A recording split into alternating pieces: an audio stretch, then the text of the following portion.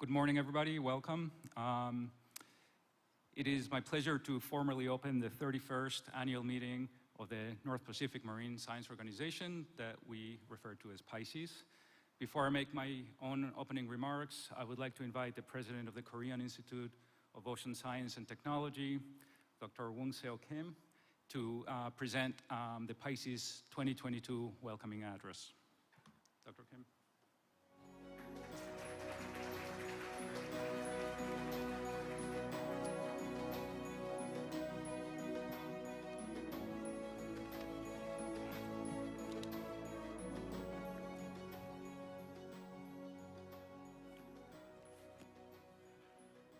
Good morning, ladies and gentlemen. I'm Woong-Seo Kim, the president of the Korean Institute of Ocean Science and Technology. It's my great honor to greet everyone here at the beautiful ocean city of Busan.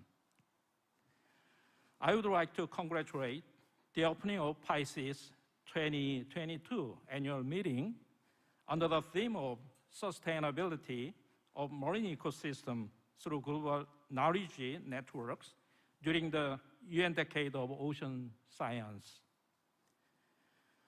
I send my heartfelt appreciation to those who made this meeting possible, including Professor Enrique Kirchhisser, the PICES chairman, Dr. Sonia Batten, and the PICES executive secretaries, and the members of Korea International Cooperation Department of KIOST.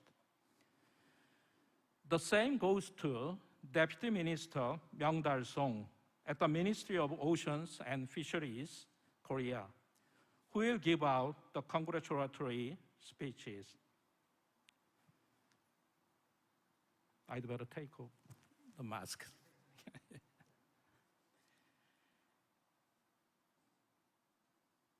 Dr. Soo-Kyung Kang, who will be making the plenary speech, and all other participants who made it to Busan, and those who are attending online due to the worldwide difficult circumstances.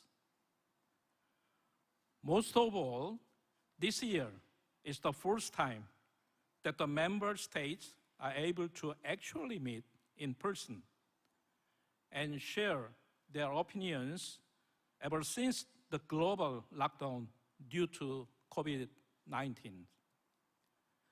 I send out my warmest consolation and encouragement to our colleagues who have gone through hard times during the course of overcoming the unexpected pandemics.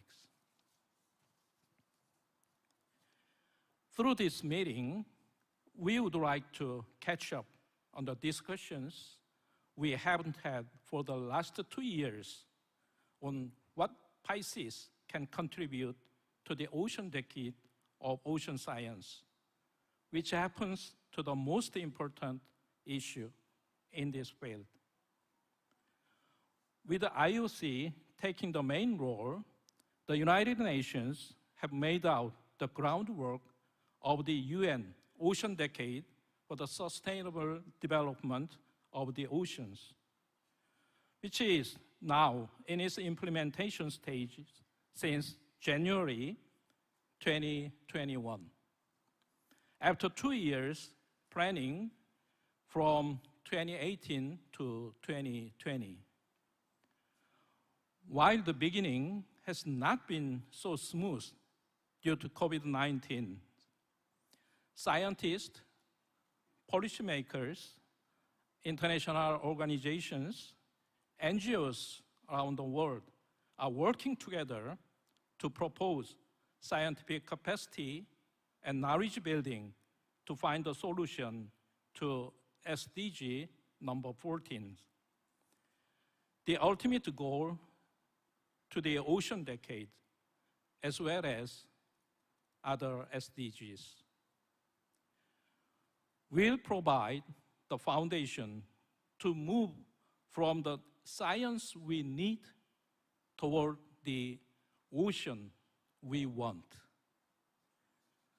Record-breaking high temperatures, heavy rains, and worst drought in a century are no longer something new to us. During this era of natural disasters, it is our mission to use all potential we have to accelerate the innovative ocean science-related solutions to make the sustainable development possible. During this meeting, I hope to see PICES to reaffirm its scientific capacity acquired from the North Pacific region for the last 30 years.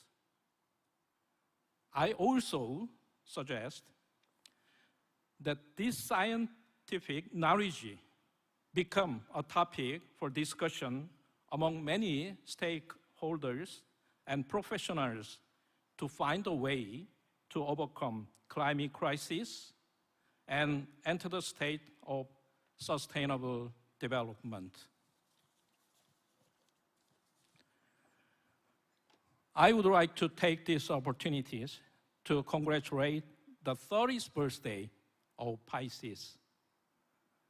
I expect to see PICES acting as the future of ocean science on its 40th and 50th birthday as well.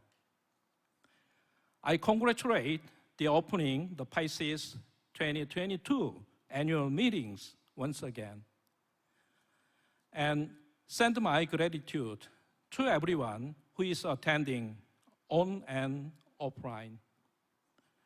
I hope the offline participants enjoy your stay in Busan and have a lot of good memories. Thank you.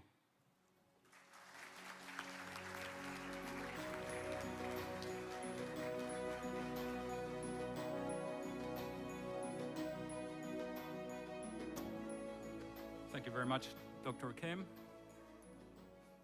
Dear Deputy Minister of Marine Policy in the Office of Ministry of Ocean and Fisheries, Mr. Myung-Dal Song, President of KIOS, Dr. Wong Seo Kim, national delegates, science board members, working group members, and the PICES community at large. After 2 years of resilience, online meetings, way too many emails, communications, being apart as a community, I'm especially honored to be here in Busan for the 31st annual PICES meeting. I want to begin by offering my heartfelt appreciation for the work of our colleagues at KIOS and the Korean delegation have done to organize this meeting, and of course, the tireless work of the PICES Secretariat. Our last in-person meeting was in 2019. Many of us have traveled great distances to get here. Mask requirements, thank you. Vaccines, contact tracing, they're all a reminder that we're still learning how to live with and deal with the effects of the global COVID pandemic. These days, we can also not ignore the political challenges that are directly impacting our community of scientists. What have not changed are the environmental challenges that we face and the urgent need for both knowledge and actionable solutions. From super typhoons in the Western Pacific, marine heat waves in the Eastern Pacific, fish populations that are shifting in response to a changing environment, sea level rise, increased occurrences of harmful algal blooms, coastal erosion, consequences of all of these to human populations. Indeed, more than ever, we need all of our expertise and knowledge in the service of humanity. PICES was founded with the idea that by working together and collaborating and sharing knowledge, we will make faster and more informed progress. So despite of all the immediate challenges, our opportunities for collaboration are increasing. To some degree, this is crystallized by the ongoing UN Decade of Ocean Sciences. in which PICES science and scientists are well represented, in particular by the joint PICES-ICES SmartNet and other UN Decade activities. SmartNet ambitions guided the theme for this annual meeting, sustainability of marine ecosystems through global knowledge networks. You will hear much more about that and SmartNet throughout the week. We're also living through a period of increased technological capabilities in ocean sampling, more reliable numerical models from the weather to the climate scales, all of which permit us to probe new questions and offer science-based service to society. It is an exciting and important time to be engaged in science. Judging by the program of this meeting and the ongoing activities of our organization, PICES is rising to the challenge. I will note our science program Future, which is now entering in its third phase, the work of our advisory panels, our committees, which convene topical working groups, study groups that drive the PICES science forward. You will hear much more about this from our Science Board Chair, Dr. Traynor, a bit later this morning. Lastly, I would like to highlight our increased focus on the early career ocean professionals, also known as ECOPs, in our organization. For those of us that have been around for a while, I encourage you and urge you to engage with this cohort of enthusiastic and smart scientists. I personally look forward to catching up with many of you that I've not had a chance to see in a few years, and look forward to meeting new people as well. I would like to thank the sponsors for our meeting, the Ministry of Ocean and Fisheries in Korea, KIOST, and the Busan Tourist Organization. Have a great and exciting meeting. Thank you.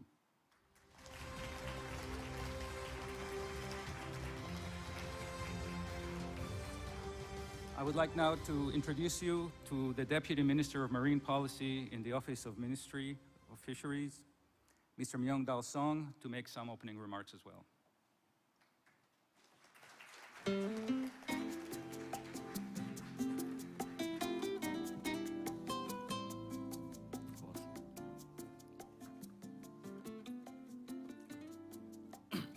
Dr. Enrique Colchicher, the PICES Chairman, Dr. Sonia Beton, Executive Secretary, Dr. Vera Traynor, Science Board Chair, distinguished guest delegates, ladies and gentlemen, I would like to extend my sincere welcome to the PICES member scientists and participants to the Republic of Korea. Busan holds special significance as the city where the 1997 annual meeting of PICES took place, when Korea hosted the PICES meeting for the first time.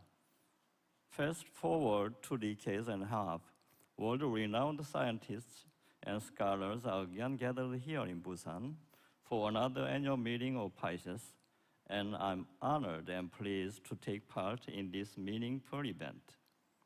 Moreover, as this is the first face-to-face meeting since the outbreak of COVID-19 pandemic in 2020, I have high expectations that it will provide opportunities for us to engage with each other even more closely to move forward the discussions on the progress of ocean science for stronger international cooperation and brighter future in the fields of oceans and fisheries. I would consider that the ocean is a huge bowl that contains not just living organisms, but just carbon dioxide released in the atmosphere and marine litter that pollute marine environments and impact climate. In a sense, the ocean has the arms open to everything without judging. Perhaps this is why the origin of the Korean word for ocean, 바다, comes from 받아들이다, which means to embrace. However, the ocean that used to embrace everything now seems to have reached the limits. Sea levels keep rising, while sea surface temperatures are frequently reaching record-breaking highs.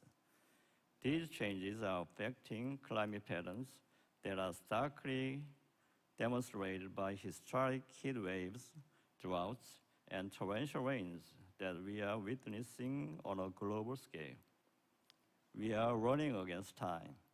We need to act now with a sharper sense of urgency than ever to make our best effort to attain goal number 14 of the UN SDG that mandates us to conserve and sustainably use the oceans, seas, and marine resources for sustainable development.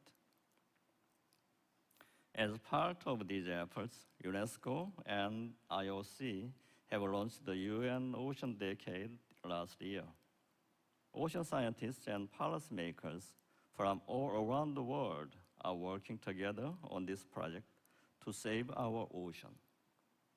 As PICES boasts a huge pool of data and information, expertise, and experience on international cooperation that have been built over the last 3 decades, I'm convinced that the participation of PICES in the UN Ocean Decade will make significant contribution to sustainable development of ocean. I hope that the academic presentations and robust discussions during the meeting will add on to the joint efforts of the international community to reach the goal of sustainable development of the ocean set by the UN Ocean Decade and provide insights into climate change responses and carbon neutrality. Before I close, I would like to take this opportunity to express my heartfelt appreciation to the PICES Secretariat and KIOST who organized the annual meeting, and also to those who worked behind the scenes to bring us all together. I would like to once again thank our PICES scientists and participants for traveling from afar to visit Korea, and I hope that the 2022 annual meeting of PICES will produce fruitful outcomes through the full and lively exchange of ideas and thoughts. Thank you.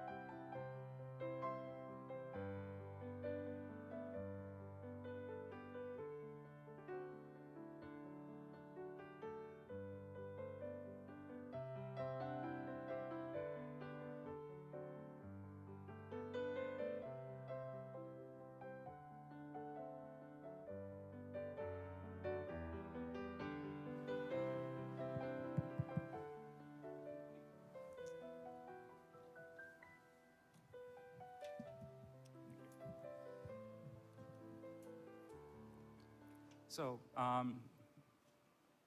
some of the more warming and beautiful traditions that we have at PICES is to recognize the work of many of our colleagues that have contributed significantly to the organization over the years. And myself, I will present the Chair Award, and then Vera will present the other awards. The first award, the Chair Award, was established in 2016 by the Governing Council of the organization, and the idea is to reward and award individuals that have done sustained contributions to the development of PICES and its organization. So past awardees of this are Rick Marosco from the US and Alex Bichkov, who was our from PICES Secretariat, Tokyo Wada and John Stein in 2018, Pat Livingston in 2019, and our past Governing Council chairperson, Laura Richards, in last year. So for the 2022 PICES Chair Award, we are very happy to award it to Dr. Chul Park, who is with us here in the audience.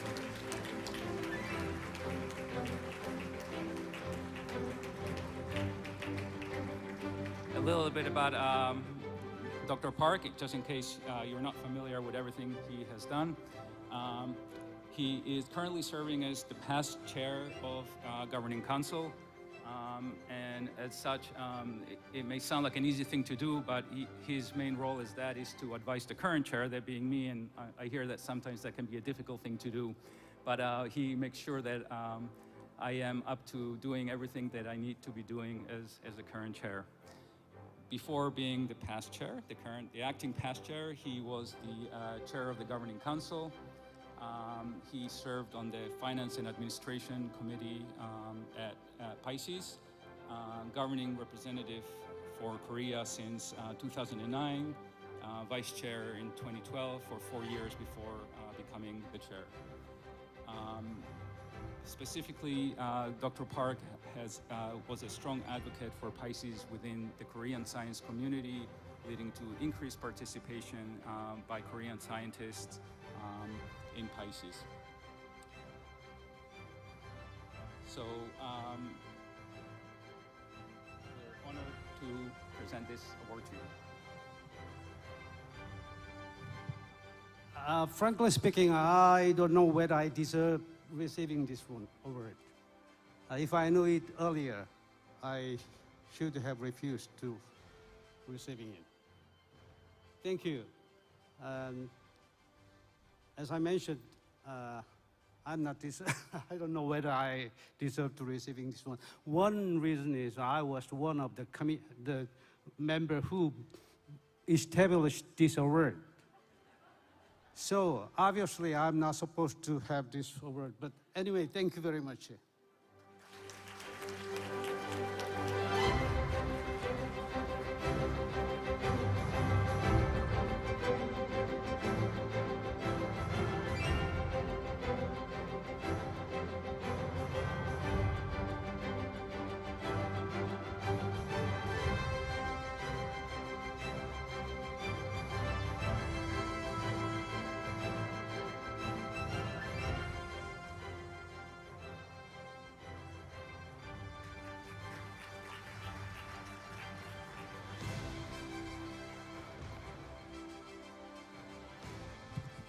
So we'll continue with awards, which is really the fun part of the meeting, recognizing some of our amazing colleagues. We have our deep gratitude for the vision that Dr. Wooster had to form PICES, to allow this collaboration in the North Pacific. The Wooster Award was established in the year 2000, and it recognizes annually an individual who has made a significant scientific contribution to North Pacific marine science. The person has exhibited sustained excellence in research, teaching, administration, or a combination of the three. And special consideration is given to an individual who has connected the various aspects of marine science. There is a video that will give a presentation on the individual who is the awardee, and I'm going to let the video speak for itself.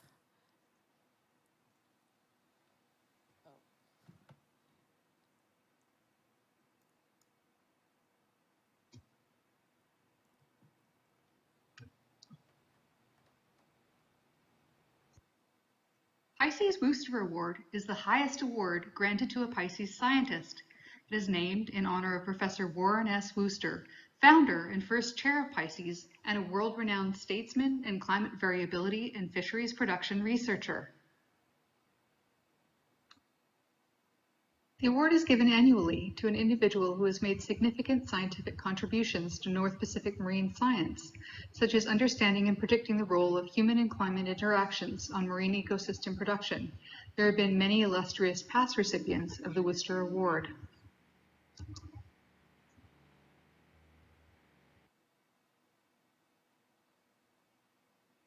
This year, the person recommended by PICES Science Board and approved by PICES Governing Council as the recipient of the 2022 Worcester Award is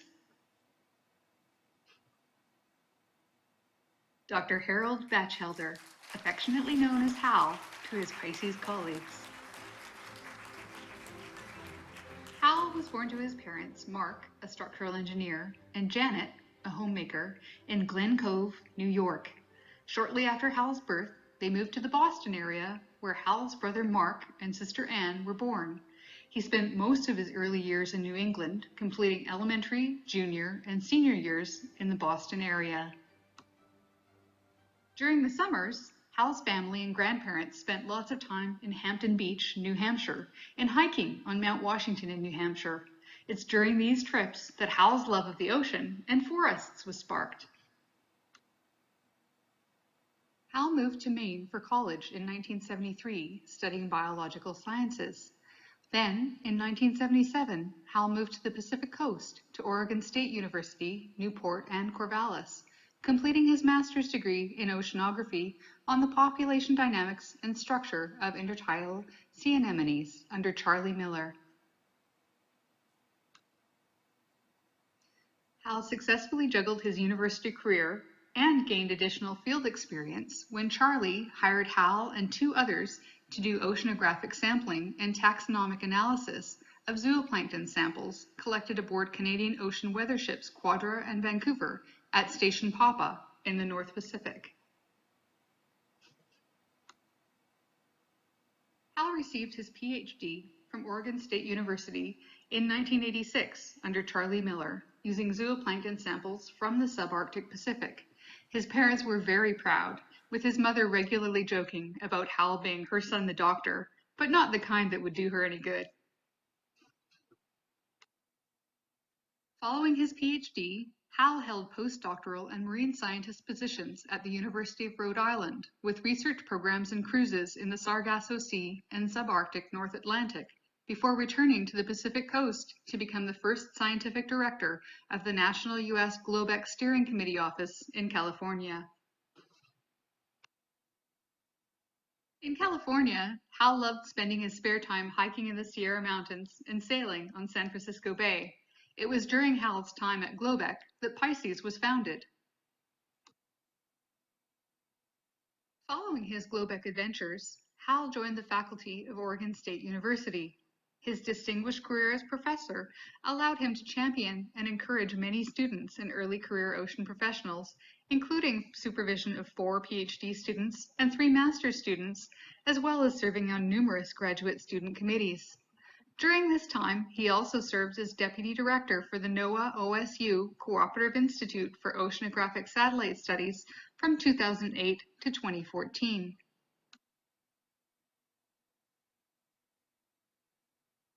In addition to encouraging his OSU students, Hal also worked tirelessly to facilitate early career scientist involvement in international meetings and symposia.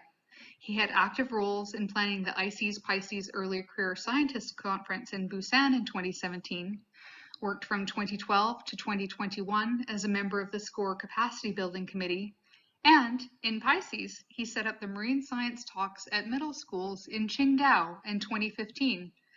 He was a keen supporter of early career scientists and the move to form an expert group dedicated to growing the role of ECOPS within PICES. Hal's long involvement in PICES began with his attendance at PICES 1993 in Seattle, shortly after PICES' inception. He later became involved with many expert groups, including as co-chair of the Climate Change and Carrying Capacity Program, known as 4Cs. He was a member of Science Board for 8 years and U.S. delegate to Governing Council in 2012-2013. Hal was instrumental in planning for and launching PICES' successful Future program and continued to follow and contribute to its progress since its inception. Hal joined PICES as Deputy Executive Secretary in 2014, a role that he filled until his retirement in 2021.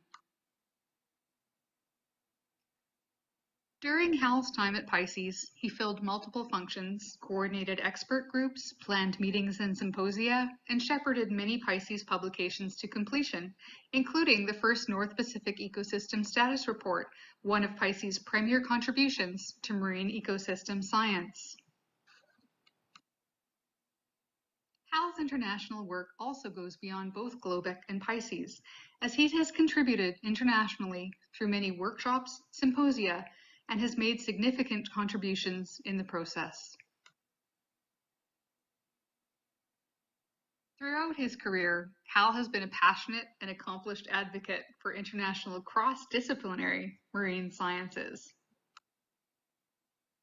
And with PICES colleagues, was also a fashion trendsetter.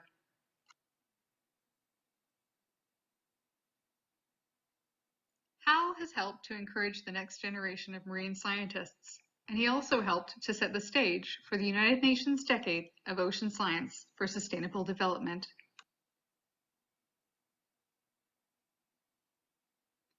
Hal's career as an internationally recognized biological oceanographer and ocean ecologist has contributed to advancing our collective understanding of zooplankton ecology, biological physical coupling, and marine ecosystem dynamics.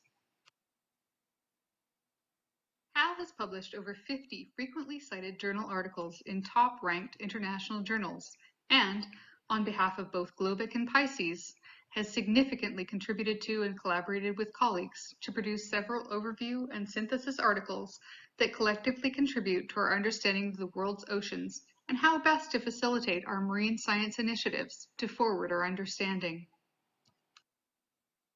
And all the while, Hal took time to enjoy life with colleagues, friends, and family, including kayaking and biking, spending time with Secretariat colleagues,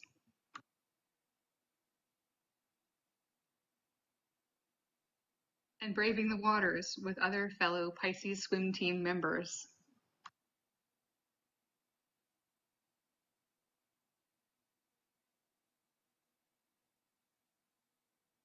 Hal is happy to have slowed down in his retirement, and he loves spending time with his grandchildren, his fur babies, and his adoring wife, Stephanie.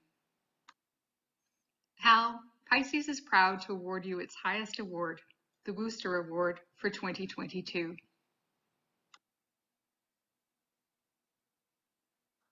We wish you a very happy retirement. Congratulations. In early September 2022, a group of PICES members and executives traveled to Oregon to present Hal with his Wooster Award. It was the perfect opportunity for close colleagues and conspirators to spend some time with Hal during his retirement and to celebrate his award.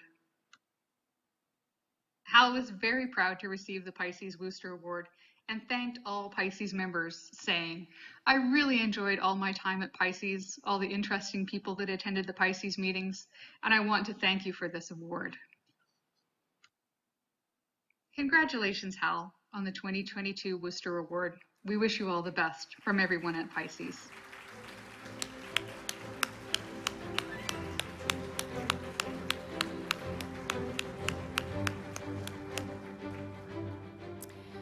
So Hal couldn't be here, but what a wonderful person who has influenced so many of us.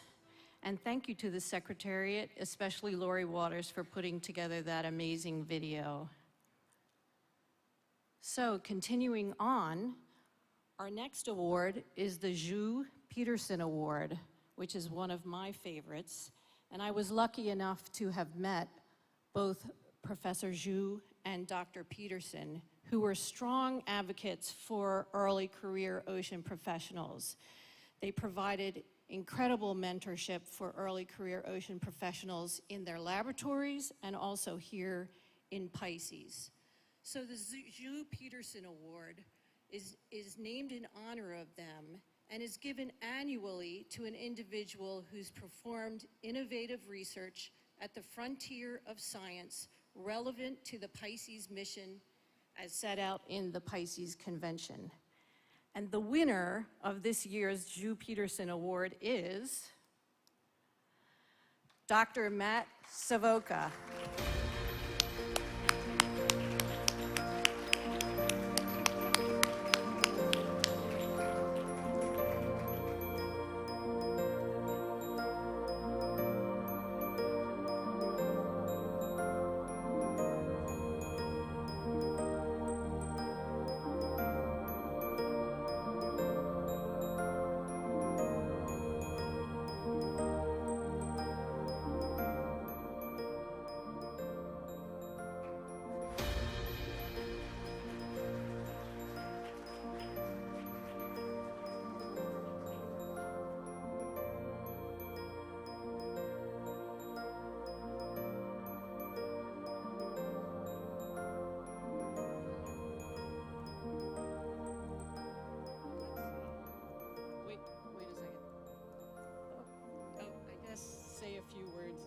Hello.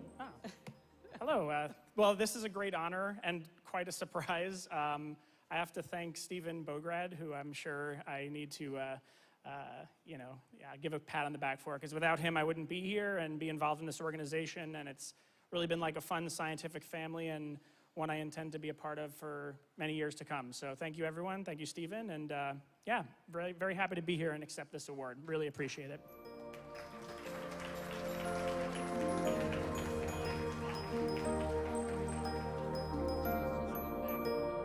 So a little bit about Matt. So he's a researcher at Stanford University. He got his bachelor's at Cornell University and his PhD at UC Davis. He was the winner of the 2018 SciLife Lab Prize for Young Scientists at the Nobel ceremony in Stockholm, which is amazing. And he's an interdisciplinary marine ecologist who's done work on climate change, has worked with cetaceans, and also has looked at marine debris and pollution. And please take a picture of this QR code and look at some of his amazing blogs that he's done on marine mammals and plastics and a variety of things. He was a founding member here in PICES of Working Group 42 on indicators of marine plastic pollution, is a member of the advisory panel on early career ocean professionals, and is an amazing science communicator. So again, congratulations, Matt.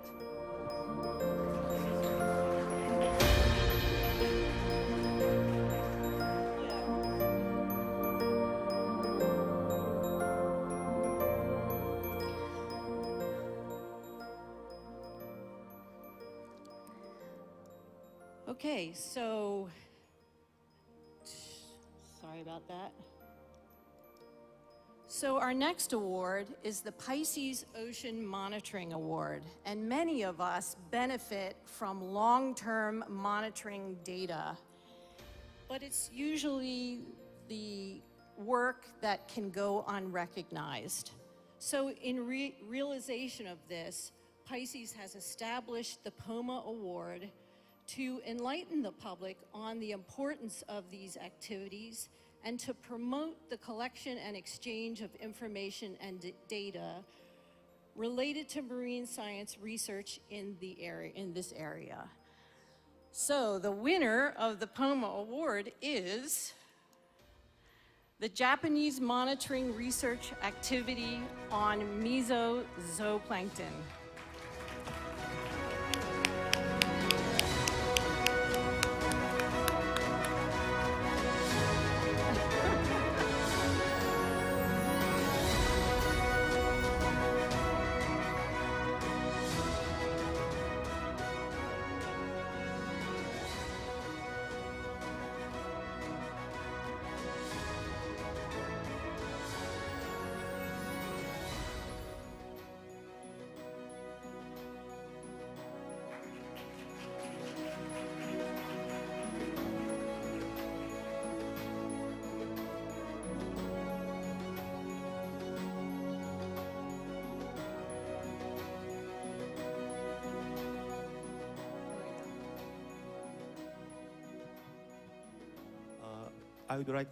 first, I would like to thank all related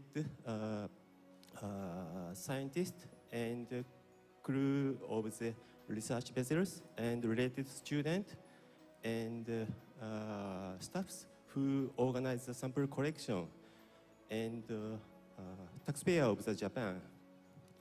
And nothing more, I'd like to thank about to the Dr. Kazuko Date, who started to collect the zooplankton sample collection.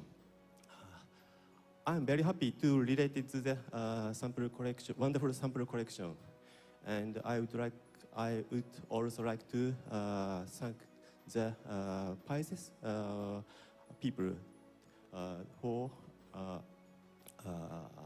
understand the sample collection and for choosing the POMA award. Now the sample collection is growing and using for the various study programs.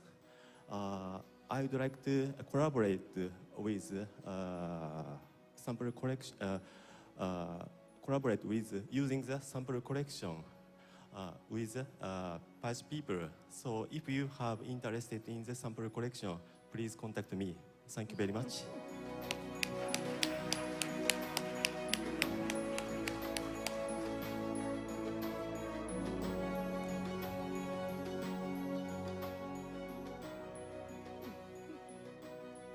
And just a little bit more on the Japanese monitoring research activities on mesozooplankton.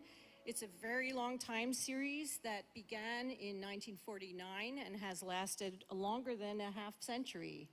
Over 17,000 zooplankton tows have been done, and the program has been very important in looking at zooplankton biomass changes during climate change and has helped to inform research in this area, and has also contributed to our knowledge in looking at fisheries productivity in the region. So congratulations again on the POMA Award.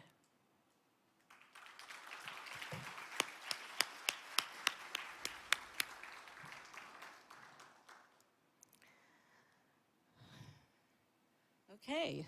So now it's my great pleasure as Science Board Chair to give you a year in review to highlight some of the activities that have been happening during PICES. The conference here, and it's so exciting to be together again in person to see one another in 3D here in lovely Haeundae Beach. The title of this conference is Sustainability of Marine Ecosystems. Some of us have been here for workshops before the meeting, and now we have the body of the meeting that is beginning. So it's so wonderful to see everyone in person. So as you know, many of you know, the scientific program within PICES is Future, forecasting and understanding trends, uncertainty, and responses of North Pacific marine ecosystems. And Future has been in place for many years, over a decade. And I would say the primary achievement of Future has been to foster collaboration within PICES. One of the highlights is the establishment of the Committee on Human Dimensions. So we're looking more at the social, ecological, environmental systems that PICES research covers. And as we move forward into Future Phase 3, I encourage all expert groups to think about how they can connect their work with one another to bring in aspects of social science and other parts of research. So the Phase 3 priorities are to retain this flagship program within PICES. So to really focus on PICES scientists and how our family can work well together. Some of the other highlights are to bring in early career ocean professionals to bring new voices to Future. To also foster cross-pollination, so cross-collaboration within the various groups of Pisces, including Future, the Advisory Panel on the UN Decade, the Advisory Panel on Early Career Ocean Professionals, or ECOP, and also the Advisory Panel on Science Communication, among others. We will have a renewed focus on science-based solutions and operational products.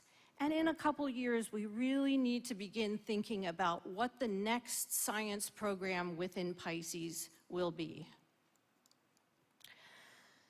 Future does have an Early Career Professional SEAS Award. So this goes to a person for travel support up to $3,000 Canadian, and in particular, an early career ocean professional whose work is focusing on this integrated SEAS approach, the social, ecological, environmental systems approach. So early career scientists, please apply, because there is some funding for your travel, especially if you're doing work to integrate different science disciplines. So at the beginning of the UN Decade of Ocean Sciences for Sustainable Development, and actually prior to beginning of 2021, Pisces started its conversations with its sister organization in the Atlantic, PICES, to look at developing a program together to see how we could better collaborate. And the name of the program that has been accepted by the UN Decade is the Sustainability of Marine Ecosystems Through Global Knowledge Networks, SmartNet. And you'll hear a bit more about SmartNet later today. This is really an effort for Pisces to expand its research into communities, into areas where maybe it hasn't typically worked in the past, like small island developing states and others. And I think this is an opportunity for us to really look at the relevance of our science and to make sure that it is helping communities with what they need, especially during climate change. So some of the goals of SmartNet, and SmartNet is steered by a joint steering committee, fondly called IPOD, the ICES Pisces Ocean Decade Committee, and there are chairs from both ICES and Pisces, as you can see here. And again, part of the strategic plan is to really focus on engagement. How can we make our science relevant? To look at partners who can help with this, and to encourage and support the expert groups within Pisces to work together within, but then also to look for partners outside. Pisces has a number of conferences that have been endorsed, including in July 2022, there was an ICES Pisces Early Career Scientist Conference in St. John's, Newfoundland. So one of the first post-COVID wonderful meetings of our early career ocean professionals. As I mentioned, SmartNet is a program that has been endorsed. We look forward to the Small Pelagic Fish Conference, which will be held in Lisbon, Portugal in November of this year. And then the MC's conference, which is, has been delayed several times and will be held in 2024. So stay tuned. Please look at Pisces' website for more details about these endorsed activities. I want to take a few moments to highlight a couple of the advisory panels within Pisces. All of the expert groups are very important, but these are some advisory panels that have cross-cutting themes that all of you should be aware of. So the advisory panel on ECOP, or Early Career Ocean Professionals, we really see, or they really see themselves as the cross-pollinators, people who are going to go from group to group and really work on integration. So it's a very exciting time for Pisces, really looking at succession planning and who are the next generation leaders who are going to now work with us. So there is a mentorship platform that's being established for those of you who are interested in becoming mentors or would like to be mentored, please stay tuned. Contact any of us who are more seasoned people within PICES to get more information about this. The ECOP are also connecting with other early career networks throughout the world, really. So that's an exciting way for PICES to connect with other organizations. And they've been quite active in a number of international ocean conferences. The ECOP have taken the time to put together flyers for one another to look at engagement opportunities of low, medium, and high commitment. And I think you can see some of these brochures at the registration desks. So they have been translated into a number of languages to make sure that ECOP are comfortable reading in their languages and understand the content of these particular activities. We will be having a symposium just following the PICES conference. There's a banner by the registration desk as well. This will be joint with SCORE and KIOST. So another opportunity to engage with ECOP and see what they're all about. So please take a look. Those folks who are ECOP, many of them will have a ECOP sign, a little ECOP sticker on their badges. And folks who are engaged with ECOP, and I'm lucky to have a smiley face on my badge because I've been helping with the advisory panel. Could the ECOP in the room raise their hands? So these are the folks that I would like you to talk to about PICES, and please welcome them because they are the next generation. Another advisory panel within PICES is the Science Communication Advisory Panel. We were busy over the weekend doing some work with Brian Palermo, who has actually worked in Hollywood, and spoke with us about how to communicate our science. And during this workshop, we were able to create 3 videos. Stay tuned during S1, and I think you're going to be treated by seeing one of the videos that was created, and I won't be saying too much more about that.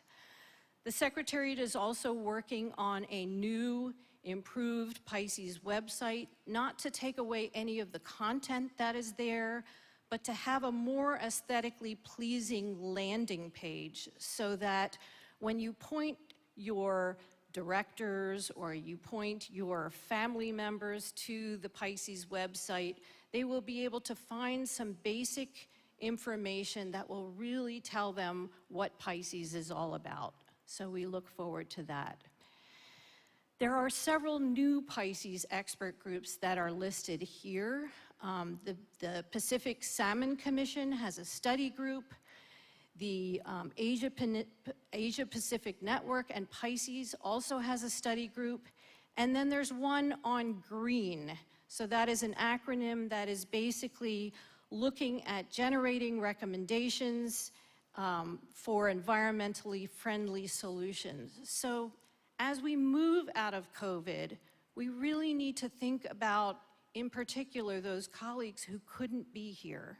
Not everyone is getting permission to come to this conference. So what is the meeting of the future? What will it look like? And that's one of the goals of Study Group Green, is to come up with recommendations for how we want to hold meetings in the future. Will they be hybrid? Will there be a virtual aspect or not? If you're interested in participating in Study Group Green, it's only 1 year, please contact me. So the study groups are typically a 1-year duration, whereas the working groups are longer. They're 3 to 5 years. There's an exciting new working group on climate extremes, another one on sub-mesoscale processes, and then, as I mentioned in my previous slides, there are the 3 new advisory panels. There are a number of, or a couple of special projects that are sponsored by PICES member countries. This is if there is a topic of interest that, that countries want to see more research done in. So for example, the Ciguatera project, a harmful algal species, work that's being done in Indonesia is sponsored by the government of Japan. And then there's a separate sea turtle project that is of interest to the government of Korea, and they've asked for PICES scientists to be involved in this. So these are two special projects. There are a number of publications, and I'm not going to read all of these, but please go to the PICES website, PICES.int/publications, to see some of these new works that scientists have been very busy writing over the last couple of years. And they range from work describing the oceanography of the East China Sea and Yellow Sea to looking at economic impacts of harmful algal blooms. There are a number of activities in which PICES has been involved, looking at capacity development, and I've already mentioned this early career conference that was in St. John's. Here you can see a number of the folks who attended. There is another conference, the Pacific Ecology and Evolution Conference, that was held earlier this spring. And a couple of other capacity development summer schools, one on ocean turbulence and another on ocean big data that were held this summer. We have a PICES intern. Please say hello at the registration desk. Cecil has been with us for several years. And we're looking forward to proposing possibly a new intern who will be involved in UN Decade work. So Governing Council, this is coming to you. So we are hoping that this will be supported because the UN Decade is a big job, and making sure we get it right is very important. And then a little sad note, we lost one of the science greats this year. Tim Parsons has been involved in PICES for a number of years. He was really a wonderful scientist who's written books and had a number of publications. He was involved in many national and international projects and received many awards and honors. And he was active in PICES during its early years and was one of the folks who established the Bio Committee and was a keynote speaker in 1996 in Nanaimo. He's had a wonderful lifetime of scientific achievement with over 150 primary publications, 3 honorary doctorate degrees, and many other significant awards. Tim was prolific, and he will be greatly, greatly missed. So to take a moment to think about all of our colleagues who we've lost and all of our friends who we've lost, but in particular, Tim, we're sad that we lost him this year.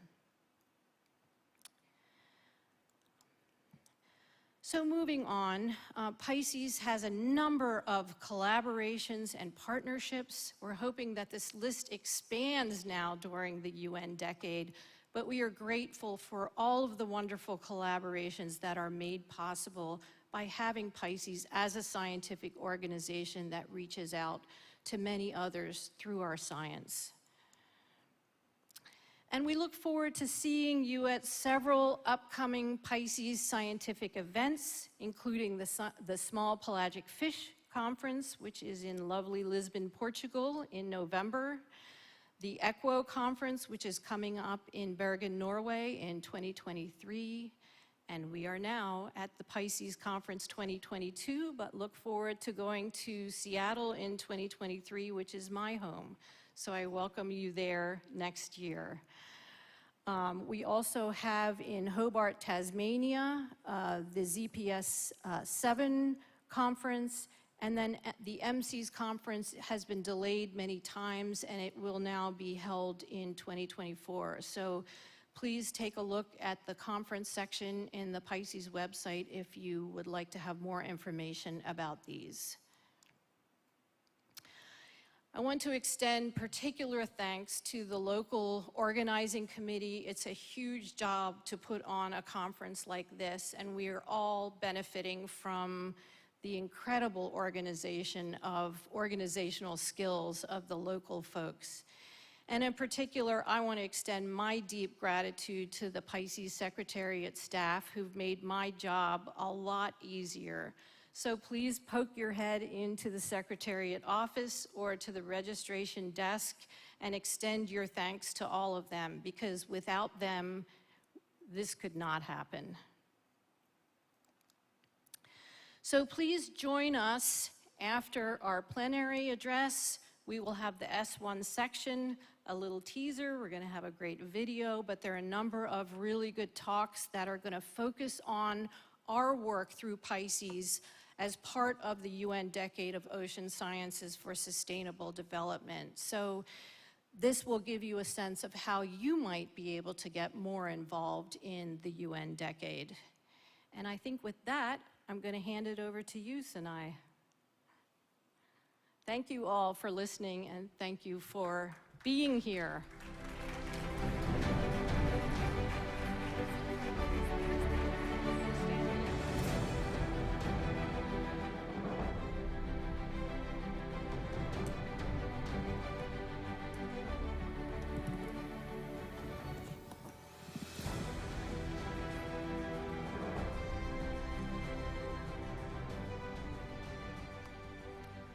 Okay. Good morning, PICES. Good morning. Look at you. So many people here. I'm so happy to see, excited to see you. So many people coming. I really would like to say thank you very much for coming. Thank you very much for coming. And also would like to say thank you for KIOST and also Korean government for preparing this event such perfectly and nicely. So I'm here to give you useful information that make your life a little bit easier during annual meeting. So, this is essential. Your name tag is your passport. Okay, so don't forget to have it.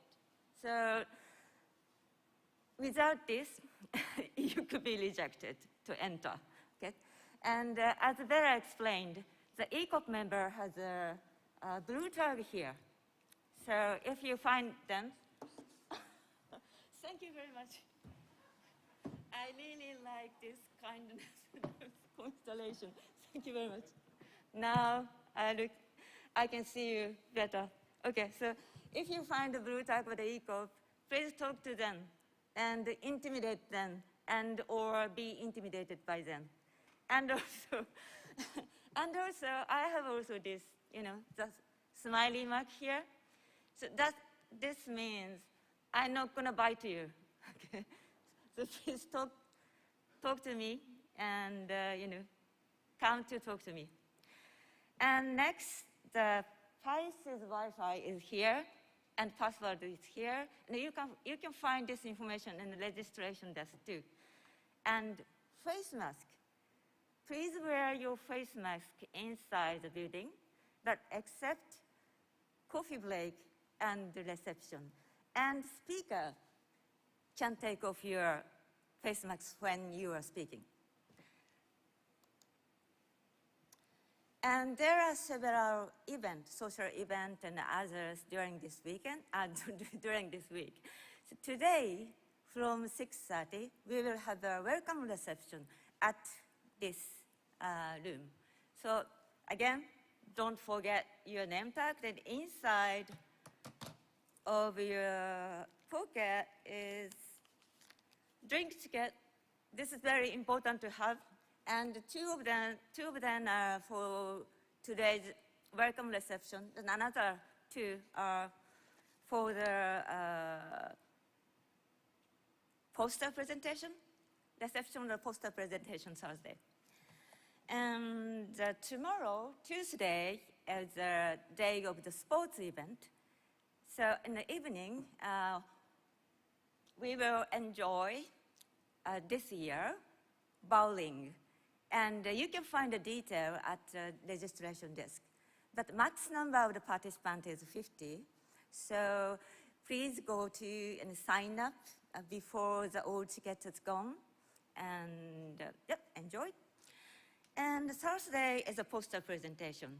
And the poster presentation takes place also this room. But the poster will be presented from tomorrow morning. So the presenter, please don't forget, put your poster on tomorrow morning. It's just far side of this room. And Friday, during the closing ceremony, the early career scientist presentation awards are announced.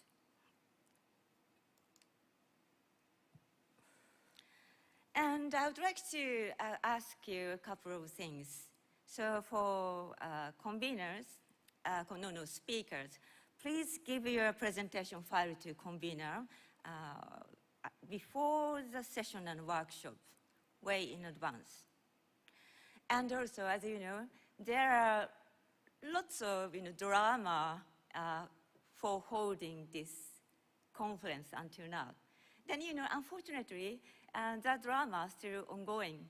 So please be aware the change of your schedule, and please check the latest schedule on website, also the post and near the registration desk. And even if there is a last-minute change, please keep calm and carry on. And please be flexible and creative and be happy. And also, I would like to ask the conveners, please take photos, nice photos of your session, and share those photos with us, either by sending an email to Lori or tweeted those photos.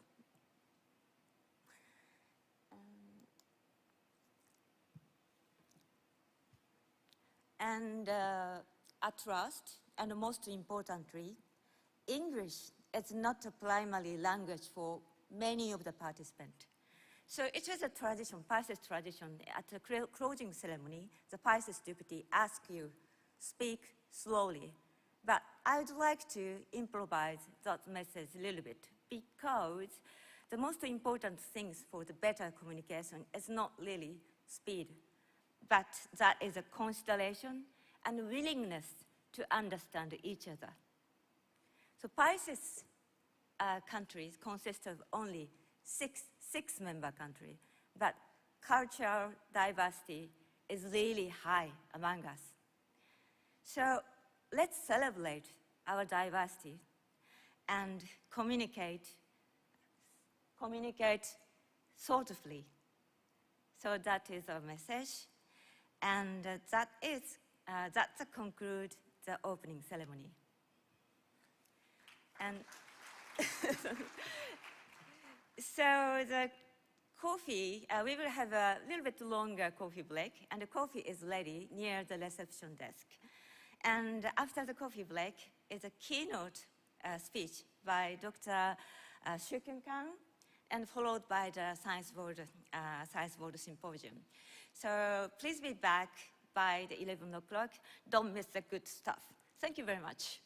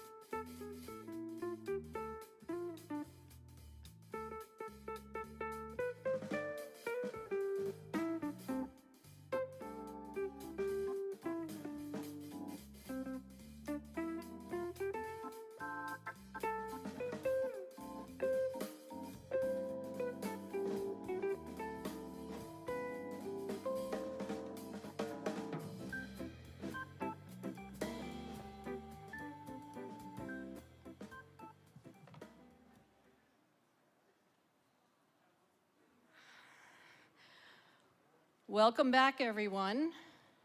This is S1, Sustainability of Marine Ecosystems Through Global Knowledge Networks during the UN Decade of Ocean Sciences. So this is the session that is sponsored by the Science Board. I was hoping that the Science Board members would raise their hands or stand, just so everyone knows who you are. Okay, they're a little shy, so they're just raising their hands. So some of the Science Board members will be introducing the upcoming speakers. But first, it gives me great pleasure to introduce the plenary speaker.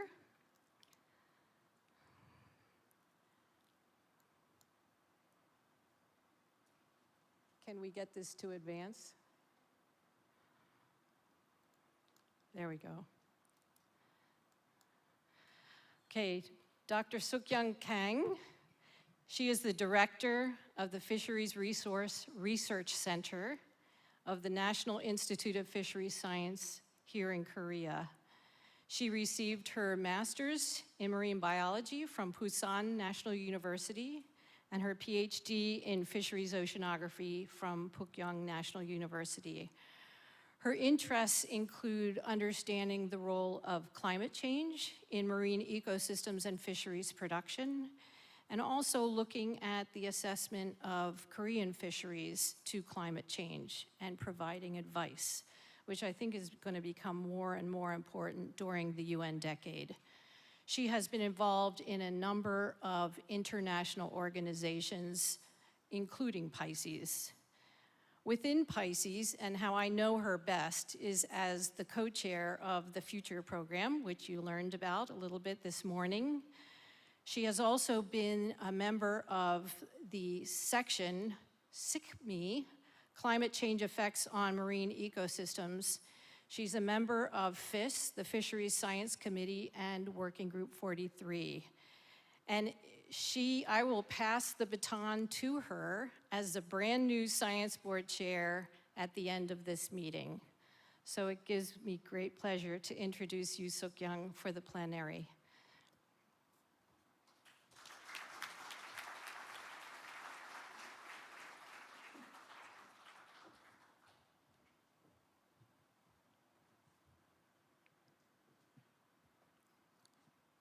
Okay, thank you, brother. Good morning, and welcome to Busan, the city of the ocean and my hometown. It's a pleasure to meet you in person here in Busan after overcoming the COVID-19 pandemic. Today, I'm going to talk about Korea's engagement with the UN Decade of Ocean Science.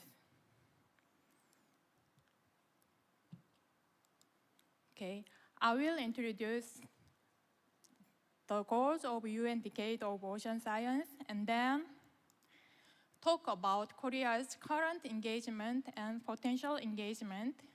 And lastly, I will address gaps and future direction of Korea's engagement with the UN Decade of Ocean Science.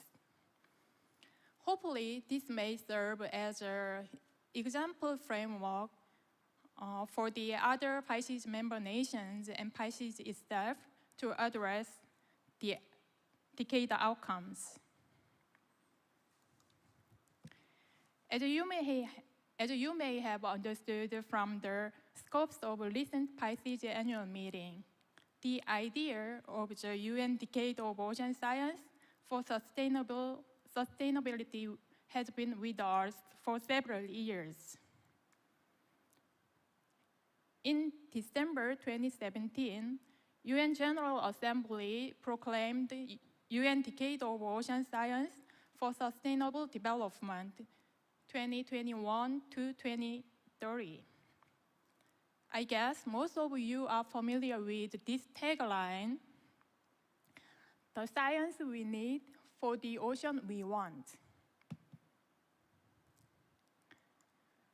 The decade is coordinated by UN Intergovernmental Oceanographic Commission. Now we can see here the framework and steps the IOC envisioned in ocean decade to move from the ocean we have to the ocean we want. Decade has 3 objectives: to identify required knowledge for sustainable development, and then generate comprehensive knowledge and understanding of the ocean, and then increase the use of ocean knowledge. The question is, how do we achieve these goals? Among the decade, there are different kinds of the engagement called decade actions. So there are different levels of engagement, called programs, project, activity, and contributions. These decade actions provide the science we need to deal with ocean decade challenges and get to the ocean we want, to be called decade outcomes. There are 7 decade outcomes: a clean ocean, and healthy and resilient ocean, and productive ocean, predicted ocean, safe ocean, and unaccessible ocean, and inspiring and engaging ocean. Here are the 10 ocean decade challenges. These are the most immediate and pressing needs of the decade, and each challenge contributes to one or more decade outcomes. I'm not going to read all of these.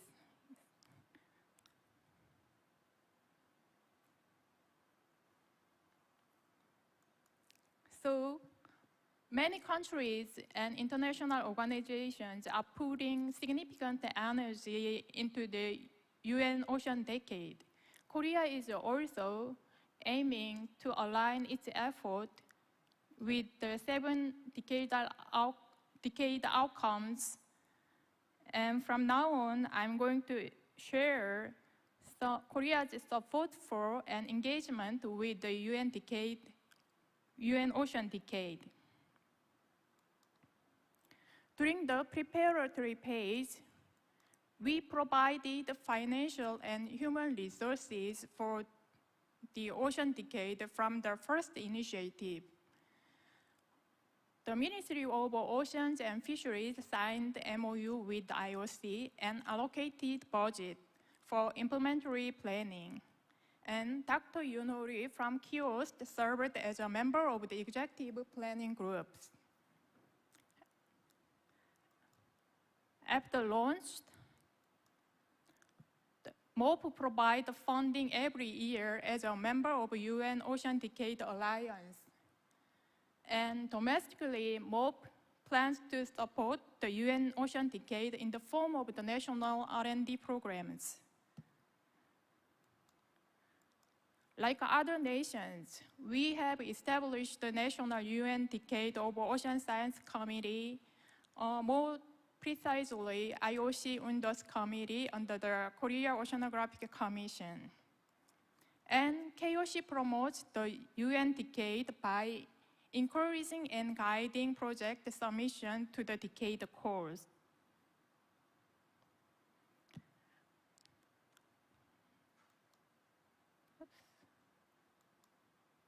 There are 3 endorsed projects and 1 activity.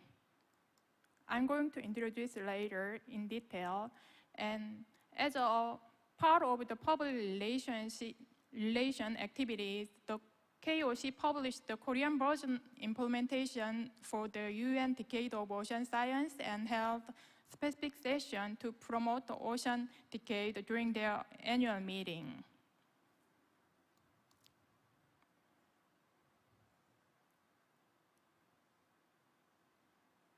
These are their projects and activities. From now on, I'm going to introduce each of them briefly. The first project is Mesopelagic Ecosystem Biofilm Dynamics and Connectivity in the Pacific. This is a part of the jet zone program. The goal of this project is to understand the mesopelagic ecosystem in the Pacific in terms of the species diversity, distribution and biomass, food web connectivity, biological pump and carbon flux, water column mixing, and nutrient recycling. We believe the result of this project could contribute healthy ocean and productive ocean and inspiring and engaging ocean. This is the target area. They got some preliminary result from the acoustic survey along with their eDNA and MOCNIS investigation.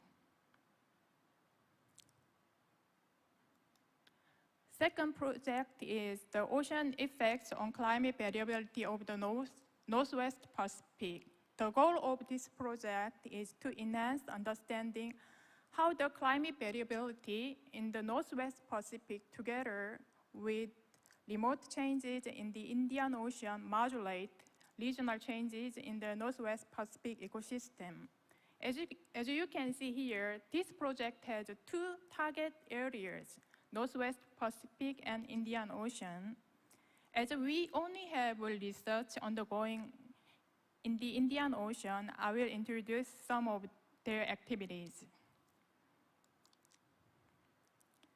The activities in the Indian Ocean include the cooperative observation and data sharing, intercomparison of a model, and then collaborated development of a prediction model.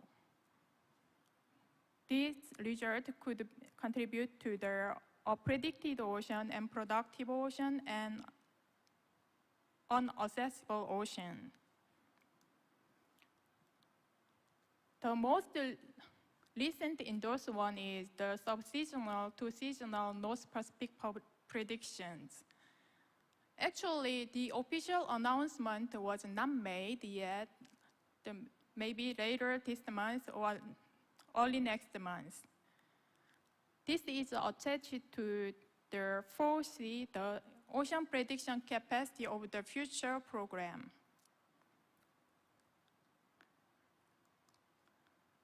One endorsed activity is Ocean Science Big Data Contest.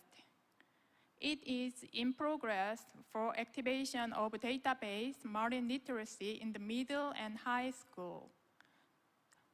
The winner will be decided in on November 22nd.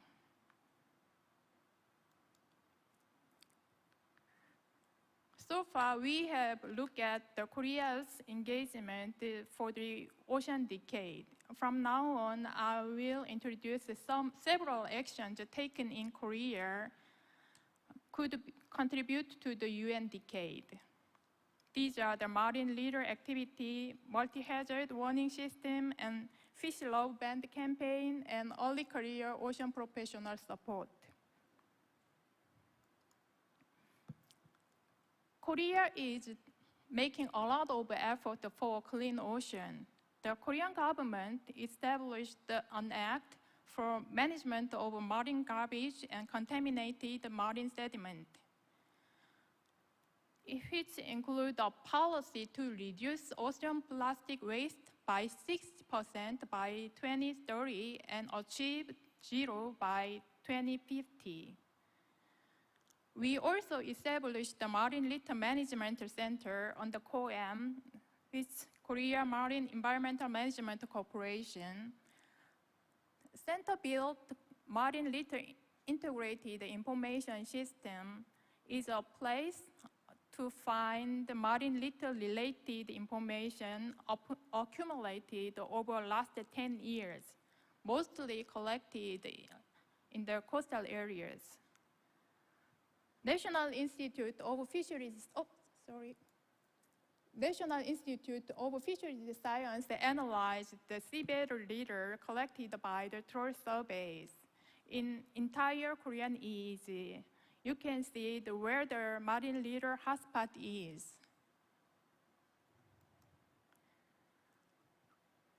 Fisheries are also voluntarily working for a clean ocean. Yeah, fishermen, actually. Fisheries cooperative, local residents, and NGOs jointly or separately conduct the Blue Sea movement across the country. Suya Bank, even they develop a ESG financial product named Marine Plastic Zero to reduce marine litter in association with MOF. As an outreach activity, we are interacting with the Philippines to enhance marine litter management in the Philippines.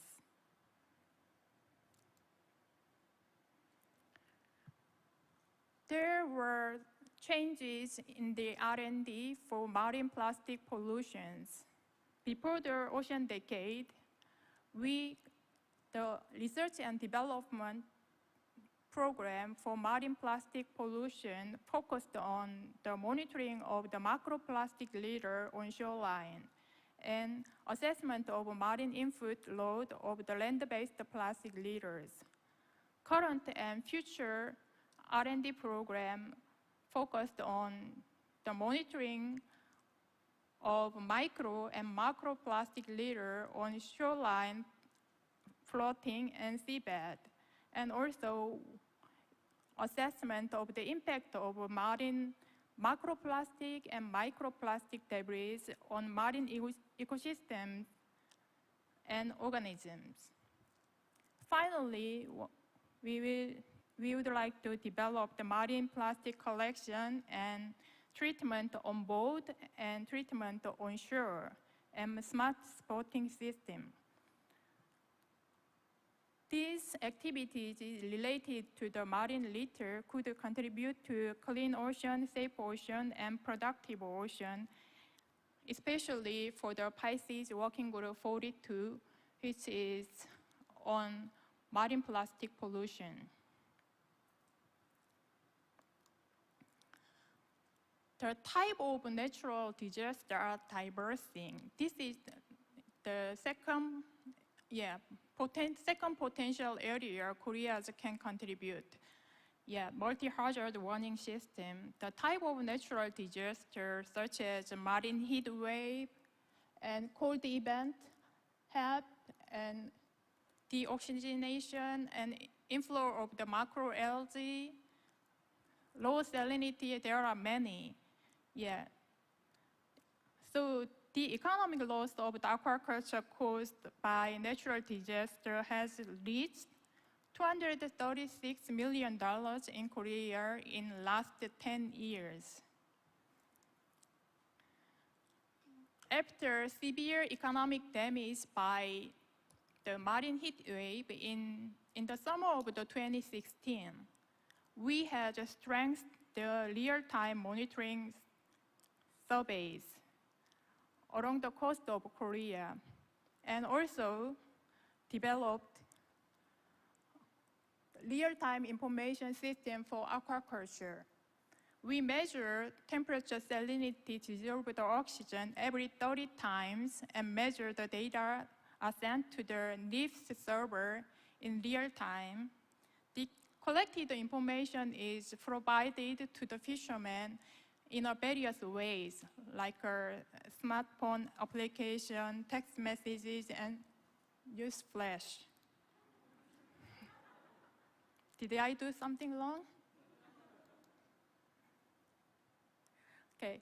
We also operate the high-resolution prediction model around the southern part of the Korean peninsula, where the most fish farms are located.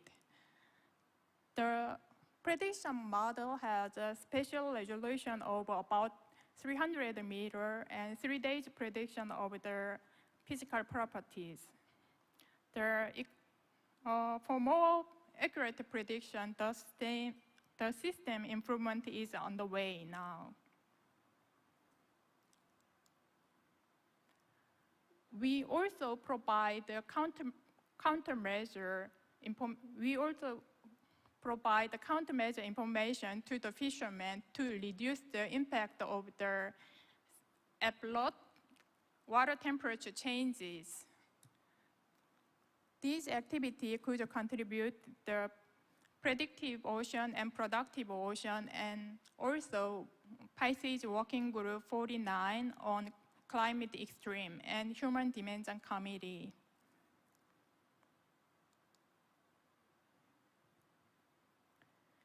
Have you recognized what this is on the screen? The massive inflow of the macroalgae is causing great damage to Korean fishermen and coastal area. So, to predict the inflow of the macroalgae into the Korean waters, we developed the prediction model. Because they move along the current, so we need to international cooperation, especially with the other adjacent country, to predict the model prediction. Yeah, to increase the model prediction.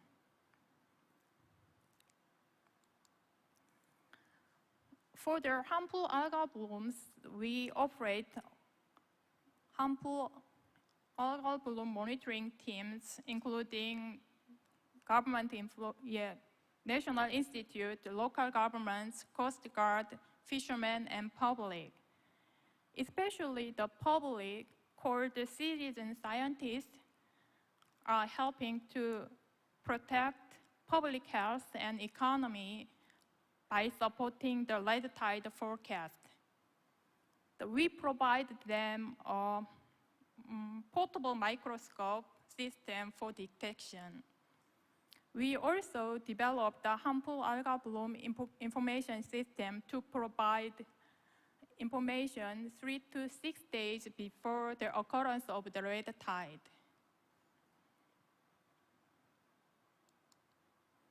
We also operate jellyfish monitoring teams involving multi-stakeholders. We developed the jellyfish report website for mobile, so while you are on the beach, you could take a photo of the jellyfish and then upload it to the website, and you can get this beautiful jellyfish lamp as a reward. So there are tons of photos recorded and submitted to the public database. So the multi-stakeholder approach has enabled a much broader scope of early detection than would otherwise be possible. So without the contribution of the public, so it will be, the data provided will be a little bit delayed. So these activities could contribute to the safe ocean and productive ocean. And this one is a little bit new. I think several stakeholders, including Voice for Consumers, have launched a campaign called Fish Love Band to protect fisheries resources during high fishing season. This campaign provides a slap band, this one. So, to measure the length of the fish to distinguish younger size fish from the adult. The purpose of this campaign is to raise public awareness on excessive fishing over immature fish. So if someone is interested in this slap band, please contact me after my presentation. And younger generation are important. So we are supporting early career ocean professionals in a couple of ways. The KOC and KIOST have held next generational ocean scientist workshop since 2014. This year's event will be held immediately after PICES annual meeting. And also, Co-PICES committee has finally support five Korean ICOPs on average to attend the PICES annual meeting.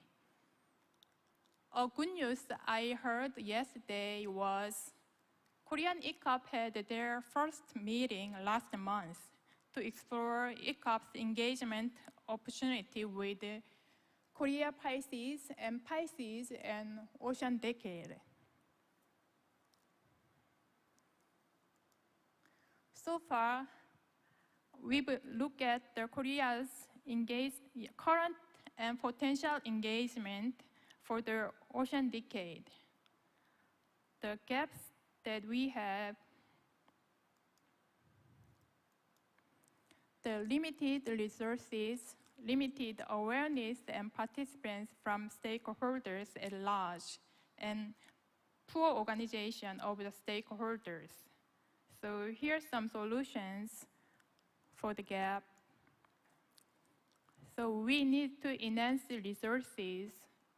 For human resources, empower ICOPs for new ideas and enthusiasm. And for research, by aligning with the national priority, we can enhance the research by aligning with the national priority by harnessing ongoing national projects and by securing new research budgets. And also, enhancing outreach is really important. We can enhance outreach by connection with the local communities. Organization of the stakeholders needs to be improved. So organize the stakeholders and enhance communication among stakeholders. Especially, we need to improve the expert groups integration between KOC and other Korean science and technology society like fisheries scientific communities, and need to improve the international cooperation, especially with the neighboring countries. So I would like to end my presentation with 2 sentences. True running continues until it is put into action, and now is the time to act. So thank you for your attention. I would like to thanks to my colleagues. Yeah, these are people.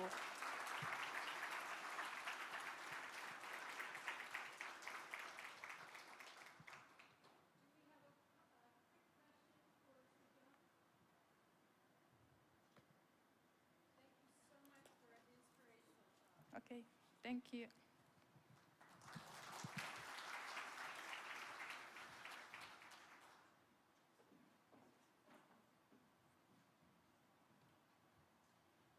Okay, we now, thank you. We now begin the session 1, the science board session. And our first speaker is Professor Fangli Chao, who's the Deputy Director General of the First Institute of Oceanography in China. Fangli is also a member of the Governing Council here in PICES and has taken also leadership role as a member of the Ocean Decade Advisory Board. He's going to join us remotely through Zoom, so if the technology works, I would like to give the word to Fangli.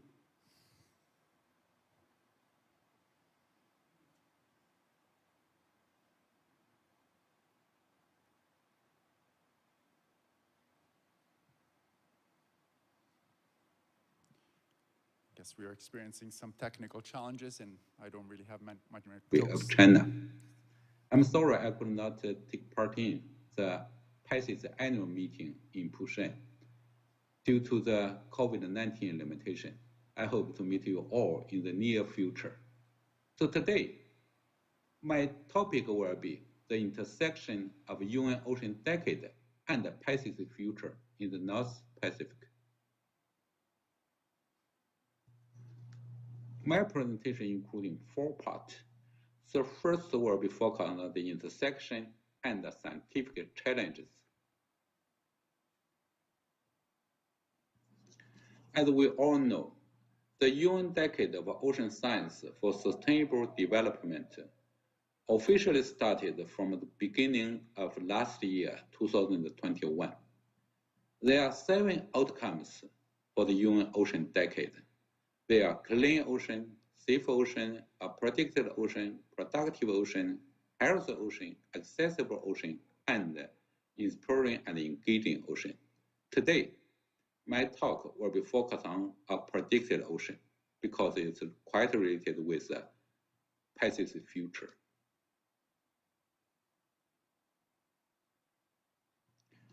Future means forecasting and understanding trends, uncertainty, and response of North Pacific marine ecosystem, which has been a core product of PICES. And among all processes, climate change and human activities, their effects on marine ecosystem is the core of this project.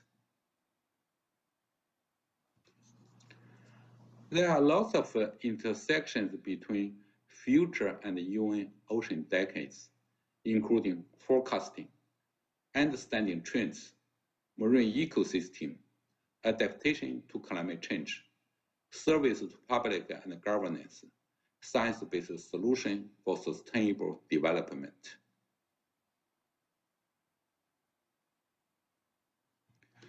To my understanding, the value chain of PICES future project is from forecast to service and then solutions. Now we analyze one term by one term.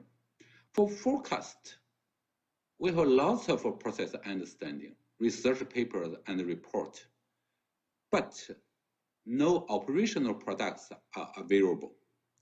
For service, no high quality products, so it is hard to provide service from PICES to member states. For solutions, science-based solutions are still crying needed for North Pacific sustainable development. The UN Ocean Decade may be a driving force for PICES future project, and climate prediction is the core for the connection between UN Ocean Decade and future.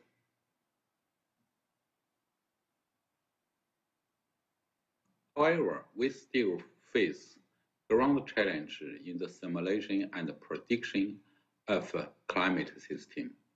This figure shows the sea surface temperature bias for all semi-profile climate models. So we can see in the southern hemisphere, the simulated result is 3 degrees higher than observation. And in our forecast, the North Pacific area, this SST bias is about 3 degrees lower. This is not for one single model, it's for multi-model mean. For one single model, the bias could be more than 6 degrees. As we know, El Nino is have a lot of influence, but their sea surface temperature anomaly is just about 1 to 2 degrees. This means our climate prediction and simulation is far from accurate. So in the second part, I would like to introduce new scientific understandings. As we know, the heat content of 3 meters seawater is equivalent to the heat content of total air. So the upper ocean controls the long-term prediction of ocean and climate. However, in the simulation of the upper ocean, especially for the mixed layer depths in summertime, we face ground challenge. This figure on the left is from the data, the observed mixed layer depths, while the right shows the simulated mixed layer depths. We can see there is a lot of difference in high latitude.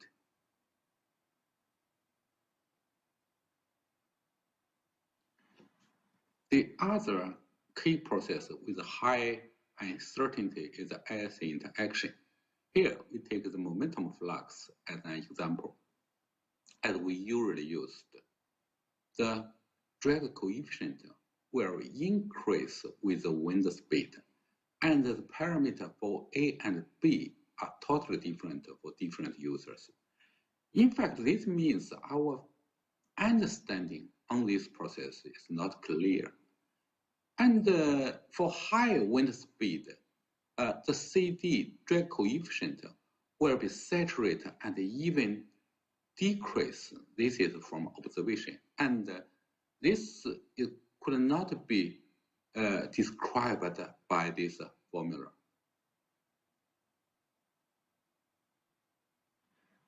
The above two processes, the ocean mixing and the air sea interaction, are both turbulence related. Turbulence is the most important unsolved problem of classical physics. Here, I would like to cite several sentences from Professor Hessenberg.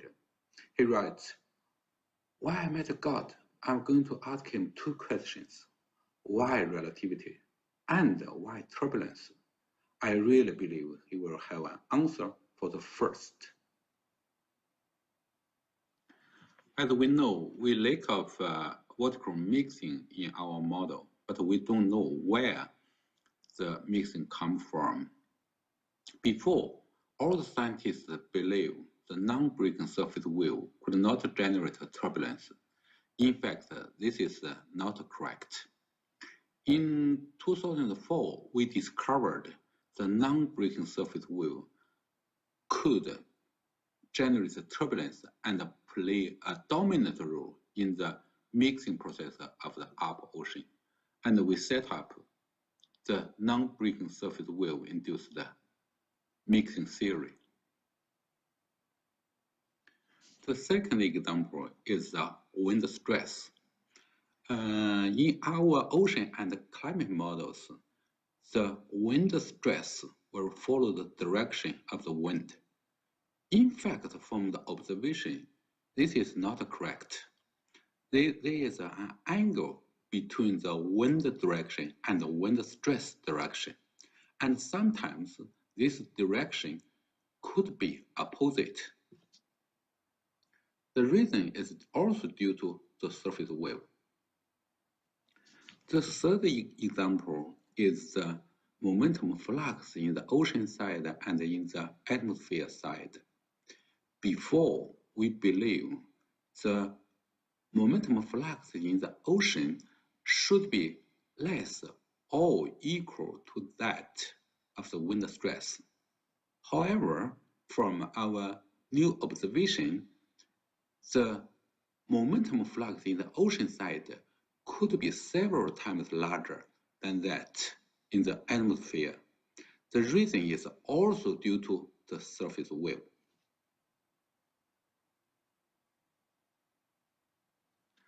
The fourth example is the sea spray. As we know, sea spray is not considered in our ocean model and climate models.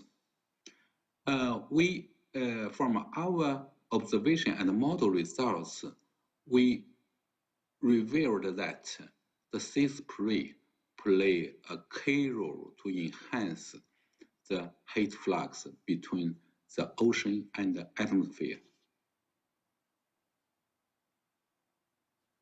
The last example is albedo. As we know, albedo is a key parameter in climate system. However, in our climate models, we always take albedo as a constant.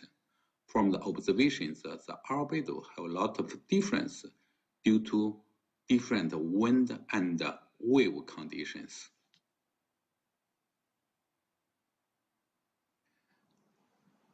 So now I will move to the third part, solutions for climate prediction. Now let's check the model response to the above new scientific understandings. So the first is the ocean model response to the non-breaking wave-induced mixing. The left column is for the South Pacific in February, that means in summertime. The lower panel is from observation, while the middle is from classical model. So you can see a lot of difference between the simulated mixed depths and the observation. And the upper panel is by including the surface wave-induced mixing. We can see, especially in the higher latitudes, the simulated mixed layer is quite similar to the observation.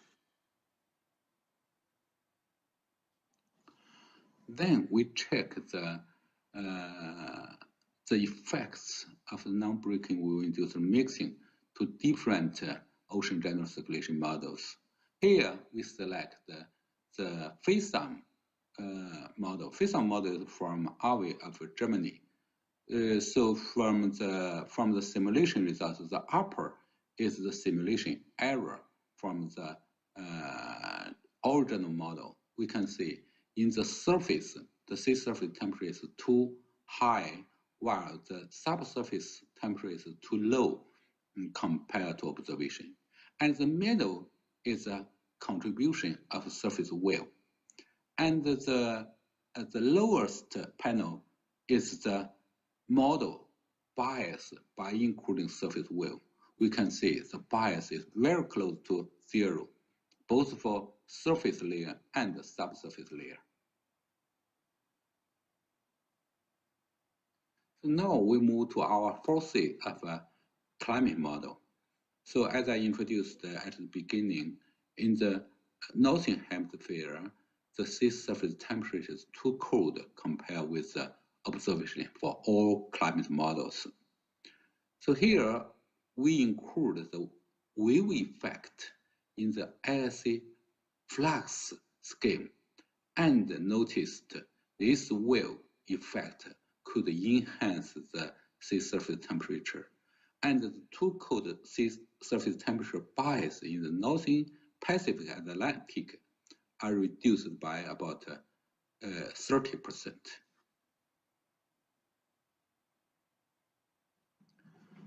The too cold tongue of sea surface temperature in the eastern tropical Pacific is a common challenge for all climate models.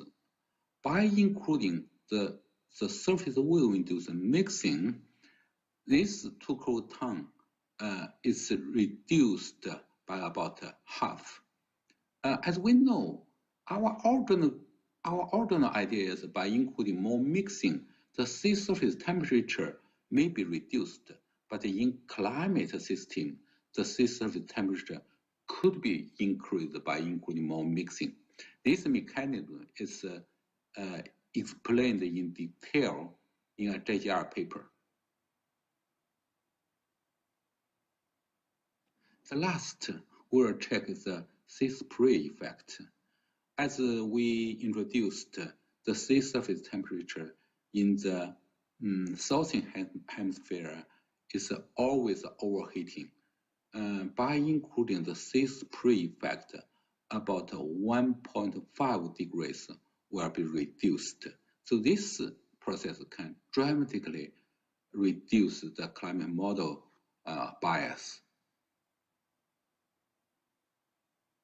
By including all these new physical processes, we developed two generation Earth system models we call the FIO ESM version 1 and version 2.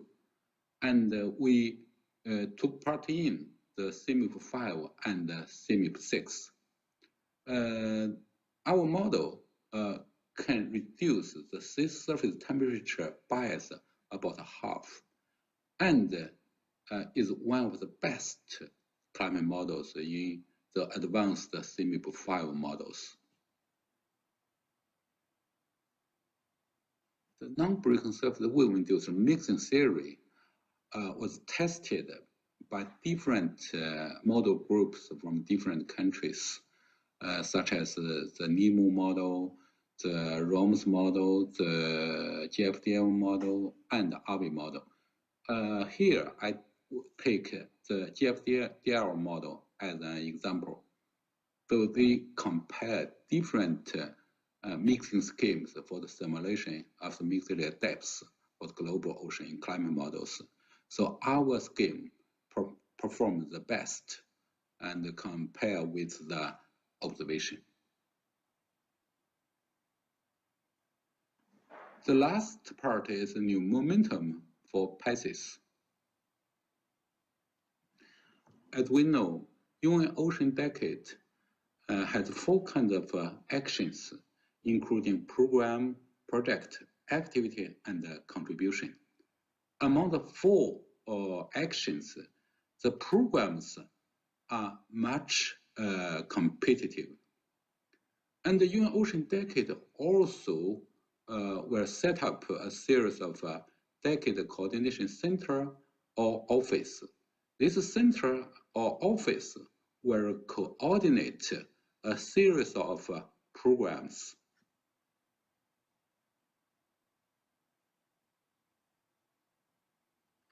I'm very glad to share with you that our PICES family is quite active in support of the UN Ocean Decade. Take one example. So now for the first time, UN Ocean Decade set up 5 DCC, this means Decade Coordination Centers, and 3 is in our family, our PICES families, 1 in United States, 1 in Canada, and 1 in China. And the PICES family already initiated lots of programs and projects. So now the problem is how to integrate these activities, including the DCCs and programs or projects, to support the PICES, especially future remains a grand challenge. So here I would like to introduce our Decade Collaboration Center on Ocean Climate Nexus. So this is focused on Challenge 5. The most outstanding character is this DCC will focus on the modeling and provide service to the global. So of course, we are very glad to provide service to the PICES and the related international organizations. We initiate a program named Ocean to Climate Seamless Forecasting System, called OSF.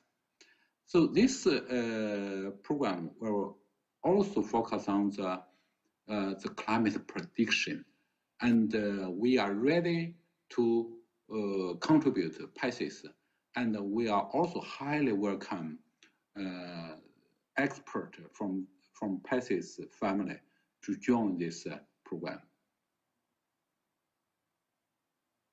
So my conclusions is as follows.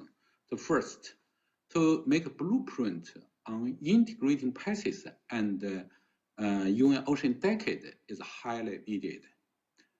Secondly, we found that small-scale surface wave play a dominant role in ocean turbulence and ice interaction. Thirdly, based on the above findings, some common challenges of ocean general circulation models and climate models are much reduced.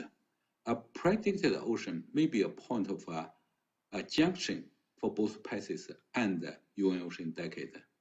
So lastly, our approved DCC, OCC, and OSF program would like to contribute to PICES, especially on services through providing operational climate prediction of the North Pacific. Thank you so much.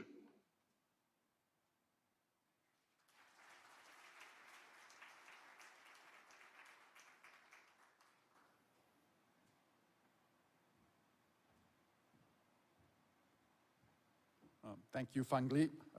There will be no questions because this was a recorded talk, so we're going to move to the next talk, which is given by Dr. Jeanette Gan, who is an oceanographer at the National Ocean Administration in the United States. And in PICES, she also serves as the chair of the T-Code Committee. So if you could please start the presentation, this is also recorded.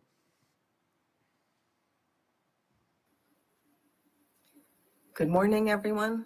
My name is Jeanette Gan, and I'll be talking about increasing capacity and incentives for data sharing within the UN Decade and strategies to incorporate PICES research into broader international platforms.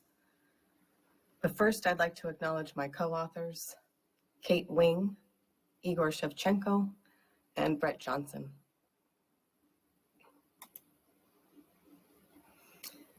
To give you a brief outline of this presentation, I'll first begin with some background on the decade outcomes and challenges and introduce you to a digital ocean. Then I'll introduce the Ocean Decade Data Coordination Group and a data strategy, and then talk a bit about PICES data and information and how we might connect PICES to wider international platforms.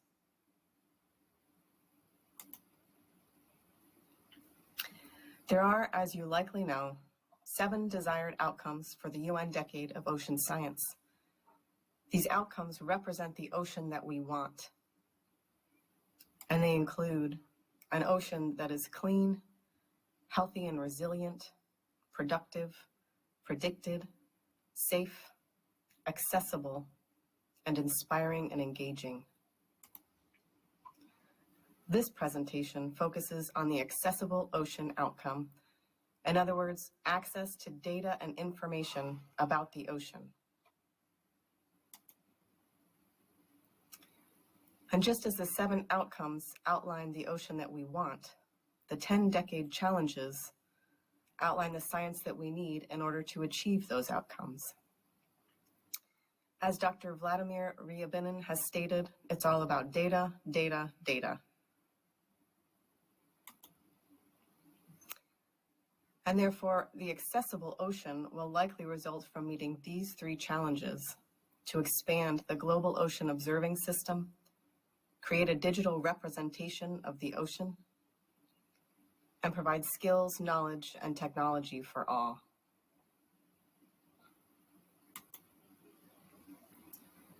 So why is it important to obtain a digital ocean?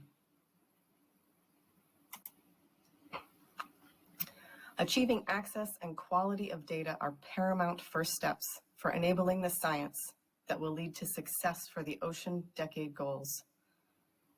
Just as phytoplankton sit at the base of the food web, data is the base of science. It is literally the fuel that powers the rest of the UN Decade actions.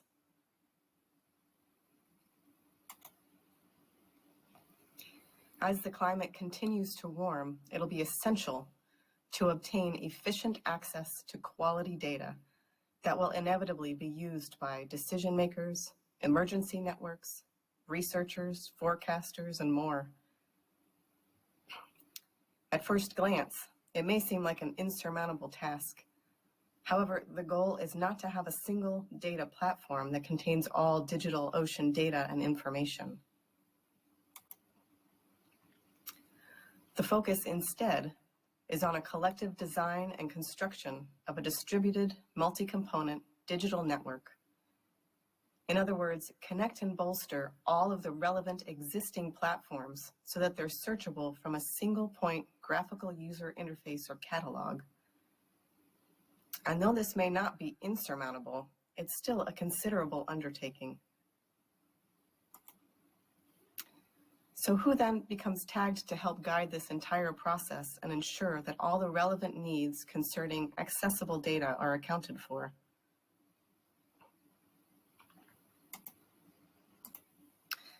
In order to help facilitate and guide the work to meet these challenges, the IOC Ocean Decade Data Coordination Group was initiated. It includes Kate Wing, an invited speaker to the T-Code W10 workshop here at PICES this year, and a co-author on this presentation, and Jan Bart Kalawart as co-chairs of the group. The group brings together 25 experts from 12 different countries representing various industries, fields, and stakeholder groups. And together, we will work to reinforce and focus efforts to significantly enhance ocean data and information over the course of the decade. If you're interested in some more information on the group and its origins, you can click on the QR code at the top of the page to link to an IOC page with more detailed description.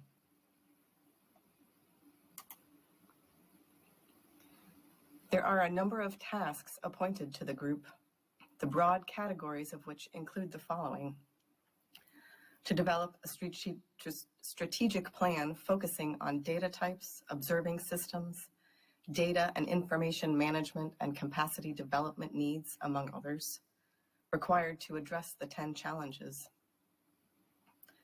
To develop a gap analysis and recommend activities to close those gaps.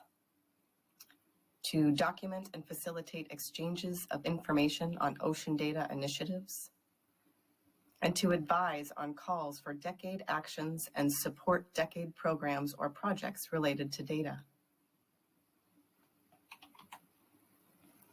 Currently, we're in the process of finalizing the first step, which is to develop a strategic plan or a data strategy.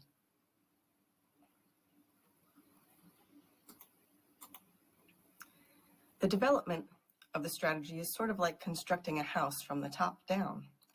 The strategy house then first begins with a vision.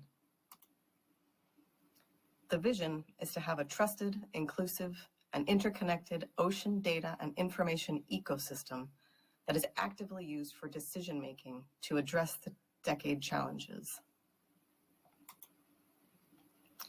The mission comes next, and it is to create a framework for solution-oriented global digital transformation and fulfill the vision above.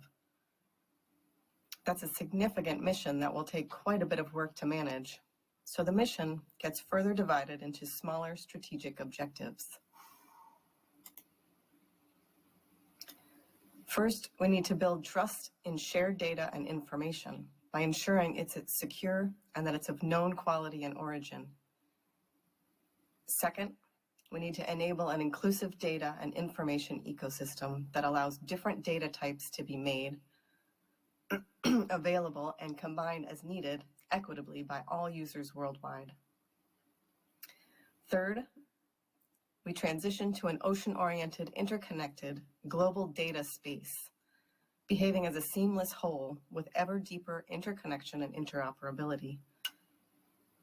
Fourth, we prioritize co-designed solutions that support decision-making to address the decade challenges. And finally, we need to provide a framework that enables decade action data strategies and plans to align. And in order to make all of this happen, many enablers are needed to support this. Those enablers will come from capacity building, technology and innovation, partnerships, sustainable funding, and policy and ethics. Considering there are already currently so many opportunities to access public data from a number of different sources, why then do we really need a data strategy? There are a few reasons, including the fact that, as many of you likely know and have experienced, it can be quite difficult to find and access data, knowledge, and information you need to accomplish a project at hand. Sometimes you know a type of data or information is available, but you don't know where to go or who to ask in order to find it. This can be both time-consuming and frustrating. Additionally, there are considerable gaps in key data sets and regions. For example, only 23% of the seabed is mapped. This is only one of many gaps in our data and understanding of ocean ecosystems across the globe. There are miles of coastlines and open ocean that are essentially blank spaces in terms of data input. Some of these areas are difficult to access or cost more money than organizations often have to get to and study them.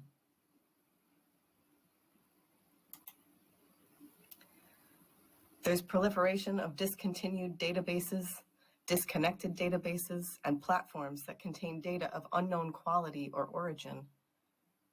Many small pockets of databases and data exist on the internet whereby owners of the data are unknown or crucial metadata is missing. I heard someone say at a recent decade data event that they'd rather have no data than bad data, but unknown data is understandably often treated like bad data. Therefore, resources and focused efforts are needed to thoroughly investigate these situations. And finally, there are very limited connections between the many varied different disciplines within ocean science and between data sources themselves. Connections between oceanography, plankton ecology, pelagic and benthic fisheries, marine biology, marine mammalogy, seabird observations, climatology, modelers, forecasters, the list goes on, are all often in their own world of data and information. We need to better connect not only the disciplines and the people, but the data sources as well. But not all data sources are made of numbers. There are reports and publications that contain knowledge, and new types of data like videos and photographs that need to be accounted for and connected as well.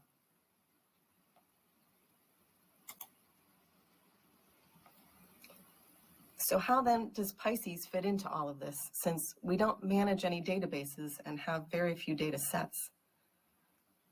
PICES actually contains a wealth of information as a result of decades of international collaboration through working groups and a variety of PICES projects. Information across the entire North Pacific, information that's not always readily available in the form of raw data, is available in the many types of PICES publications.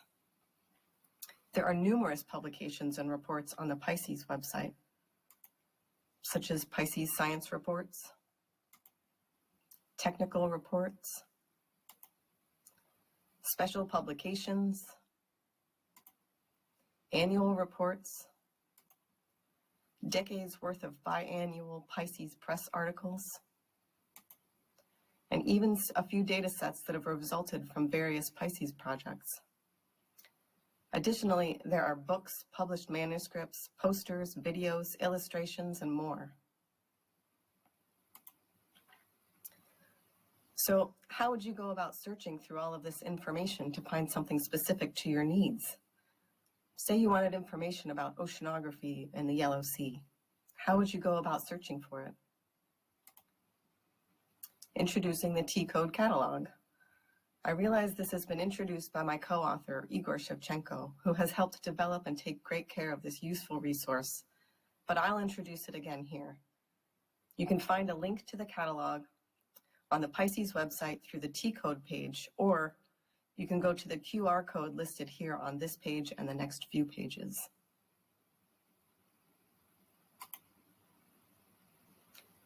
Not only can you search for information from the variety of PICES publications and catalogs that contain information on cruise reports, among other things, and more than 4,000 data sets as well. You can search for information or data in many ways, including a search by broad category, using a map tool, or you can do a basic keyword search.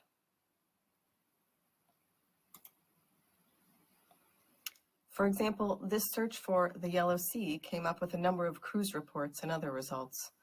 After clicking on one of the results, a new page is brought up that looks like this.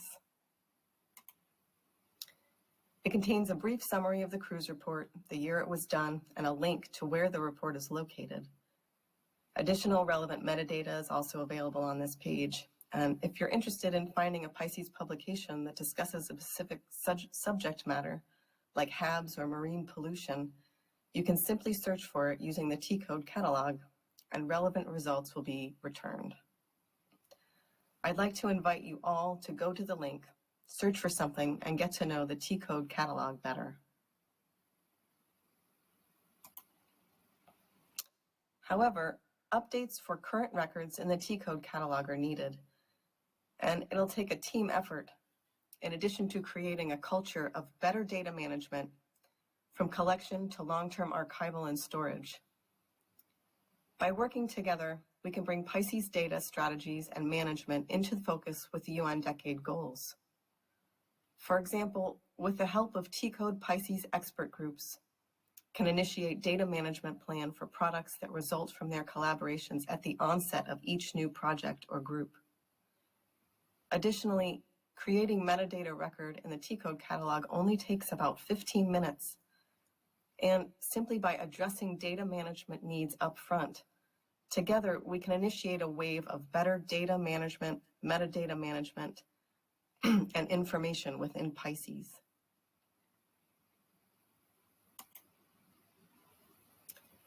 So how then do we connect the PICES data, wealth of information, and T-code catalog to the UN Decades digital ocean? One option is to start by updating the PICES data policy to be more in line with the UN Decades goals, and to encourage PICES working groups, study groups, summer schools, and other special projects to handle any resulting data in accordance with this policy. The IOC recently updated their own data policy to align with the decade goals, and as a result, T-code has recently followed suit, and we are in the process of drafting an update to the PICES data policy as well.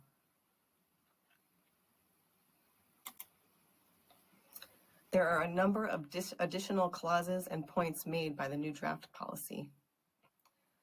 The particular points align directly with the IOC's new policy that follow the UN Decade data goals. The updates include clauses about the importance of timely, unrestricted sharing of oceanographic data, metadata, products, and services.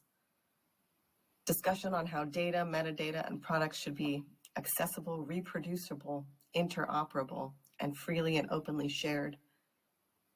Suggestions on data management and the preferred use of external data platforms that align with UN Decade standards and goals.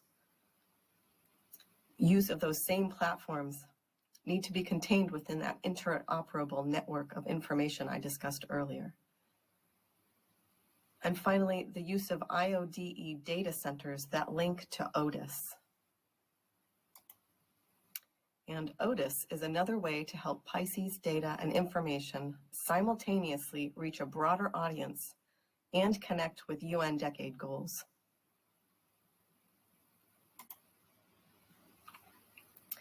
The Ocean Data and Information System Catalog of Sources, or OTIS, is intended to be a framework where existing ocean data and information systems, products, and services will be promoted, where connections between those systems will be promoted and possibly developed by relevant stakeholders. PICES could enter a variety of its own information into this global catalog. For example, the T-code catalog and data inventory. Information on the organization of PICES itself. Multimedia content, including all those books, reports, illustrations, videos, etc., that have resulted from decades of PICES international collaborations. We could even add information about specific PICES projects. OTIS aims to be an online, browsable, and searchable interface for all existing ocean-related, web-based sources and systems of data and information, in addition to products and services.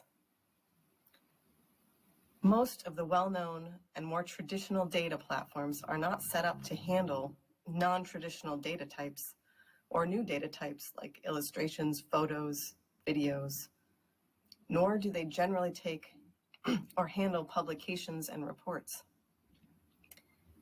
Therefore, additional ways to connect this type of information together, wherever it is housed, through a searchable network is needed.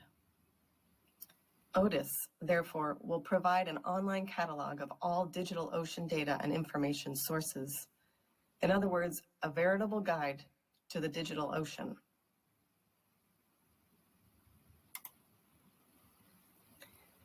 PICES is a unique organization. It brings together scientists from 6 different nations and supports numerous working groups, summer schools, workshops, study groups, and more that produce relevant, synthesized information across the entire North Pacific. We may not have a significant amount of raw data within PICES, but the information contained in the many publications as a result of decades of international collaborations is significant. It is with this information that we can add to the growing network of connected digital knowledge about ocean ecosystems and increase the reach of PICES to a broader network. Like I've mentioned before, most databases are not set up to handle more than a number-based raw data types and occasional metadata. And the UN Decade Data Strategy challenges this by recognizing the need to include information and new types of data and knowledge, like indigenous knowledge, video and audio recordings, photos, written reports. With a digital network and a catalog aimed to be used as a search tool for all available digital ocean information, we can connect and access all types of information. And when thinking about constructing an entire digital ocean, it's quite a tremendous task. But expanding the reach of PICES is not that difficult a goal to achieve. There's no need to reinvent the wheel. We just need to create a better culture of understanding data management and sharing, a way to connect through interoperable digital network and leverage already existing and readily available databases and information platforms like PICES. And by improving our management and connections and expanding the reach of PICES, we help to improve digital access to the oceans, taking us one step closer to achieving the Ocean Decade outcome for open access to ocean data. And with that, I'd like to thank you very much for listening. If you're interested in keeping apprised of continued Ocean Decade activities, you can visit the website listed on the lower right-hand side of the screen here at oceandecade.org/sign-up, or you can use the QA code to take you directly there. Additionally, if you have any questions, please feel free to send to an email of one of them listed above right here. Thank you very much, and I hope you have a wonderful meeting.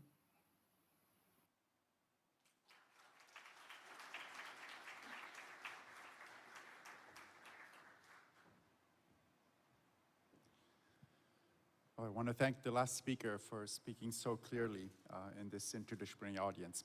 Our next speaker is Naya Sena, who studied biology at the University of Cape Verde and is now pursuing her PhD at University of Tokyo, studying social sciences and applying it to marine systems.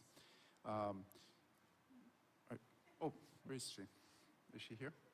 I think it's an in-person talk. I also want to acknowledge that she is a member of the Early Career Ocean Professional Advisory Panel, right, ECOP. Thank you.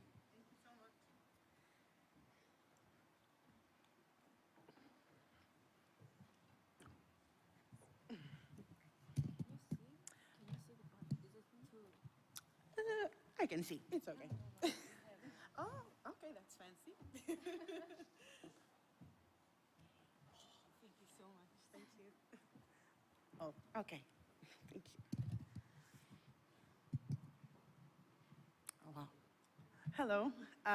Good afternoon, everyone. My name is Naya, and I am a PhD student at the University of Tokyo, but like I was presented, I am from Cabo Verde, a small island developing state in West Africa. And this is part of my research that I'm doing for PhD.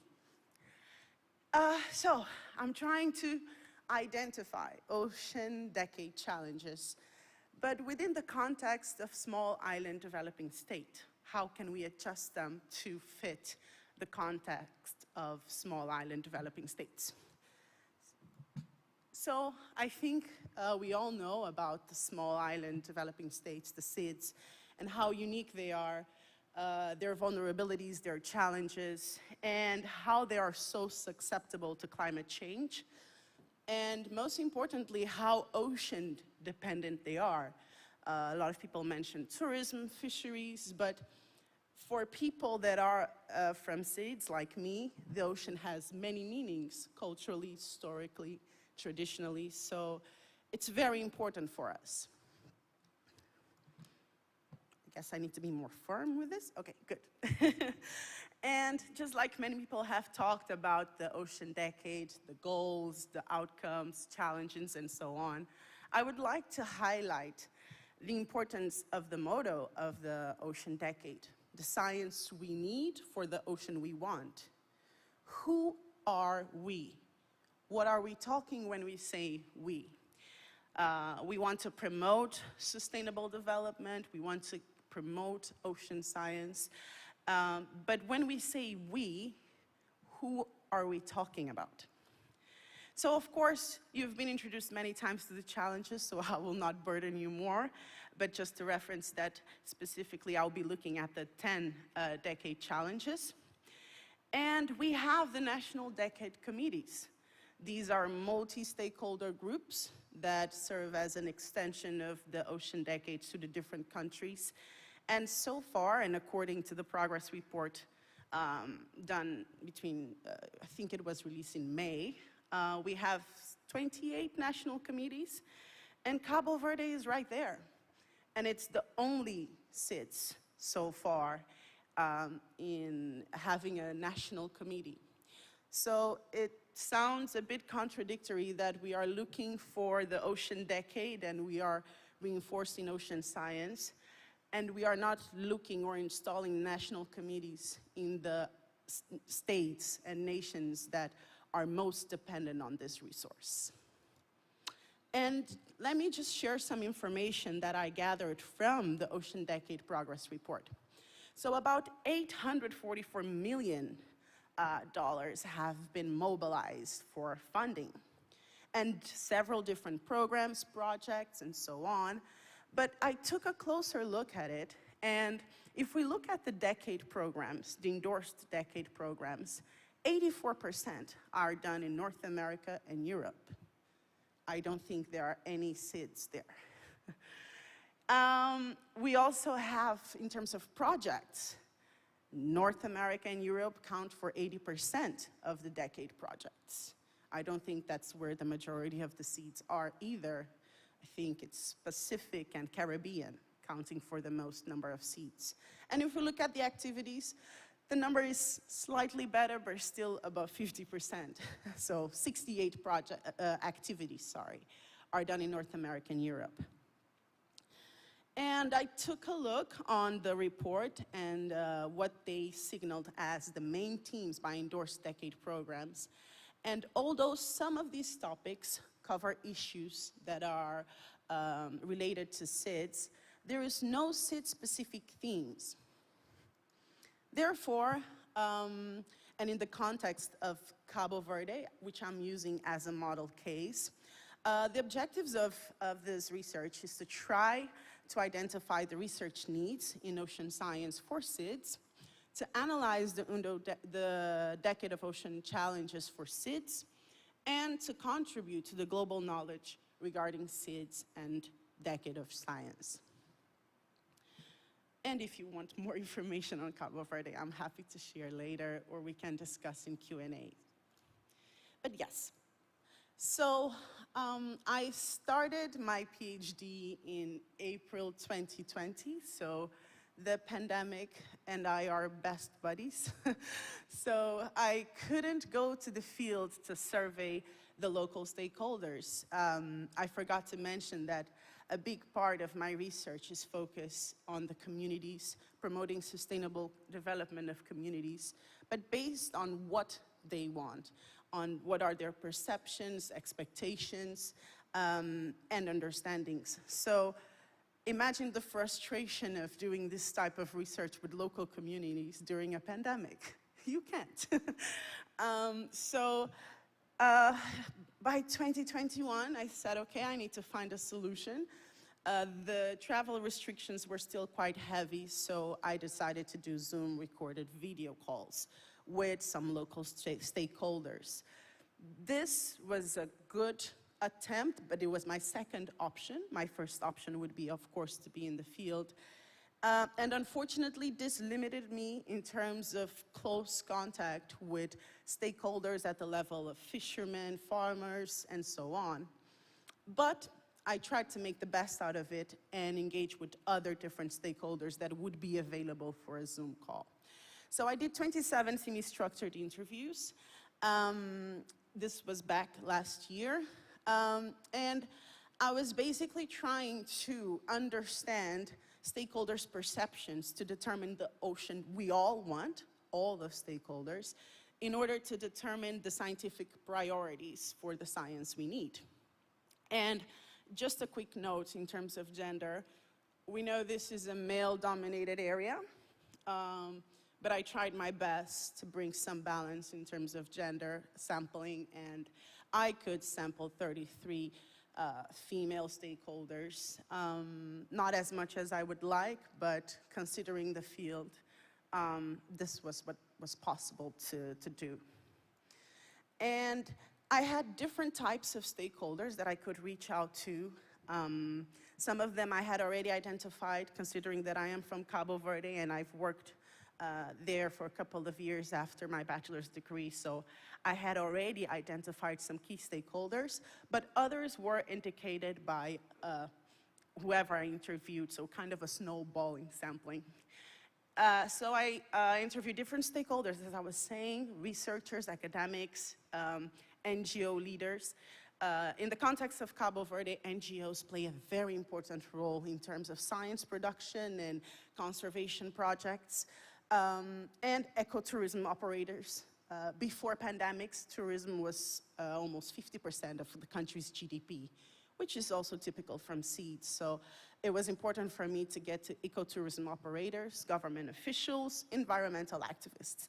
And if I look at the stakeholders in terms of their area of action, I sampled 33% people that act in terms of natural social sciences, economy and business 18.5, civic engagement 30%, government and management 18.5. So here are the results. So this is a very simple graph showing the analysis I did on the interviews in terms of references. I used the software in vivo. If you've ever worked with social sciences, quite a useful tool to analyze, to do content analysis of interviews, and it just gives you the number of references you get for certain topics or certain codes. And of course, the codes I used were the different challenges, the 10 challenges. So every time I would find a topic related to a challenge, identified as a challenge for the country, I would code it like that. So for Cabo Verde, as you can see, generally speaking, we will go through them one by one, but the most important one was sustainable ocean economy. And then, just by -1 reference, protect and restore ecosystem. We can discuss about this a little bit more, but let me just say that if this was probably 10 or 20 years ago, this table, I assume, would be very different. Cabo Verde used to be a very radical conservationist type of country where social economic development was not taken into consideration. So it's good to see that now we have a more balanced understanding that we need to protect our ecosystems, but at the same time, we need to promote social economic development. And yes, let me go by them one by one. And if I miss something, please let me know. So I put these tables here not to make your life miserable. I don't want you to read all that, but it's just to give the framework and this method step by step that I used. So not only I used the software, but I felt the need to list each one of the sub-challenges, if I can say like that. I think I will call them from now on local challenges. So, of course, within each challenge, there are different aspects of it. So I listed them and called them local challenges. And the different bars are nothing but the number of references that each one of them has. And obviously color-coded them to help me visualize better. So, for example, if I looked at one of the challenges, the number 2, protect and restore ecosystems, you can see different challenges or local challenges that were identified in the interviews. But we will go by them one by one. So the first challenge, marine pollution. Of course, Cabo Verde has the same challenges as many seeds or many other countries. But I tried to bring one example for each challenge that I thought are relevant within the seed context and within the local context to reinforce and explain this idea that it's important for us to understand the local context and to adjust international frameworks to the local context. So, marine pollution. The local challenge identified was reduce agriculture impacts on marine resources. So these are very, very small islands. The biggest island in Cabo Verde has around 900 kilometers square. So very small islands. And the area which farming is done is very close to the coastal area, if not in the coastal area. So, and another important aspect in terms of the society in Cabo Verde is that most fishers are farmers, most farmers are fishers.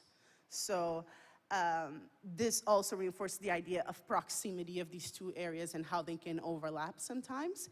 And of course, the wastes produced in agriculture tend to run off and go to the ocean, whether are chemical waste or even solid waste and so on.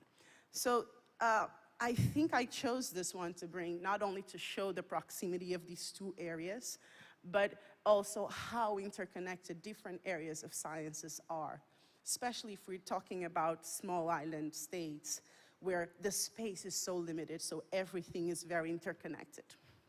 And you can see some examples of citations from the interviews of what was said, for example, from an academic researcher. Fisheries and agriculture are practiced near the coast. From the land to the sea, we have pesticides, solid waste, going and contaminating and polluting our waters. So this is a serious issue to be addressed there. And number two, protect and restore ecosystems and biodiversity.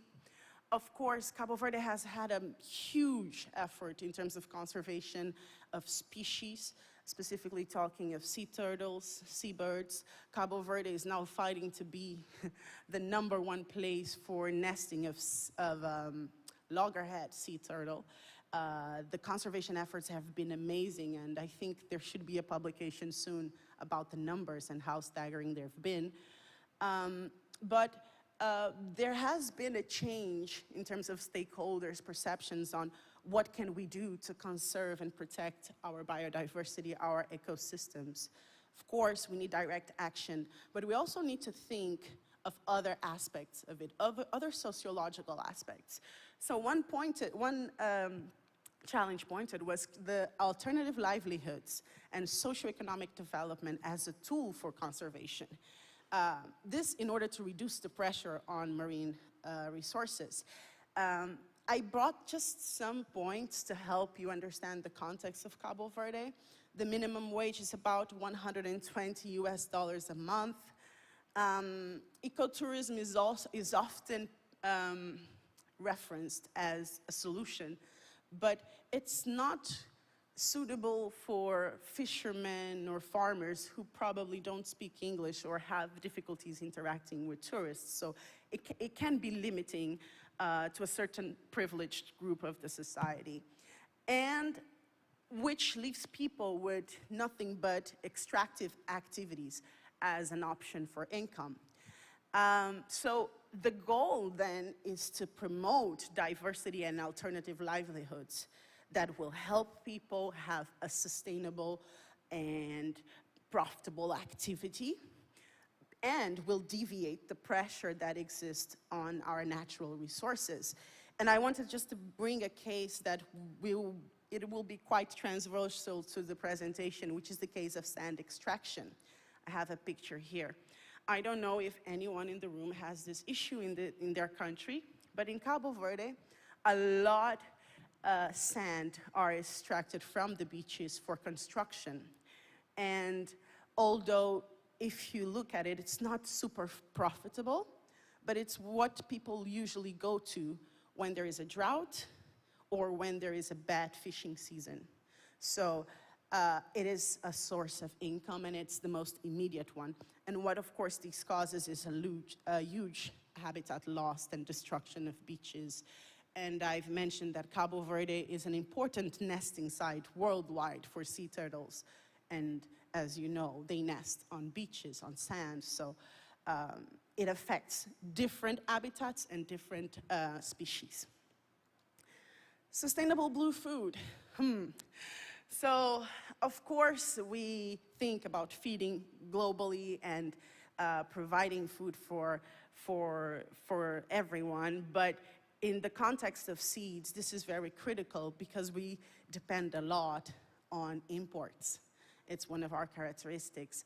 And the more we can produce food internally, the more independent and less vulnerable we are. But what's been happening in Cabo Verde is that we've been having these huge fishing deals done with European countries or other countries that not only has increased the price in the local markets for fishes, but we have seen that what is costing, for example, for tuna, what is costing us maybe 2-3 euros to buy, in Europe we can buy for €1. And it's our resource and we're not taking advantage of it. And it's creating a sense of food insecurity in the country because people are feeling that they need to pay more. And they're seeing as well the resource getting more and more scarce.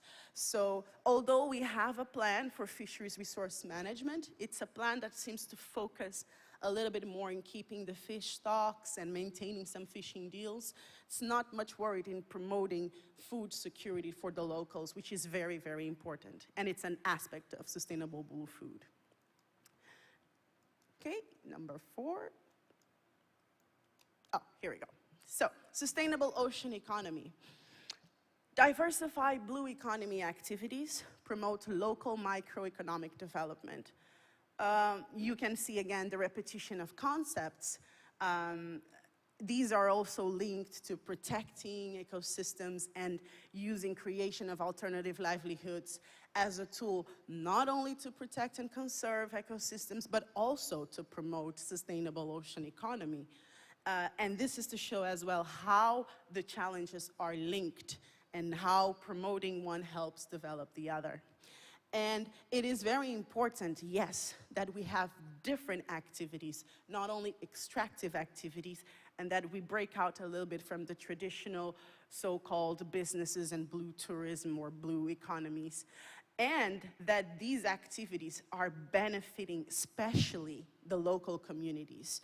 Of course, we understand the importance of macro economy, big companies, but if the local people are not benefiting from this blue economy, then why are we doing it? So the locals feel the need to have more economical power, to be included in these economical plans to promote their own development. Ocean climate nexus. So this is a very interesting thing that relates back to the fact that we are small island states and all the environments are so close to each other and they're interconnected. So it's very important, as has been identified, to invest in transdisciplinary research.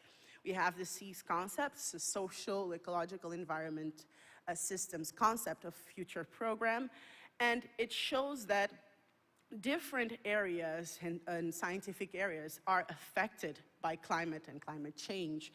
Just to give you an example, when we were talking about sand extraction, when you remove the sand from the beach, something that happens often in Cabo Verde is that the watersheds are contaminated, the fresh watersheds are contaminated by seawater. And for example, with climate change, and if we have sea level rise and we don't have a sand to protect the beach, you can imagine what happens in the coastal area in terms of coastal erosion. And it seems that with climate change aggravating, the periods of drought in Cabo Verde have been increasing. We've been having 2-3 years with no rain whatsoever. Luckily, this year has been raining a lot, a little bit too much, but it was before of 3 years of no rain. So when we have these long periods of droughts, farmers decrease and fishers augmentate. So people do less farming, obviously, and do more fishing, which increases the pressure on marine resources. And when the fisheries is not going well, or even doing fisheries, people tend to find other extractive activities to do. So here it shows the link between all these areas, the transdisciplinary, and the need that we have for transdisciplinary research and transdisciplinary action. Community resilience. So, of course, there are traditional definitions of resilience and community resilience, but it was very interesting to read the interviews and to see what people would refer to when they were talking about community resilience. And one important part is the participation of communities in decision-making processes, yes, but in management plans and actions and in business investments. So this is not my saying, these are the local stakeholders affirming and asking to be included effectively in these activities, not just as a more consultative body, but as a participative, active body of decision-making processes, management, and business investments. Ocean observations. So, Cabo Verde, and we mentioned this, I remember in one of the workshops we talked about parachute science. So Cabo Verde has to be one of the top places for parachute science that I know of. I'm not saying that there's not ocean science done in Cabo Verde, there is. It just has been transported somewhere else. And the local researchers, local stakeholders, local students like myself, we don't have access to it. And we don't benefit, or we cannot even use it to promote our own sustainable development. And this is not a problem or an issue of those who do parachute science alone. It's also a matter of attitude of our government bodies, our universities, and the local scientific body as well, on how we can stop this and promote scientific knowledge done locally with local, even with collaborations, of course, but in a way that whatever it's done in Cabo Verde benefits the country as well. Capacity, I skipped to number 8 because there was no reference, but I will discuss it later. I will not completely ignore it. It will not have a double rejection. But yes, number 9, capacity development. I wanted to bring this case because it was mentioned in the interview, and I think it's a very important case to share. These are the guardians of the sea. These are fishermen, and they have been trained by this local NGO, Mayu Biodiversity Foundation, to monitor the oceans in different ways. First, sightings of megafaunas like seabirds and dolphins and so on. So they receive a training in identifying the species, and they have a note book that they take with them every time they sight and they see one. And they use GPS to take the locations of where around the island they have seen it while they're doing their fishing activities. They don't go out just for this. While they go every night doing their fishing activities, they do this. And they also monitor for illegal fishing activities. Of course, they don't have any authority, but they report to the local authorities and to the local NGO once they see any illegal activities done by foreign boats or national boats. And this is a very important case that I wanted to bring, that capacity development can be done in different levels, researchers, activists, and so on. But I wanted to reinforce the importance of capacitating the primary users so they understand the value of the resources that they have, because ultimately the conservation and the sustainable use will be done best by them. We can only suggest plans, we can come with our theories, but they are the main actors. So it's very important. That's why it's very important to capacitate them as well. And 9, behavior change. So behavior change also can be done at different levels. Of course, we can talk about the general population and how we should educate in terms of environmental issues and ocean issues, the local population. But we also need to look at the other stakeholders and how they should change their behavior. So I was very pleased while analyzing the interviews to see the reference done to these different stakeholders and how they should change their behavior in terms of ocean science and their relationship with the ocean. So, government should have more concern on environmental issues and not just political and speech-wise concerns, but effective actions and changing and programs and fundings and so on. And academia, we have 2 national universities in Cabo Verde and a couple more privates, but there is only 1 campus for marine science that was done with the collaboration of Wascal. So we need more for a country that is so dependent on ocean. All universities should have an ocean marine campus, a marine science campus. It should be our main target. NGOs are now changing their attitudes in Cabo Verde in including community development as part of their agenda, but for a long time they were very and solely focused on conservation. So this is still an issue that they need to promote environmental education and be a key actor in disseminating and communicating science and ocean needs to the local communities. And finally, scientists as well. Whether you are integrated in an NGO or working at the university, it's important that scientists simplify but also amplify scientific communication. So getting out of these conferences rooms and talking the language of local communities, trying to understand them and simplify the language. So yes, so going now to discussion and conclusions.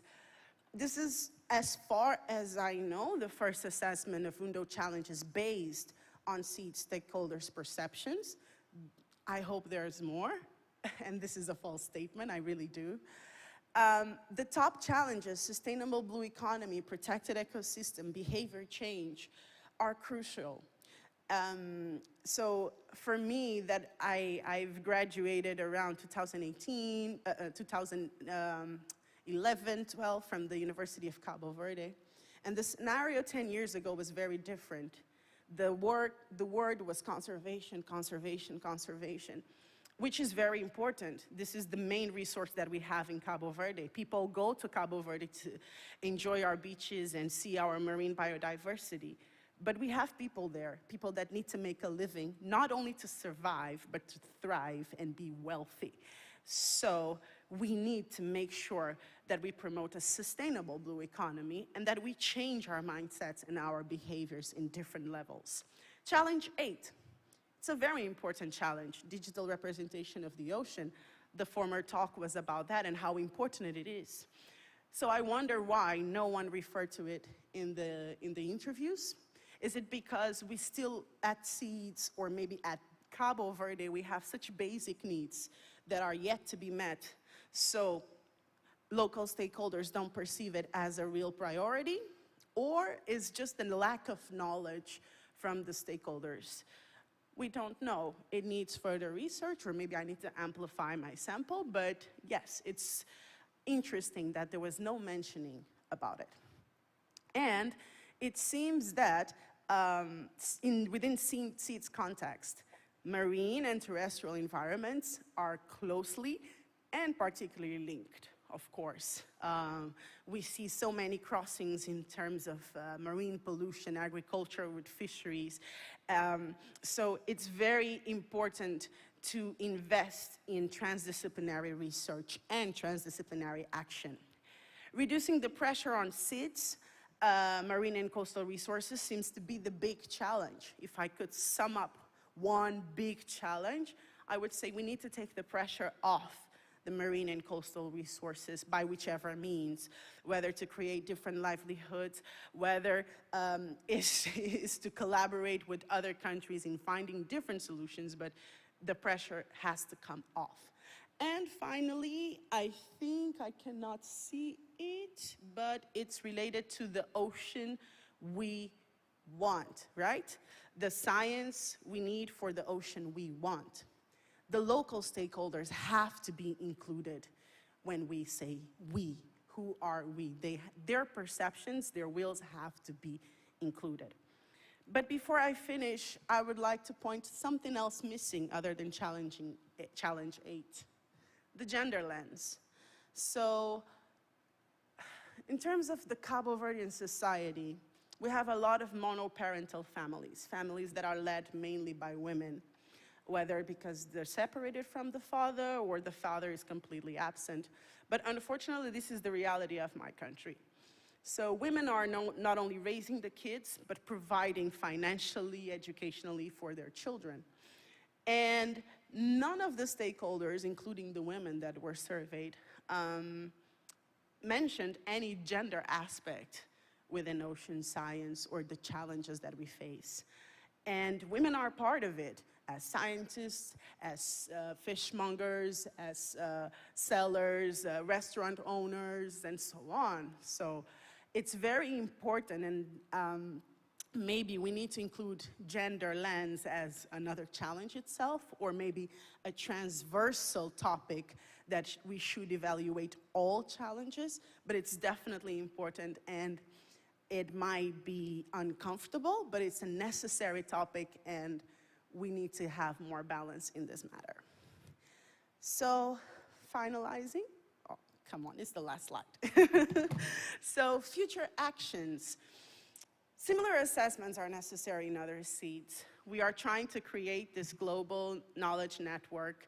So, of course, this is just one seat out of the 50-something that we have. So, we need to replicate this or improve this method and use in others to try to assess what's happening in other seeds and understanding very well the local context. The global and international frameworks serve as the guidelines, but we need to understand the local context. And we need to increase the number of programs, projects, and activities Hundos is doing and endorsing in seeds. It's very important. And why not then create a seeds targeted call for action? Maybe we can do some sort of a targeted funding, but these are just suggestions and idea, and I would love to have more suggestions. So now the challenges is for you, the audience. Since we are talking so much about co-designing and collaboration and what can we do, so PICES, Wundos members that are here, how can we collaborate with seeds? How can we do, and how can we integrate these very fragile and vulnerable states in the science we do? Thank you.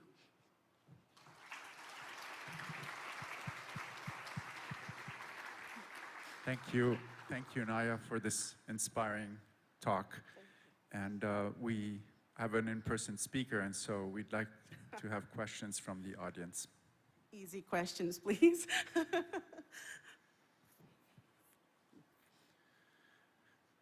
Oh. Yes, Heliot, 1 second.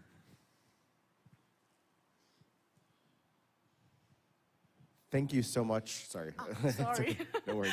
Thank you so much for the great talk. I wanted to ask, because the issue of parachute science is one that I am acutely aware of as well, if there were some examples of successful scientific collaborations in Cabo Verde that are already doing these engagements that you might be able to highlight for others to learn from. Oh yes, of course. There is a lot of good scientific collaborations done in Cabo Verde. With sea turtles is a staggering example, because the number of nests and reproductive females that are tagged every year are just increasing every time the National Committee meets. With seabirds as well, a lot of good work has been done, and we have some endemic species as well there. So yes, there's great collaborations with the University of Barcelona, the one that I'm more aware of, but there's also with some German universities, so there is. Maybe in terms of social economic development or sustainable development, we're still lacking some work. But yes, thank you. Hi, Naya. I'm Karen Hunter. We've met on Zoom several times. I'm the Vice Chair of the Human Dimensions Committee, and really appreciate you coming and giving us this talk on your work. I don't really have a question, but sort of maybe you've inspired me to think about how all of us think about our own challenges in our work. And really, the way you phrased a lot of this for me was really our challenges are the solutions.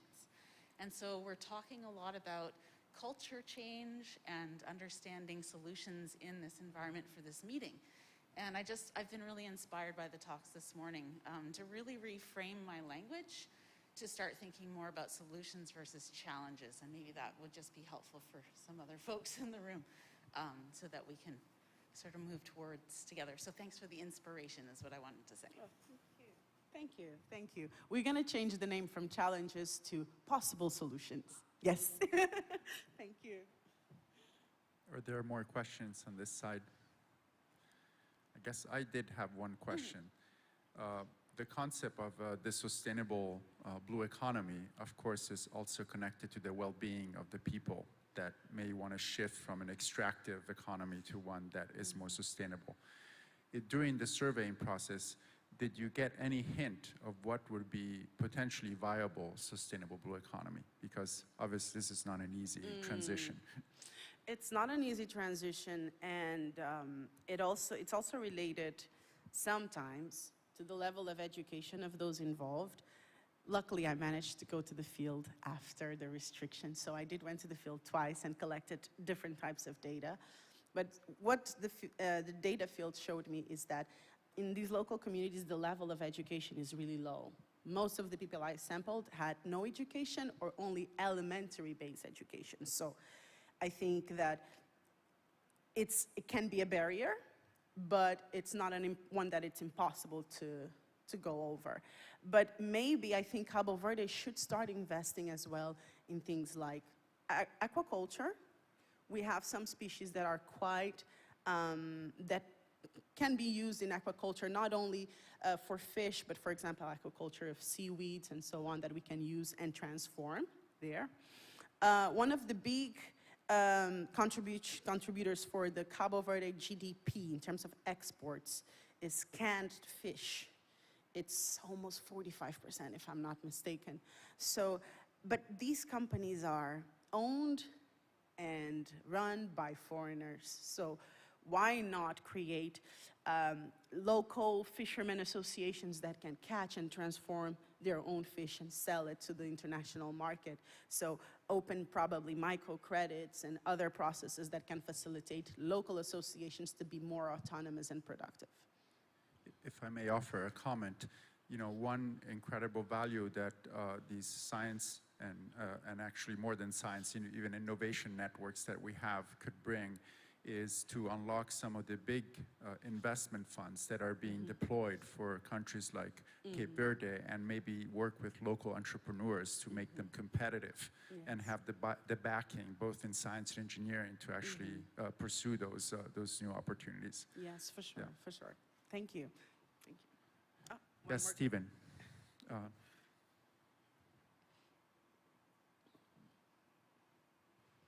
Thank you, Naya. That was an excellent presentation. So I'm going to be talking about SmartNet program later today. And one thing that we have as an objective, of course, is to reach out to and work with, collaborate with, co-design activities with SIDS. And so my question is, you know, it's great you're within the PICES community through University of Tokyo, but how do we make those initial connections? How do we have, you know, develop those relationships initially with SIDS, least developed countries, and other communities? Because it's a challenge. It is a big challenge. That reminds me of a speaker from yesterday in the workshops that we have. She's from the Mauritius. I don't know if she's here. And hi. And she was mentioning how lucky she was because coming from SIDS, we are very limited in terms of opportunities.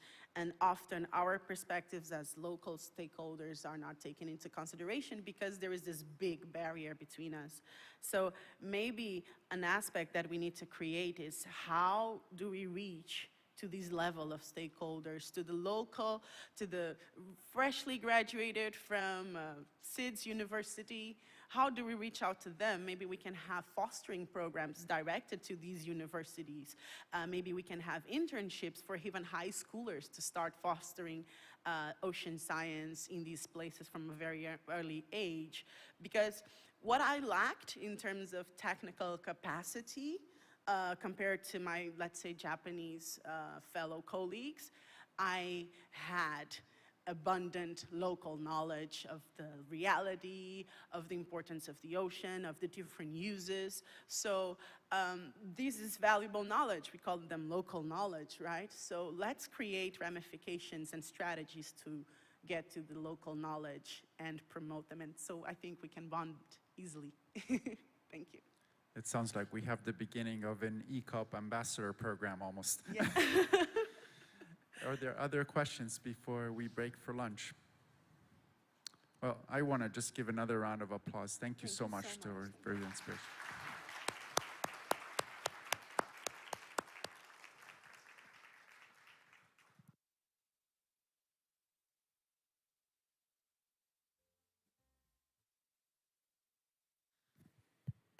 Please return at 2 p.m. We're going to start the afternoon session. Thank you.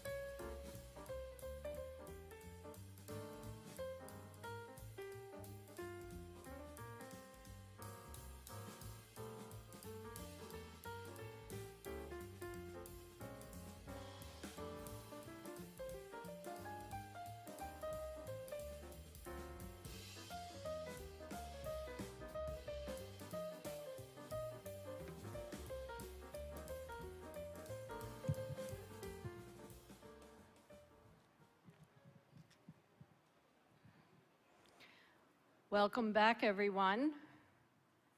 So we're continuing with our S1 session. It gives me great pleasure to introduce the next speaker, Emmanuel Di Lorenzo, who's at Brown University and has been so active in PICES for so many years, is the co-chair of the POC committee, I have it, and will give us some inspiration here. And I would say he's a PICES influencer.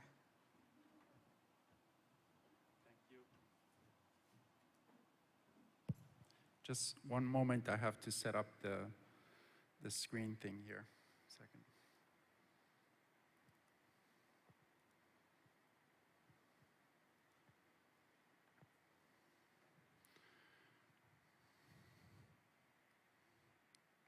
Okay, we can bring it on the main screen. Okay, great. Thank you for having me here. And today I am not going to talk as a scientist, but I'm really going to talk as the chairman of Ocean Visions, which is a nonprofit, talking about how we're trying to go about co-designing climate solutions under the UN Ocean Decade. And for this reason, let me just introduce Ocean Visions. Ocean Visions was established in 2019 by a group of research institutions, mostly in the United States, who made a pledge to really accelerate the transformation of science and engineering to solutions that were practical and also equitable.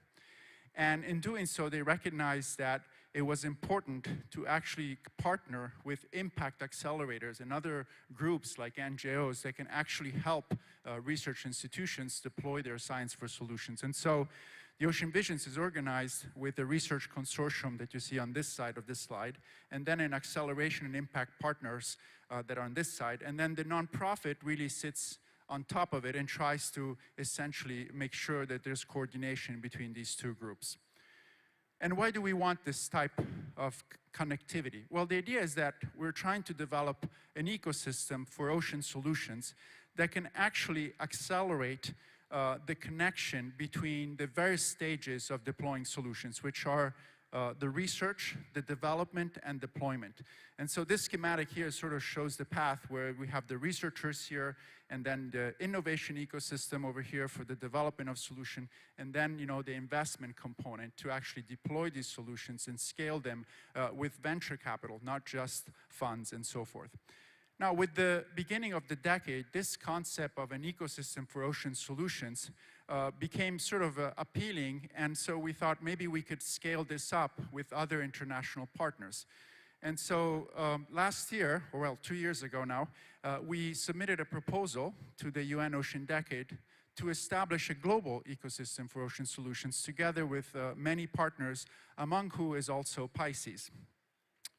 Now, the goal here, as it's stated on the proposal, is to establish a vibrant, multi-sector community to co-design and co-deploy equitable, durable, and scalable ocean-based solutions for climate change and the ocean grand challenges. And before I dive into how this ecosystem works, let me just acknowledge some of the people that some of you may want to contact. First is our international program director, Dr. Leonardo Valenzuela Perez from Chile, and the two co-chairs of the Science Steering Committee, Fiorenza Micheli from Stanford and Anna Zivian from the Ocean Conservancies. So, how does the GEOS ecosystem work? What is the idea behind it? At the very basic level, the ecosystem is composed of three components that are interactive. The first component is not new to this group, and it's really the network. And the purpose of the network is to convene a multi-sector and multidisciplinary community.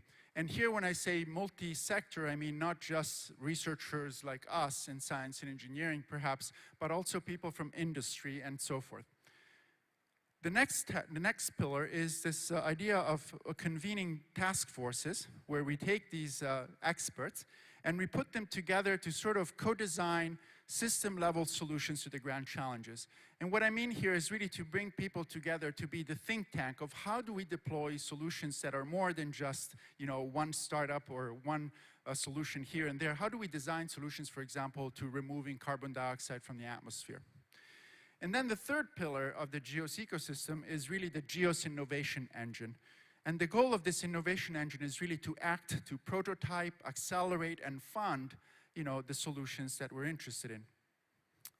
So with that said, let me just spend a few words to explain these different components. I think on the network side, we're very familiar with what the networks do. They host summits, and so in fact, in 2021, we hosted the first International Geo Summit that was hosted on 5 international campuses, and I'm happy to report that 25% of the participants were early career ocean professionals who organized about 7 of the sessions.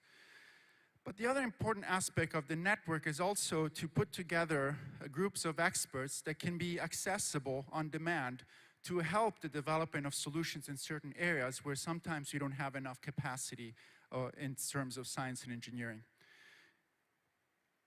So moving forward, let's talk about the co-design process. So GEOS is focusing on trying to advance system-level solutions in 5 themes. The first theme is ocean-based solutions to the climate crisis, and here really is mostly focused on how do we solve the carbon problem.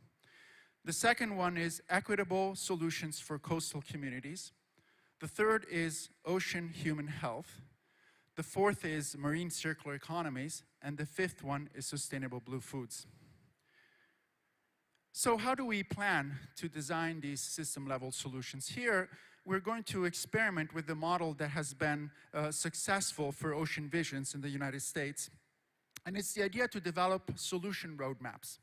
So what is a solution roadmap? Here's an example of something that Ocean Visions published a few years ago of ocean solution roadmaps in the area of removing CO2 using ocean-based processes. And here there are 4, for example, pathways for removing carbon dioxide from the atmosphere. One, for example, here is macroalgae cultivation. So here the idea is that we can grow forests, of phytoplanktonic forests or even kelps in the open ocean, absorb CO2, and then sink these forests in the deep ocean. Now this is an appealing idea, but how do we go from where we are today with the technologies that we have and the understanding that we have to a tomorrow where actually we can implement this type of technology for removing carbon at scale? And so the roadmaps are intended to essentially articulate what is the path to bring us from where we are today to where we want to be in terms of deploying these technologies.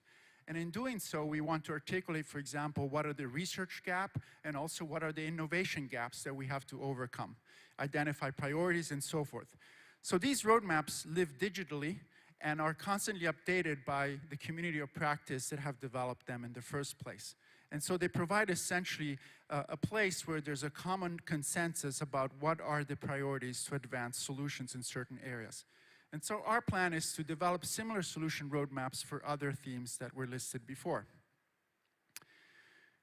So, of course, once we have these solution roadmaps will inform and energize the innovation engine that will act. And here I want to spend a few words to introduce the innovation engine, which is deployed through one of our implementing partners, which is called the 1000 Ocean Startup. This is essentially, it's a global coalition of accelerators, venture funds, and incubators that have come together under the decade and pledged to develop 1,000 startups by the end of the decade. And I'd like to just run a short video about this. We are the 1000 Ocean Startups Coalition, a coalition of competitions, incubators, accelerators, matching platforms, and venture capital funds across the globe, supporting innovation to restore ocean health and contribute to the UN Sustainable Development Goal number 14, life below water. We help these ocean startups achieve their full potential by bringing them needed expertise, networks, mentorship, visibility, and funding. Our coalition comes together to create synergies and learnings to maximize the impact of our ocean innovation ecosystem. Our mission responds to the transformation of a sustainable ocean economy. Recommended by the Ocean Panel and the program guideline of the UN Ocean Decade. The ocean is the blue lung of our planet and the main regulator of our planet. It both feeds us and inspires us. Yet, activity as humans and societies has undermined this very ecosystem on which most of the life on our planet depends. The ocean's ability to function and its biodiversity are falling at an alarming rate, suffering from multiple forms of pollution, over-exploitation, and climate change. Addressing these immense and urgent challenges requires innovation to drive rapid systemic change. We need to reinvent the status quo and propose fundamentally more sustainable and efficient ways to produce and consume. In doing so, we will create economic and social opportunities driven by businesses which can be funded by private capital and therefore scale their solutions rapidly. This is critical as time is running out. The good news is that it is possible, and we hold the keys in our own hands. Okay, so this was just a little inspirational video, but what are the main actions that we need to take? Well, the first one that we can do using these roadmaps is to essentially mobilize new funding for research and innovation. Traditionally, investing in ocean innovation has been risky because, you know, the ocean is a complex place to work in. And so the idea is that these roadmaps, by providing a consensus kind of view of the critical technology, can actually also inform the investment world. And the second point here is that once we have this new funding, we can then deploy pilot projects that can also be run by these startups to actually test these new technologies and solutions that are not just technological in nature, but can also be social science in nature. And then the third pillar is we also have to measure whether all the things that we're doing are actually having an impact, a beneficial impact on the ocean innovations. And so I'd like to go through these pillars briefly. And the first thing that I want to say is that this model of developing these roadmaps has been quite successful, for example, in the context of these ocean carbon dioxide removal roadmaps. And in fact, we managed to mobilize over $20 million of funding that was released in 3 research calls that were essentially targeting different critical areas of research and also innovation.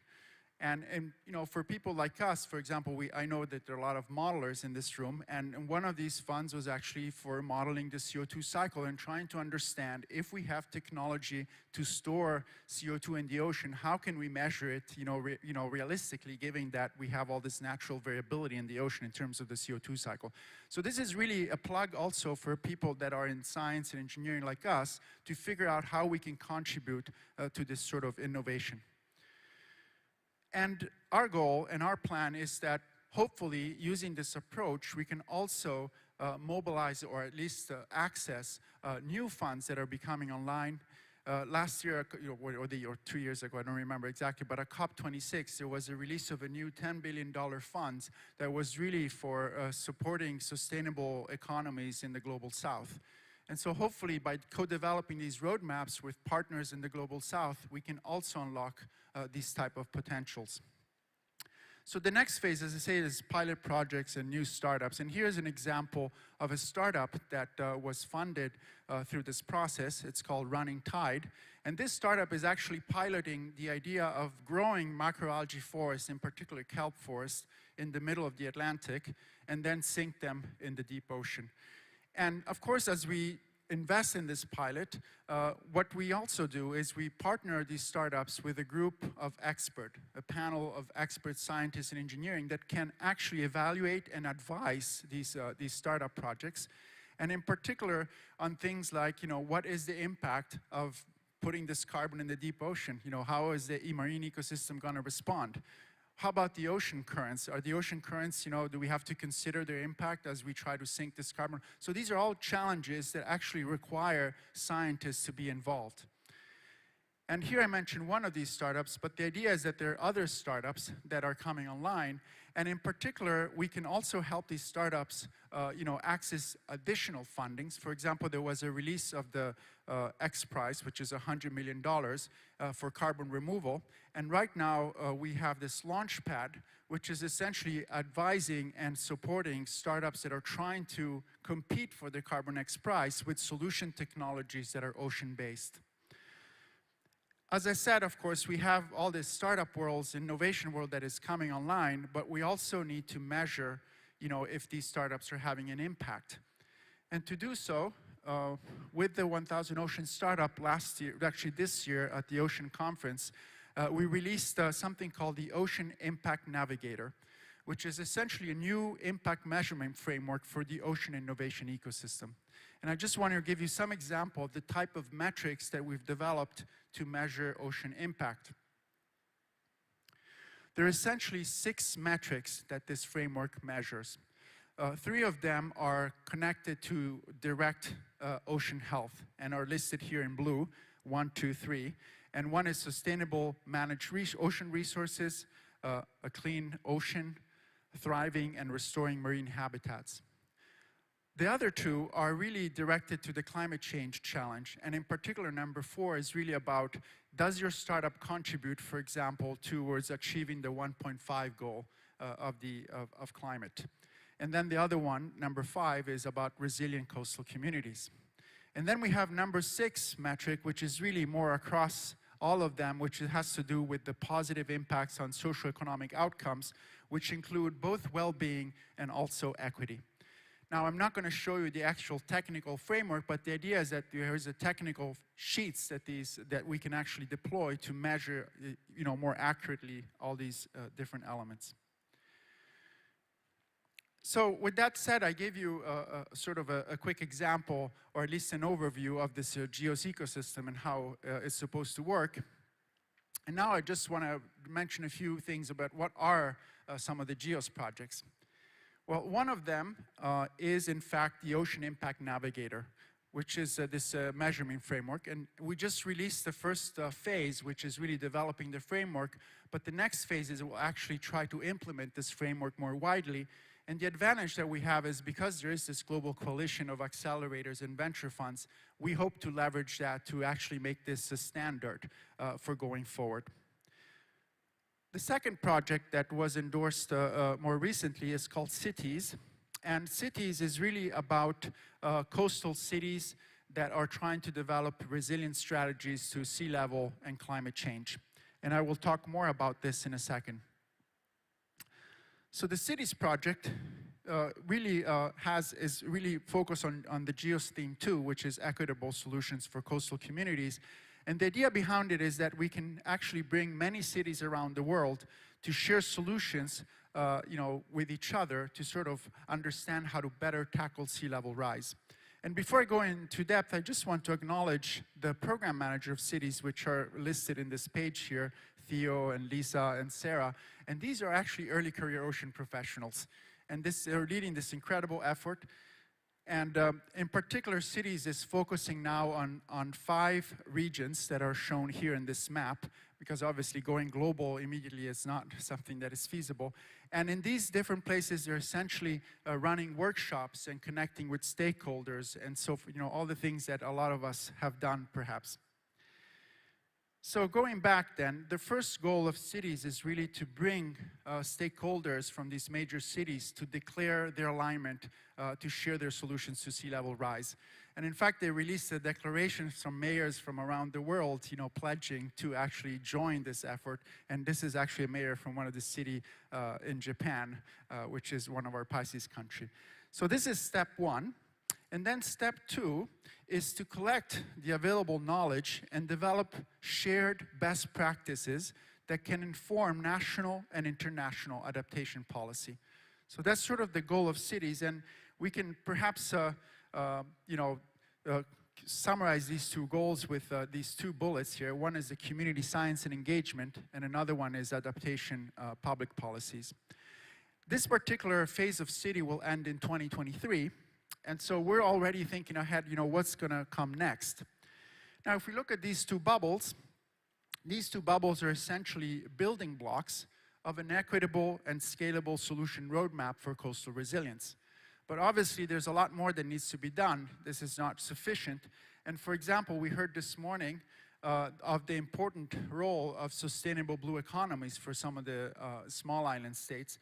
And in fact, one of the building blocks that we have identified is called equitable coastal economies. Essentially, we need to develop solutions that fit in the coastal solution economy so that it actually improves the well-being of people. Now, these roadmaps that are listed here for the coastal resilience are focused on social equity and justice, but we also have technological roadmaps. And the two that we have identified here is one, developing observing system for the coast and people that are meant to improve human health. And here health is thought really more widely, right? We always think about the physical measure like sea level, but people at the coast, especially in underrepresented countries and underrepresented communities, worry about air quality, water quality. And so these are actually part of the observing system that we need to develop to actually create a resilient community. The other aspect here is to develop modeling and prediction data and tools that can support, of course, different types of planning. Going forward, though, it's also important to recognize that the development of tools and policy cannot happen in isolation, and communities also need access to expert networks so that all these frameworks and tools don't come in a vacuum, but come, with the expertise. And in addition to that, we also have one roadmap that is about to building capacity, expert capacity in the end users themselves. We cannot just go there and always try to do things for everyone else. So with that said, there's one last roadmap that I forgot, which is developing these decision-making frameworks for optimization. What I mean here is that, when decision makers at the coast have to take decisions, often they have to have consideration that are not just physical in nature, for example, flooding and sea level rise, but they also have financial consideration, equity consideration. So how do we model those together so that we can actually optimize decision with all these different metrics in mind? And this is an area actually of science that is, is in great need of development. We don't really have it yet. So given the complexity of developing all these roadmaps together, what we thought to do in the United States is to launch a pilot where we would bring 20 or 30 communities, underrepresented communities, to attempt to co-design and deploy a shared set of solution roadmap for coastal resilience. And this pilot has different goals. One first goal and step is to clearly articulate the coastal solution challenges that are shared at the national and regional scales, and also importantly, identify processes that could help develop a community vision. And what are the values for adaptation? And the community vision for what the coast we want, we heard it this morning, is really important because that varies. Different communities have different visions for their coast. And that's the first starting ground to really, and really it falls under the roadmap of community science and engagement. The second step is really to co-develop the next generation of modeling and prediction and observing system tools that are at the scale where people live and make decisions. And I'll give you an example shortly, but for example, in the United States, we have a lot of coastal observing systems that are very efficient in observing the ocean at the coast, but a lot of the communities actually live in the wetlands where we don't really have observations. So to this end, actually in the United States, we held a series of coastal, what we call coastal solution workshops, where we went around the different coasts of the United States and we collected a series of case studies of where research universities were actually working with local coastal communities to develop solutions for observing system and modeling system that would inform decision makers. The third step here is that we want to co-design also shared workflows where tools, resources, and processes are integrated within the human infrastructure for planning coastal solutions to climate. And what we mean here is, again, that often we have a lot of tools that are out there and could potentially help communities, but communities don't know how to access these tools, don't know which one to pick, don't know how to use them.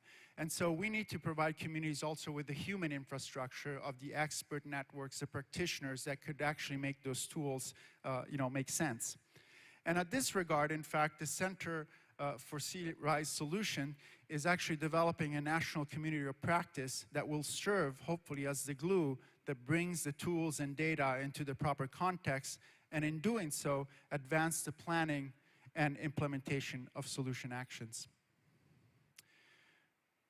Moving forward, the last part that we hope to accomplish is to leverage these roadmaps to engage and mobilize investment capitals, as I said before, and also federal funds from Congress to activate these coastal communities and their supporting expert networks. And just this year, we had some initial success in doing so. And in fact, in the state of Georgia, we were able to leverage some of the senators of the state and receive an earmark to actually start with 4 pilot communities in Georgia, this sort of process of developing these roadmaps. And the idea here is that we will do this with other communities around the states to bring, a core communities of maybe 20, 30. And before I end, I just want to give some examples of the work that is going on in these coastal communities of Georgia. As I mentioned earlier, in terms of observing system, what you see on this map is essentially tide gauges along the coast, the east coast of the United States. And, sea level rise and flooding is a real issue along the east coast of the United States. But most of the people are really located across the ocean land and nested within these complex wetlands. So this is the city and port of Savannah. And so you can see that in this region here of the city of Savannah and their communities, there's only 1 tide gauge. Obviously, that is not sufficient data to plan against flooding and sea level rise. And so in this community, what we did is we launched a project called the Smart Sea Level Sensor, where a set of engineers from Georgia Tech developed cheap technologies, cheap sensors that are wireless interconnected, and now we have a coverage of water levels all across this area. And now this water level network that is at the scale of the city was not just brought in by the scientists, but actually was co-designed and deployed with the local communities and stakeholders. And in fact, most of these sensors were built from students in high school and are actually adopted by families who actually maintain the sensors in their backyard. And this network is currently growing because, as I said earlier, people are interested in air quality and other measures that really is contingent to their well-being. And so this is happening right now. We also develop other community engagement strategies that really bring also the elderly to actually transfer their knowledge and contribute their knowledge. And this is an example of what we call the map room, where citizens come and draw essentially their knowledge of their flooding patterns, what they have experienced over the years. And so we collect that knowledge and then we reflect it back to them. Another important aspect is also to build capacity within the end users. And so we also could develop with some of the decision makers some of these tools. Like in this case, this is a portal that helps the city of Savannah monitor their bridges, because sometimes if they're touched by salty water, they have to go and maintain them. And then last, we also developed a modeling component and forecasting component with the prediction system that essentially provides 3 days forecasts, which was used in the last 2 hurricanes, successfully. So all these, exercises provide insight in these roadmaps and elements of these roadmaps, for one particular community. So, of course, the idea is that we want to use this approach, but bring together pilot communities from other places to also co-design these shared roadmaps together and use this as a living database for how we can actually advance together solutions. Now, as I mentioned earlier, developing a picture of roadmaps like this for the globe is going to be extremely challenging, if not impossible, and there's no one organization that can do that. And so the idea is that perhaps, different programs under the decade, different projects can actually contribute, independently to different bits of this important puzzle. And so in saying that perhaps this road mapping exercise could serve as a mechanism for really co-designing solutions across different decade actions and really be cooperative in going forward. And because of that, to this end, just this year, we launched one of the US, actually the only US collaborative centers for under the decade. It's called the Center for Ocean Climate Solutions, which is hosted in Atlanta. And the idea is that the center will develop as a resource a digital platform to host these roadmaps and allow different programs and different decade actions to contribute to this particular solution strategy of co-design. I want to end here. So I spoke about 2 of the projects that are ongoing, but there are other projects that are currently being developed. And in GEOS, we also care very much about the younger generations, not just the ECOP, but even the people that come before ECOP. And one incredible way to reach the younger generation these days is through gaming. They're always on gaming computers. And so by partnering with another implementing partner called Stride, we are currently developing a Minecraft world that is really sets a whole bunch of challenges in how we create ocean sustainable cities. And believe it or not, this gaming is quite successful. And I just want to leave you with a teaser closing my talk about this Minecraft world.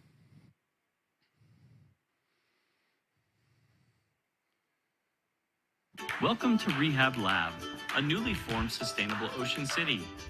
Come join our team of experts who've dedicated their lives to nurturing and protecting our oceans.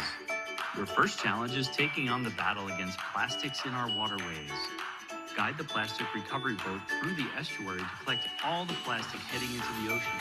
You'll learn about the most common plastics removed from the water and how we can prevent them from getting into the water again. On your way back to the lab, rescue a sea turtle and bring it back for emergency care and rehabilitation. The next task is to collect mysterious pollution in the water that is threatening our entire marine ecosystem. Collect all the pollution to restore the ocean quality and deliver samples back to the lab. You'll learn the source of several types of ocean pollution and how to prevent it from coming back in the future. Even though we moved as quickly as possible, our coral reef has suffered serious damage.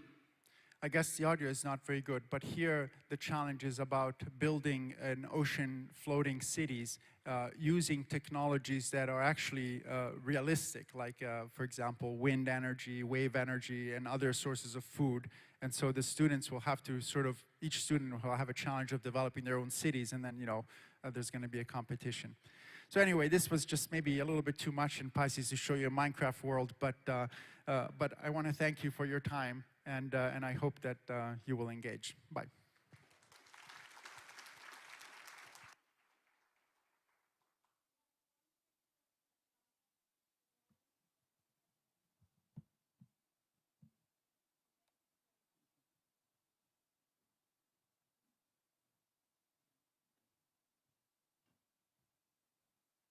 Okay, and the next presentation is recorded. It's by Gennady Kantakov. Shall we repeat plastic research?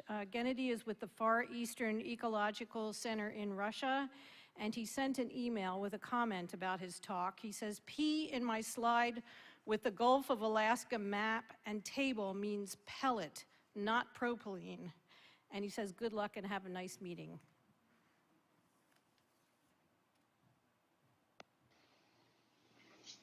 Hello, PICES team, and I would like to present my small talk, Shall we repeat plastic research? Of course, we will speak about Pacific Ocean. Let me say few initial remarks. We will talk about plastics in the water, ocean mostly, not biota and sediments, at least for now. Yes, plastic included micro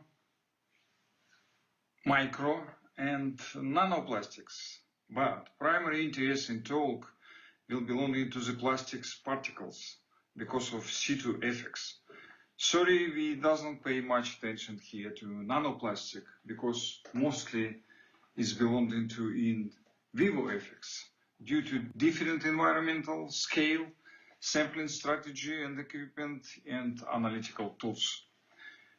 Hopefully my talk is following strictly PICES rules and ethics. Of course, we concentrate on the Northern Pacific mostly. Goal of my talk, very simple. Rights problem with plastic of North Pacific, hard to explore and resolve alone PICES member because of complexity and ocean basin scale.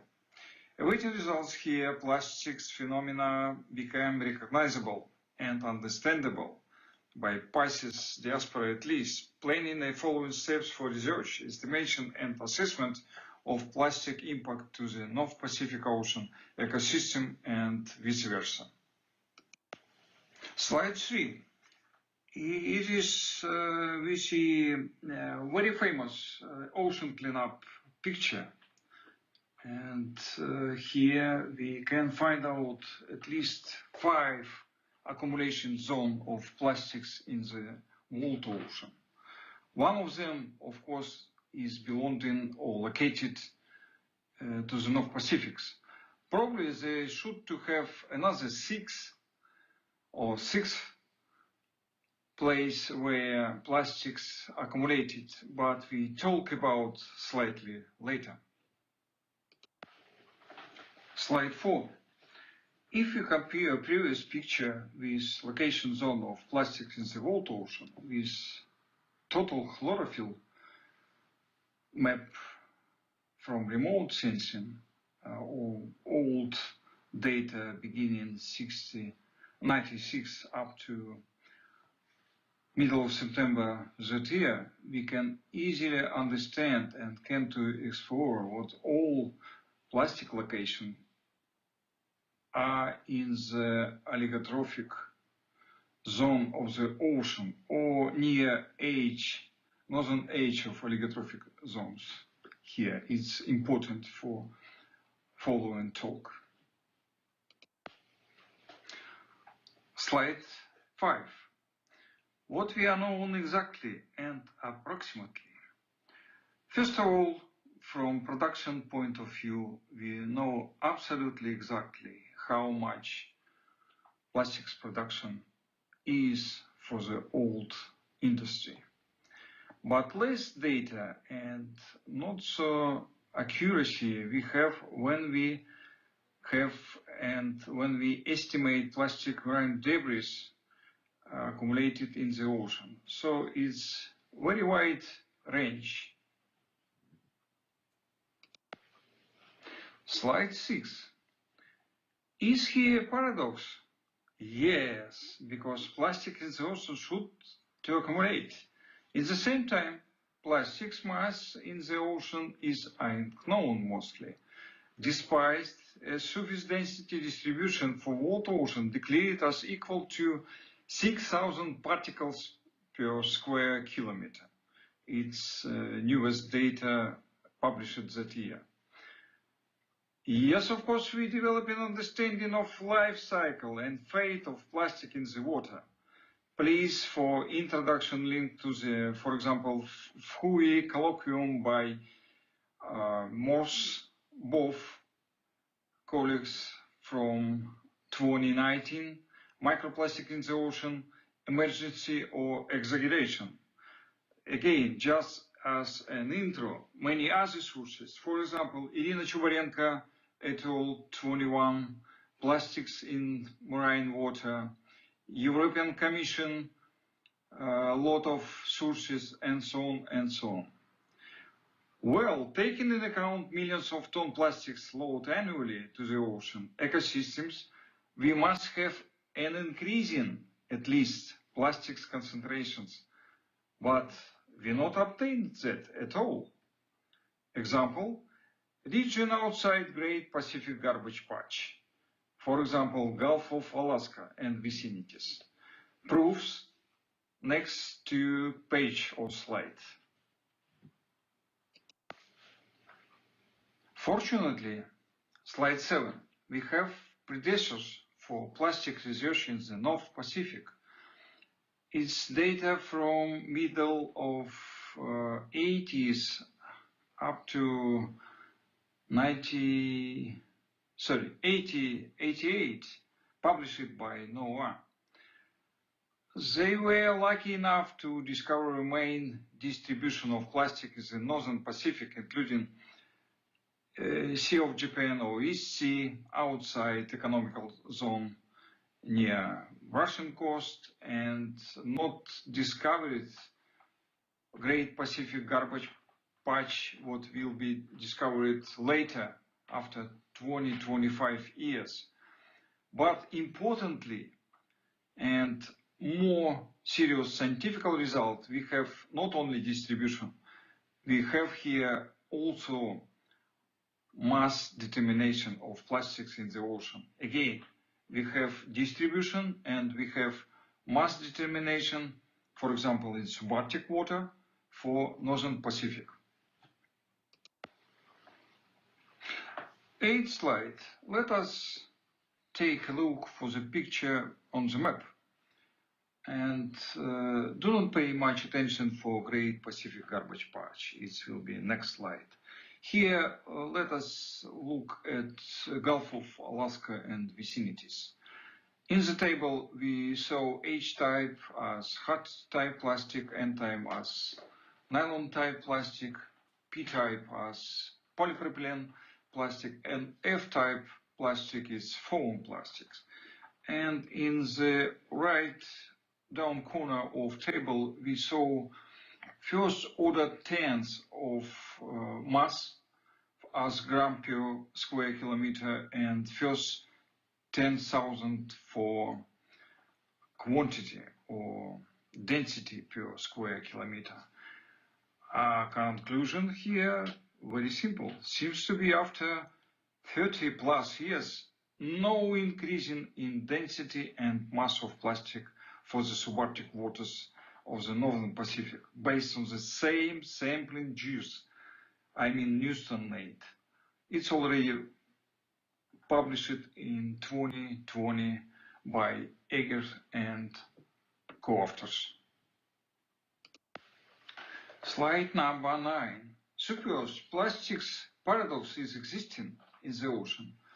What is explanation or how and where are disappeared millions of tons of plastics? We saw result of 2,000 meter water column along Hawaii, from Hawaii to North America continent line, published by Eggers, Sulu, Gambari, and Lebreton in 2020. We saw numerical and mass concentration, and saw cloud going down to the bottom, plastics under Great Pacific Garbage Patch. Slide 10.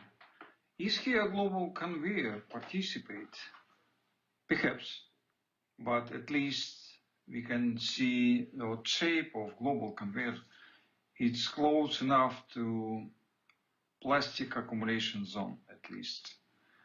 And by the way, the velocity or rate of movement water in deep in the ocean, not so quick, but probably enough for just load it from surface 10 of millions ton interior of the ocean. In the Northern Atlantic, there was predicted 6 zone of plastic accumulation, but never confirmed yet. And probably the hints will be shown at the next slide. Slide 11. Let us make a short trip to the ICES area in the Northern Atlantic, where we have sediment traps results. And we saw at the end of Northern Atlantic huge amount of flow particles in the deepest layer, more than 2,000. Perhaps it is answer why Gozer and other colleagues published in 2014 and 2017 results of modeling about possibility to accumulate plastics in the Northern Atlantic have no results because 2 huge vertical movements here going to the interior of Atlantic Ocean. And probably here began long way by conveyor belt and for plastics too. Important slide, number 12. How big became small regarding plastics particles and sinking beyond conveyor impact. Conveyor impact, I mean, here is weathering and mechanical impact from currents, waves, and so on. First of all, we have colonization effect and breaking plastics. As example, see to the photo A provided by Philip Sapochnikov, Institute Archaeology имени Russian Academy of Science. Well, Plastics can sunken by adding weight of organism, including microbial colonization. Small epipelagic predators as Gasterosaurus is and as candidate of plastic-eating excretion. Same for Myctophidae, for example, Myctophidae, for example, as candidate for plastic-eating excretion. So the sense of slide 12 is shown what biota has very strong impact to the plastic in the ocean. And please do not forget about. 13th slide. If it is repeated was rational itself, I think repeating Norway 80s research in North Pacific for comparing at new technological level and quantitatively will be great results for, especially for plastics research. Because growing plastics flow to the Pacific, research in open North Pacific will provide better understanding plastics presence and fate for each PICES country in an economical zone, fishery and environmental there. Might be add probably plastics fish research over North Pacific for the commercial as well abundant species as routine monitoring tool with exchanging information about because of global phenomena. Might be at abyssal depth sediment sampling as new approach, plus sediment traps collection reanalysis with perspective of a new page of the Pacific plastics research. And because we have perspective for joint scientific efforts between PICES and PICES, diasporas of scientists. And by the way, PICES has own 42 working group which might be considering and developing idea to up to executable details. 14th slide. We saw two gentlemen. Their name is Kenyon Karl and Kridil Yevgeny. It's both authors provided absolutely first in scientific literature plastic phenomena in the ocean, in the birds, and they are ornithologists. Again, the research of plastic in the Pacific Ocean and World Ocean began from 1969, what should be not so, let me say, not so young phenomena and problem. So about 50 years. With history of plastic production about 100, despite what usually all scientific papers began from mark time 50, when big industry million tons began in 50. But again, the phenomena began 100 ago in 80s, and first person who provided first outlook to plastic for water ecosystem was ornithologists. For North Pacific, we also find out 1988 literature when plastic pellets was discovered in the stomachs of birds for Commander Island, North Pacific. By the way, plastic pellets not so often existing and covered by Newton net. Usual it's 1%, even less, because all of plastic pellets usually eaten by birds and fish. Slide 15. Let me a little read my own text. Plastics and the biota. Widespread contamination of microplastics may lead to internalization in fish. Literature review from March 19 to March 20 details what a median of 60% of fish belonging to 198 species captured in 24 countries contain microplastics in their organs. Carnivorous species ingested more microplastics than omnivores. Only 14% of fish were from aquaculture. Most studies focus on digestive systems. 44% marine birds ingest plastics. Sea turtles eat plastics, as well as 26 marine mammal species, with total accounting from 267 in 28 year to more than 4,000 in recent time marine bird species. With unavoidable discussion plastics impact to the water animals and vice versa, and follow-up to the humans.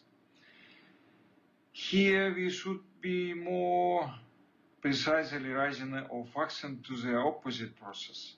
How biota impact to the plastics, adding to physical and chemical factors, eliminations from plastics from biotopes and ecosystems. Slide 16. Well, have a niche for a new technology for this kind of research of, microplastics in the ocean and plastic in the ocean? Well, remote sensing from time-lapse camera through airborne imagery system up to satellite. Unfortunately, no possibility for automatic measurements aiming plastics accounting in situ. As consequence, a lot of personal handwork with sampling and analysis still remain. Autonomous platforms, Celeron, will come for the plastics observations. And of course, here still a huge window for the standard different research vessels with scientific crews. Pacific all at your boats. Please see next slide. Slide 17. Here we have absolutely good results and an example of joint efforts for a specific task. NPAF example with winter salmon. We have multi-vessel expedition with project life cycle about 5 years. By the way, some results for plastics research was shown here in my presentation. So despite all odds are and of course will be, it's real opportunity to communicate, to organize some kind of expedition in the scale of whole Pacific. Slide 18. At last, and even ocean ecosystems are efficient for utilizing plastics.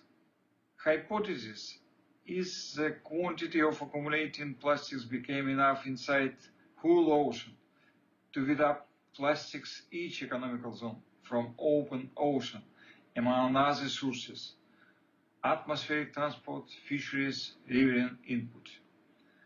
Better to monitor plastics in the water, low trophic levels, nectar, sediments, benthos, because not enough data about how plastics density and mass are static in ecosystems with time, and especially within Northern Pacific Ocean, and how long that would be lasted.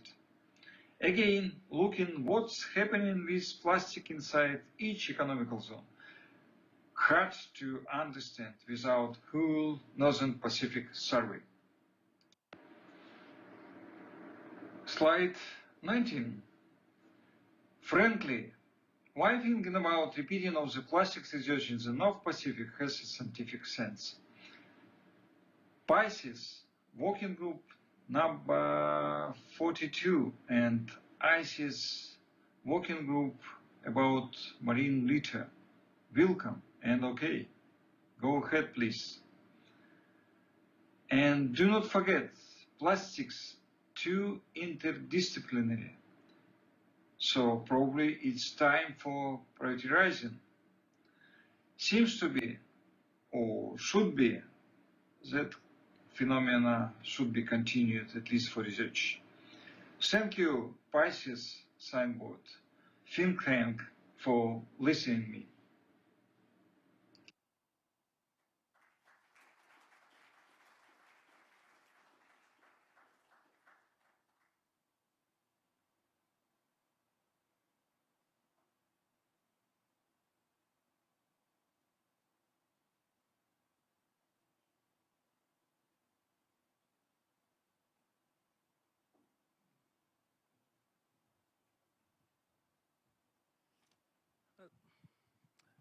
Thank you. Hi, everyone. My name is Akash Sastry. I'm the Bio Committee member to Science Board, and I'm going to introduce our next speaker, who I think is already well known to most of you. It's Stephen Bograd.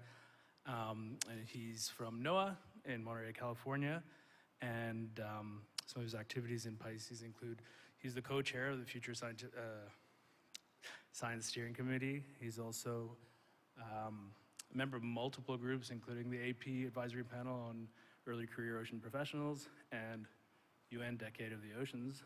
And that relates to his talk, I think, on SmartNet, which is at ICES PICES under special activities. So Stephen, please.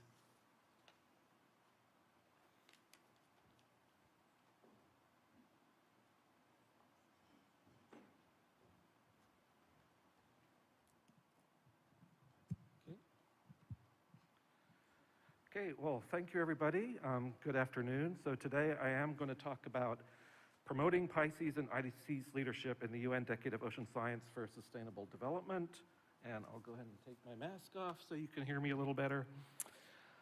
And in particular, I'm going to talk about the SmartNet program that you've already heard probably a lot about already. And really what I want this to be is kind of an invitation to the PICES community to participate and be a part of helping us develop this program. So I'll give a couple of obligatory slides on, what is the UN Ocean Decade and how does SmartNet fit into it. Talk a little bit about what is SmartNet, its objectives and structure. What is SmartNet doing now, in particular outreach and networking. And then most importantly, how can you get involved in SmartNet? So SmartNet is only going to succeed if we have the infusion of ideas and enthusiasm from the PICES community and really all of your networks. Okay, so the UN Decade of Ocean Science for Sustainable Development is a framework that brings stakeholders together across the globe to collaborate on ocean research and management. So really it's a tool or a framework, a catalyst, if you will, for developing partnerships internationally in support of the Sustainable Development Goals. So it's really, I think we can think of it as sort of a once-in-a-career opportunity to really do some of this great international work. You've seen this already, the Ocean Decade outcomes. This is the ocean we want after a decade. So we want a safe ocean, a predicted ocean, a resilient ocean, a healthy ocean, a productive ocean, an accessible ocean, and an inspiring and engaging ocean. So we want all of these things. But of course, to get there, there's a number of challenges that have been identified that we need to get through. I won't go through all of these here, but I'm sure all of you can probably find one or two of these that relate very much to the work that you're doing as well. And then within the PICES context, I think, I'll just point out a couple of these that are particularly critical. Protect and restore ecosystems and biodiversity, and unlock ocean-based solutions to climate change. So this really fits into the PICES experience and expertise, although all of these challenges are going to be important to address as SmartNet moves forward. So again, you've seen this also, the framework of the Ocean Decade, how we go from the ocean we have through those challenges to the ocean we want, and how we do the science we need within there. And it's the decade actions that is really the currency of the ocean decade. This is how the science is going to get done. And there's several levels of actions, from contributions, which might be like a financial contribution from an NGO or an entrepreneur or a national government, to one-time activities, for example, symposia. So the Small Pelagic Fish Symposium that's coming up that PICES is sponsoring is a decade-endorsed activity, for example. And then broader levels are projects, and then up to programs. And the programs are really the ones that are meant to be really cross-disciplinary, multinational, more global in scale. So the IOC gets proposals for these different actions and vets them to make sure that they're in line with the Ocean Decade objectives. So what are the benefits of participating in the Ocean Decade? Well, there's a lot of them.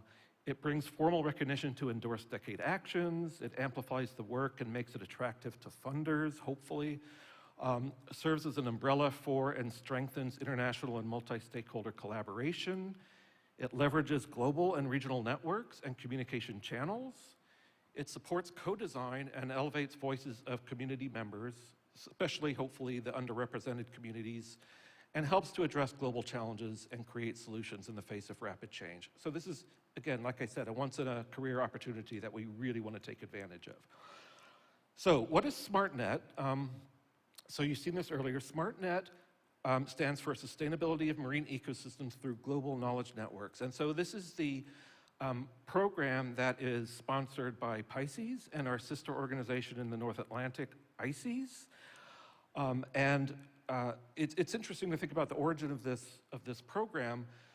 We first started thinking about this the last time we were all together in October 2019 at the PICES annual meeting in Victoria.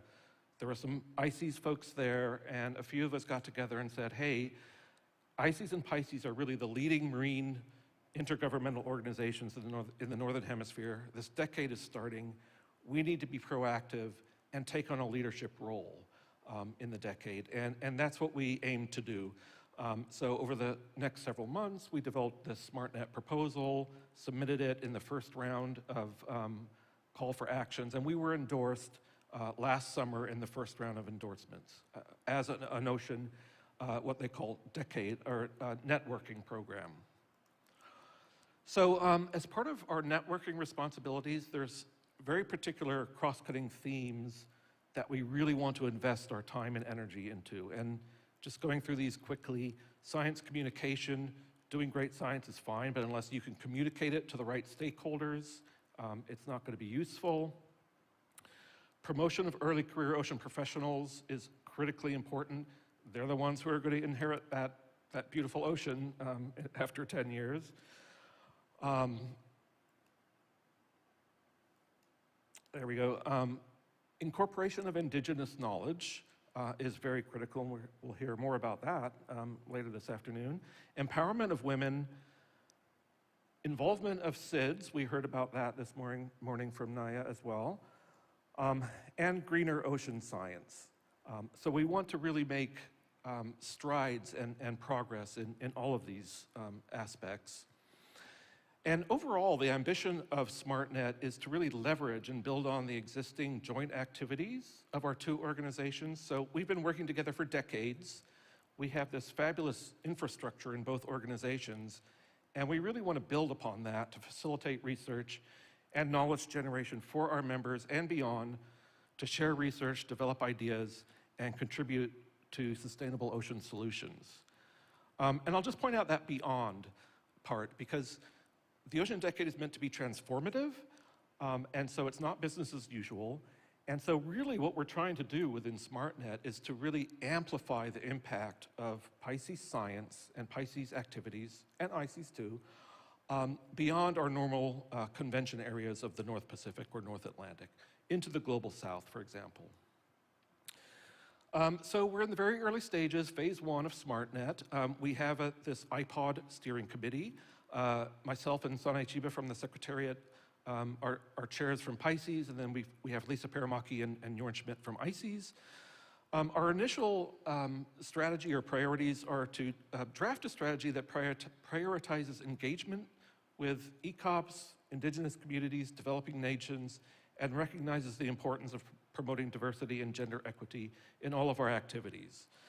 A really critical thing that we're doing at this early stage is identifying and engaging partner organizations, and we want to do that early. We don't want to build a science program and a plan and say, hey, come join us. We want them to be part of the co-design of that program. And then within our organizations, we're developing recommendations for new and existing expert groups to implement and maintain the program activities, and encourage and support expert group participation in all aspects of the decade. So you've seen this slide before. This is the future SEAS schematic, as we call it, and we think about where does SmartNet fit into this PICES ecosystem. So the purpose of putting this schematic together was to think about how these disciplines within our PICES work and activities fit together, from the climate system to ocean processes, marine ecosystem, human system, what those connections are, and as you see there, where we can map our actual activities, like, for example, working group activities, into that schematic, into that SEAS approach.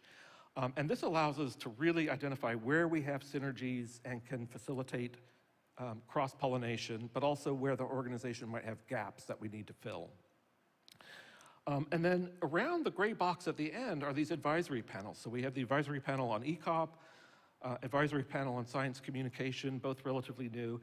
And where SmartNet and Ocean Decade work within the PICES will fit is under this advisory panel on UNDOS. So we intend to provide advice on PICES engagement in the Ocean Decade.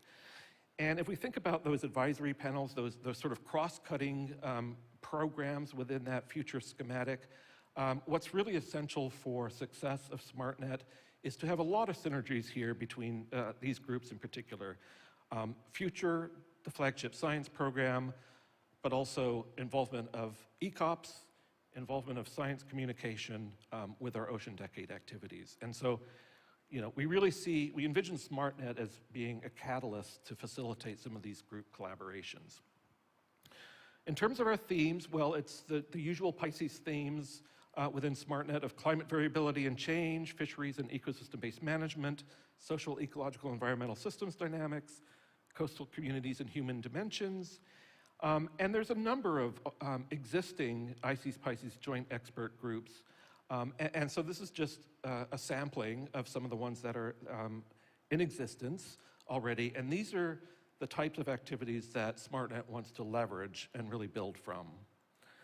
And then, as mentioned before, the cross-cutting topics are international capacity development and enhancement, early career ocean professional development, gender awareness, diversity, equity, inclusion, and engagement with indigenous communities. So again, these are our aspirations within our program, and we're just trying to build some of these frameworks to make progress in here, as well as partnering with the wider community.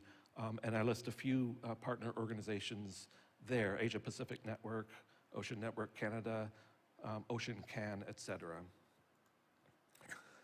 So we think about the, kind of summarizing what the SmartNet program, kind of structural landscape and strategy is. So first and foremost, knowledge production. So that's ICES and PICES science. And then importantly, knowledge sharing. Both data sharing and integration, but also generation and distribution of knowledge. So we're aiming to establish a strategy for joint research and data sharing. The networking is a key part of what we're doing, of course, and that's with other Ocean Decade programs, as well as with our partner organizations, right? So we're developing a mechanism of network governance within the program. And then finally, engagement. So empowerment of diverse communities, local and traditional knowledge. And this is, here we're trying to identify and strengthen relationships with partners in that case, and also promote capacity development. Ultimately, where do we want to go? We really want to help generate knowledge, but make sure that that knowledge is actually used for societal benefit.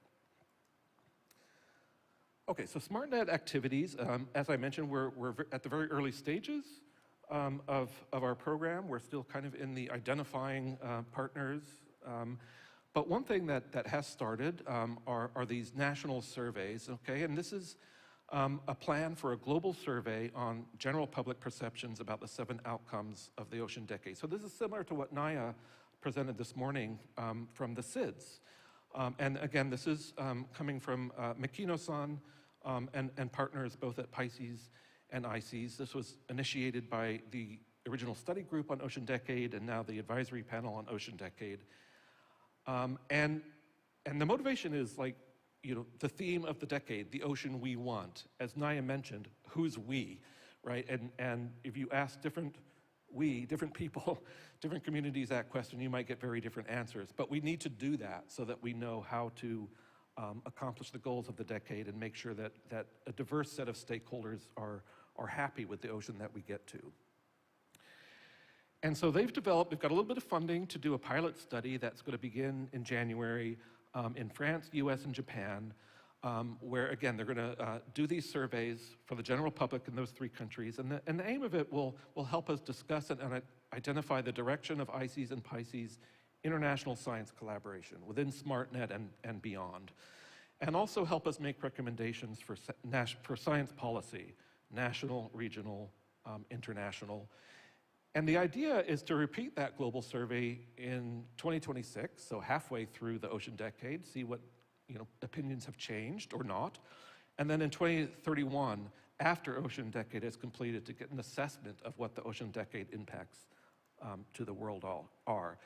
And so this will give folks like Makina-san, Naya et al. This general theory of the ocean and humans, and allow us to look at commonalities and differences across ecological factors, different geographical regions, ecosystem types, biological productivities, biodiversity regimes, et cetera, as well as social factors, political, religious groups, histories, education levels, et cetera.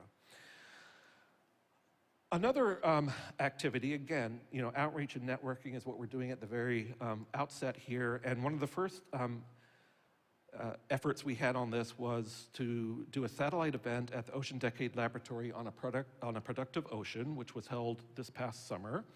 And so essentially this was a virtual seminar to introduce SmartNet to the global community, the Decade community, and begin to provide some networking opportunities with potential partners and stakeholders, and try to advance progress around the key themes of the program. And so we had really good turnout. We had over 50 people. We had a great set of panelists and speakers, and a really good initial discussion, and began doing some networking with international organizations.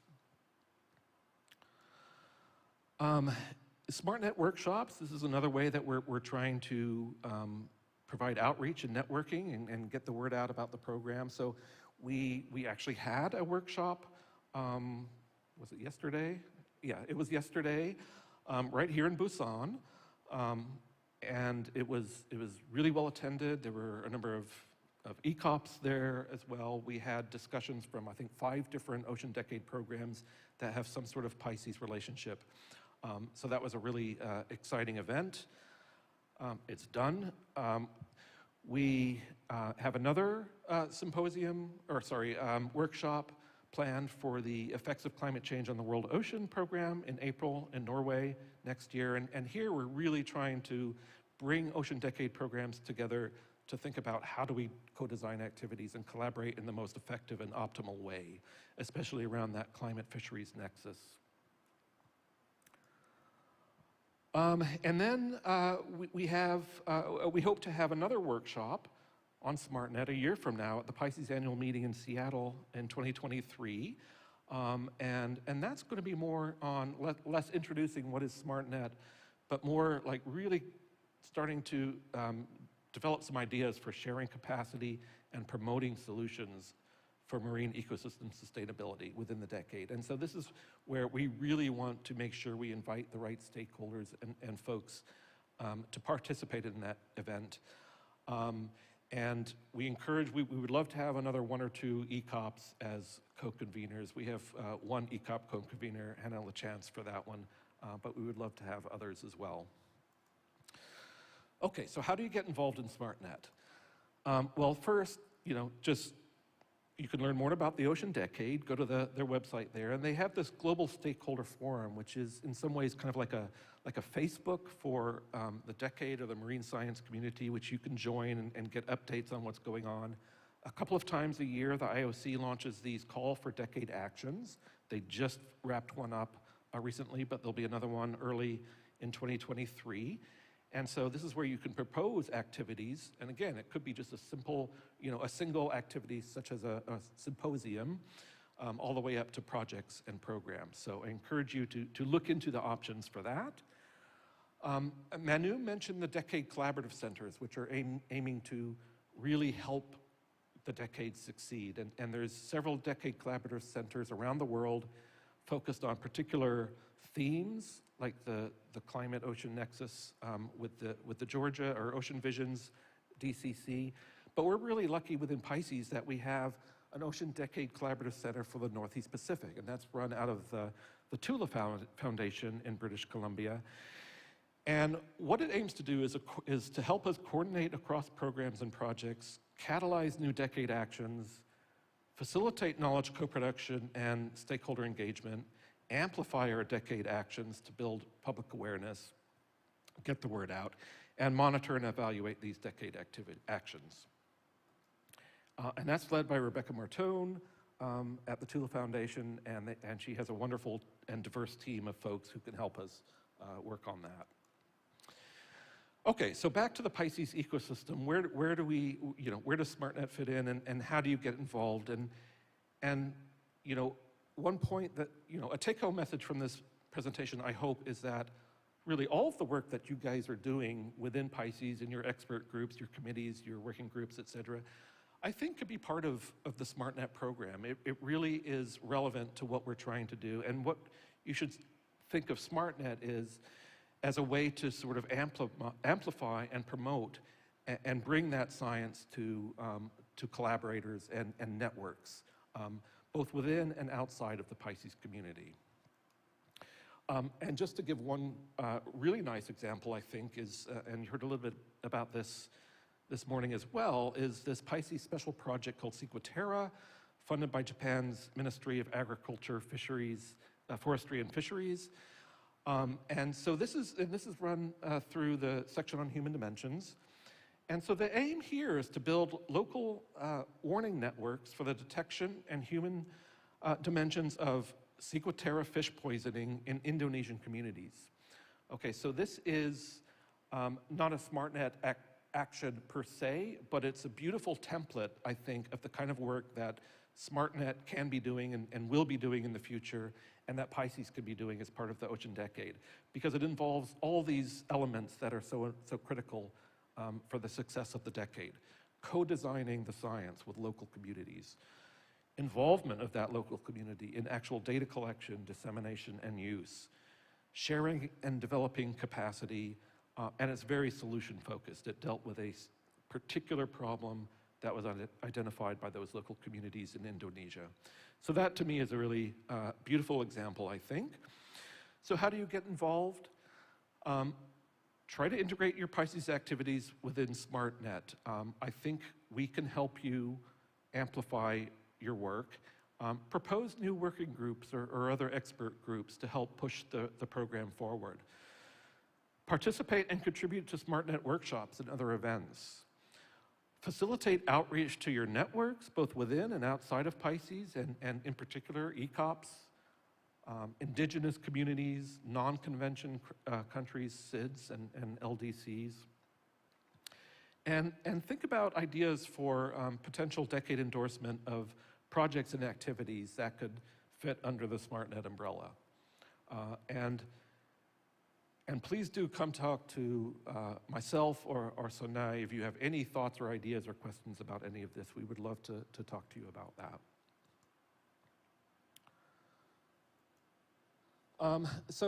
As I wrap up here, I just want to let you hear a little bit about SmartNet from some PICES scientists, and this is getting back to that synergy that I talked about between these new advisory panels and the Future Science Program. So we have representatives here from the Future Scientific Steering Committee, the Secretariat, ECOPs. We have a couple of ECOPs here, one LCOP myself. And if you, and what I'm going to show you briefly here to end is a short, and I mean short, 49 seconds, video. And this was put together day before yesterday. Elliot Hazen helped produce this for us. And it was done at the workshop held by the advisory panel on science communications that Vera organized, and which was a wonderful thing. And literally in a couple of hours, we put together this this video that I'll show you in a minute. It's not going to win an Oscar, but I think it exemplifies, how we can work together and how important having ECOP engagement is, how important having good science communication is. So let's see. Our world's oceans are connected. Since the beginning of the time, our oceans have been essential to the well-being of the planet and for human societies to thrive. However, our research and technology is not being shared at a pace to solve the ocean's biggest problems in this era of climate change. A new Ocean Decade program called SmartNet brings global communities together to share research, information, and technology to solve our shared problems. Our oceans are connected, and our science needs to be as well. Smart people. Smart solutions. SmartNet.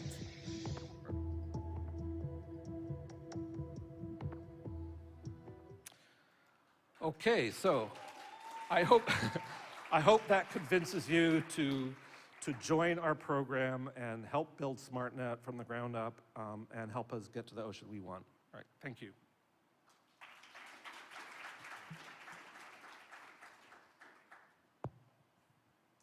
Okay, thank you, Stephen. Are there any questions for Stephen?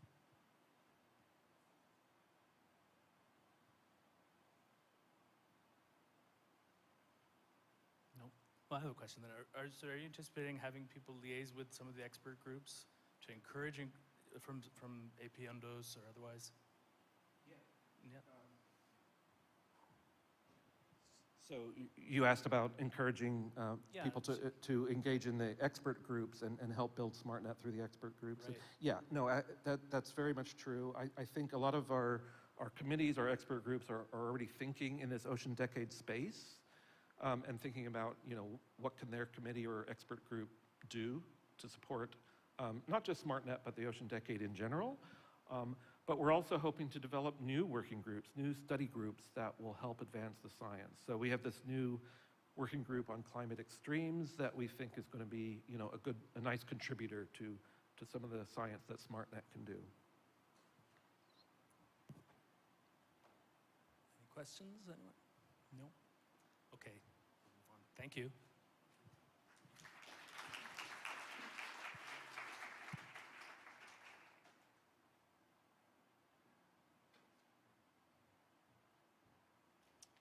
Okay, and our next speaker is also well known to people in PICES here, is Slava Lobanov. And Slava is from the Pacific Oceanological Institute in Vladivostok, Russia. And he's involved as well in many of these PICES expert groups. He's a member of the Future SSC as well, and also co-chair of AP CREAMS. So please welcome Slava.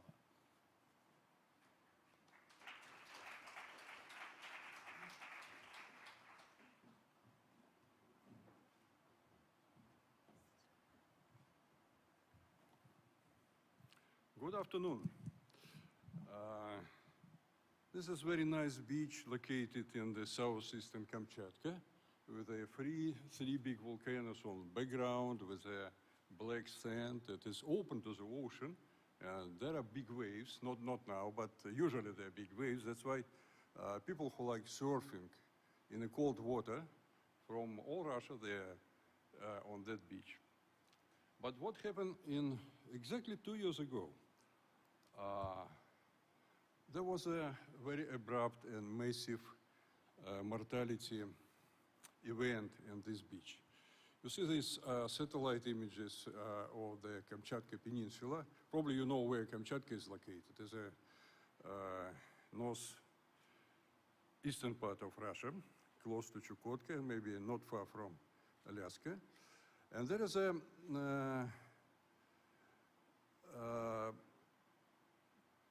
people said there's 95% of benthic organisms were abruptly thrown out to the beach, and they're mostly shellfishes, sea urchins, some small octopuses. That was first time in Kamchatka observed. The people say it could be happened because Kamchatka is not very, not too many people live there, so there are some places where nobody lives, so it may be happened. But first time it was registered, it was a big problem because it's surf people. There is you see this like a beer tide or kind of foam, which also visible from satellite. You see these two satellite images, one for September 15, they're like regular surf, and September 20 already very wide strip of the white foam, white yellow foam. This for that people who enjoy this for last maybe 5 years, they enjoy surfing in this area. They were the first time, and there was a big roam in Russia that people said this kind of leakage of some poisonous materials from military garbages or something like this. And there is the governor of Kamchatka. He's quite young person and very active, enthusiastic. And there this surf people and divers claim that there is some kind of very bad smell, and they have some problem with stomach and some problem with eyes, and they people not very much knowledgeable about these red tides and harmful algae blooms. They start thinking this kind of some leakages from some poisonous materials from the military base or from this how to say burning polygons. So he had to find this coastal ocean solution. And there is a good example. That person start thinking, he understand why do we need the ocean science. And he didn't call the regular emergency group, because the regular emergency, like Ecological Service, Administration of Hydromet, they worked already there, but he called scientists. He called Russian Academy of Sciences and asked, please come to our place and try to find what is it, what is a scientific solution to how to manage with this problem, what is it. And my colleagues from Institute of Marine Biology, Forest and Federal University, and our institute, they came, and what they found, they took samples, and they found all southeastern Kamchatka area, which is about 500 kilometers area. This is a poisonous species like microalgae, Karenia. They found here, and on this diagram you may see that's not only in Avachinsky Bay. Avachinsky Bay is in the northeastern part of this slide, but also in the southern tip of Kamchatka, northern Kuril Islands, there are lots of these microalgae. So after that, this governor of Kamchatka called to the ministries and asked them to establish, to launch a new program. And actually this program was launched because of this incident, which is quite good thing for scientists. And the program called Ecological Safety of Kamchatka, the study and monitoring of natural hazards and anthropogenic impacts. And this program not only for understand the reason of this particular incident, but this program was to evaluate other risks, other possible hazards or possible negative incidents in Kamchatka area. This program is quite big, and I just show you briefly what is it. This development on methods, development on satellite algorithm to identify the species, improvement on technology of satellite monitoring, and study and monitoring of abiotic environmental factors, what we are doing. So my institute is responsible for number 3. And there are also many things with microbiology, with toxicology, even there's medical things like biomedical assessment and so on. Quite big program was started just because of enthusiasm of one person who believed that they need science, especially in such remote area like Kamchatka. And we start thinking, okay, we said, okay, we will participate, and we start thinking what could be a reason, not only for this particular things, but other risks for Kamchatka. First is global processes like global warming. It could initiate this development, the development of this algae and in high concentration and algae bloom. Other global process may be eutrophication, which is common for the ocean and maybe common in Kamchatka, but we don't know because we don't have good observations there. From mesoscale processes, there could be upwelling, and there is a East Kamchatka current which flow from north to the south along the Kamchatka coast, and you know there is a trench there, and there is very sharp slopes, and there is eddies formed in the base, and these eddies detached, they live their own life, and they're very strong dynamic features. With eddies also could form the upwelling event, which upwelling brings water up and brings nutrients to the euphotic layer. And also another important thing, there is a low oxygen water located below 200 meters, and the so-called the Pacific Intermediate water. And if upward motion may bring this low oxygen water and with high concentration of nutrients to the shelf, and also maybe a trigger mechanism for the bloom of plankton. And also from the local things, local processes, maybe submarine groundwater discharge, because Kamchatka is a kind of very seismic area. There are many volcanoes and active volcanoes. There also important the gas fluxes there. So we try to look to these processes, but not everything. This study is incomplete, so I just report about the beginning of some. So this is a daily chlorophyll maps of that period from received from satellites from September till beginning of September till the middle of October, and the incident happened in the end of September. And see on these pictures, there's increase of the chlorophyll content in this area. And the question is, if, of course, probably usually this is a seasonal phenomena, but this diagram in the right part of the figures, they show the difference between 2020. It was special year. In blue color is the average seasonal average variation of the chlorophyll for that area, but red line is for particular 2020. You see very sharp increase. This is monthly average values.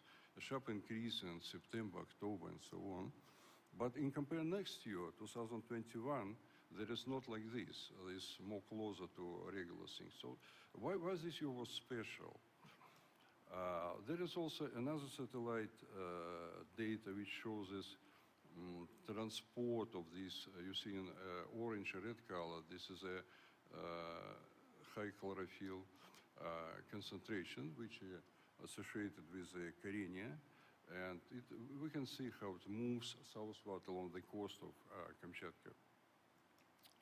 Then we look to interannual variability of air temperature and sea surface temperature.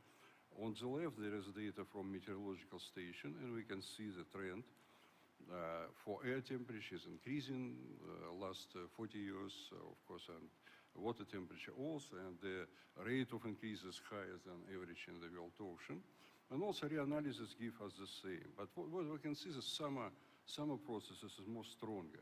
So we have more higher increase in summer than in winter.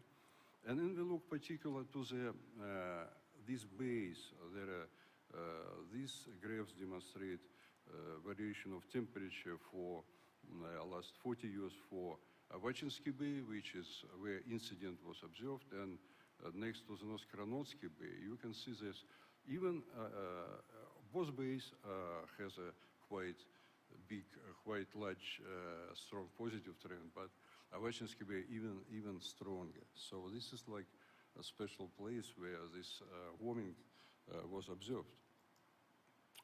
And this is a daily SST retrieved from satellite data. You can see this, we observed the blue, light blue is average for how many, 40 years approximately, and red line for particular 2020. It was kind of special year, so those, we have some peaks of abrupt increasing of temperature. Why this was happening, we do not know. We need to look more closer. And then important thing is mesoscale eddies. So mesoscale eddies, they very strong dynamic features, especially along Kamchatka, as I mentioned. This figure shows some example of this eddies. They travel along the Kamchatka, and when they come close to the coast, they may produce upward motion of the water, so-called upwelling event.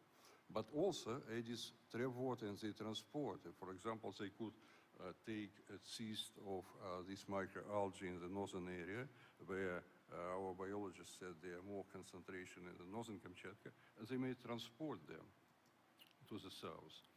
And this is an example of how this eddy travel. This is the calculation, Lagrangian calculation from the altimetric data. You see they move. And the eddy left, right side in the bottom, there is a section of the eddy. You see this could be upfilling in the periphery of the edge of the eddies, upward motion of the water. But this is a section of dissolved oxygen, and Kamchatka is on the right side. You see there's water with very low oxygen, located only at the depth 200, 100 meters. So there's enough some upward motion, and this water may be on the shelf. And they may induce the same case of mortality just because of very low oxygen. Plus, this water contains nutrients, and as a result, there may be very strong plankton bloom. So again, looking for the, we looked for this particular period for when this incident mortality happened. But it's difficult to find because the eddies, there are some figures taken from calculation from altimetry, Lagrangian simulation, but there's eddies, they're very fast moving, it's very not stable, so difficult to judge if they were result of the eddy upwelling or not. So we made in 2020, when our ship came back from the Arctic Ocean, we asked them to do some observations in that area, and you see a section across the eddy, and you see the very low dissolved oxygen content on the periphery, but unfortunately not at the coastal area, but opposite. But eddy rotation, we may expect that its low oxygen may be close to the coast, but at the moment we have not found this. And this is another example of eddy in section in Avachinski Bay. And so this summer we had observation in that area, and we tried to look to the structure of the eddy, but again, the eddy already left the Avachinski Bay, so we were a little bit late. But what we found, and this is a satellite images, temperature and chlorophyll. You see that inside the eddies there's a water with a cold and with a high content of chlorophyll. But what is important on the periphery of the eddy, on the eddy edge, there were very high content of chlorophyll concentration. And here we looked at the distribution of temperature and salinity. And you see that important thing, that eddy traps the water from the coast. The very low, what was surprising to us, this open ocean, but very, very low salinity close to the shore in Avachinski Bay. There are no big rivers in Kamchatka. Why this salinity is very low? And you see the eddy, because anticyclonic, it takes water from the coast and they transport water to open ocean, and then for very far distance. And this water contains very high concentration of nutrients, at least silica, and this is a good background for development of plankton. Why water is such low salinity? There is the photograph of Kamchatka coast. You see, it was the beginning of July, but this is a season of snow melting, and there are many such small canyons, and the snow comes down, and this canyon ends with a small waterfall or spring, and it supplies lots of fresh water to the ocean. Even you see the water is green color, but this is open ocean, just maybe 50 miles toward the open ocean, the water different color. It was very surprising, so very strong. And we need to study the biogeochemical properties of this water next time. Okay, so I will not conclude because I have no conclusion because this is not concluded work, but our future work we like to look at the long-term variability of chemical parameters. We do not have good observation in this area, but we have water cruises and we have our joint project with Jumpstick on Mirai cruises maybe 20 years ago and 30 years ago.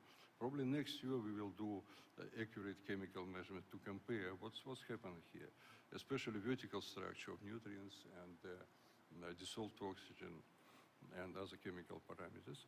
And we like to look at short-term variability, and we deployed 2 moorings close to this bay where it happened. And maybe in November we will try to recover the moorings and look, because nobody measured this moorings there. And possibility of pools eutrophication by rivers, because this is also an important phenomenon when there is a very strong heavy rains or this fast melting of ice, there will be pool eutrophication. Somewhere in groundwater water discharge, and methane fluxes from the bottom are also an important phenomenon. Okay, so that's all from me, and I just mentioned the example of the person who knows why do we need marine sciences stimulated this quite interesting program. Thank you.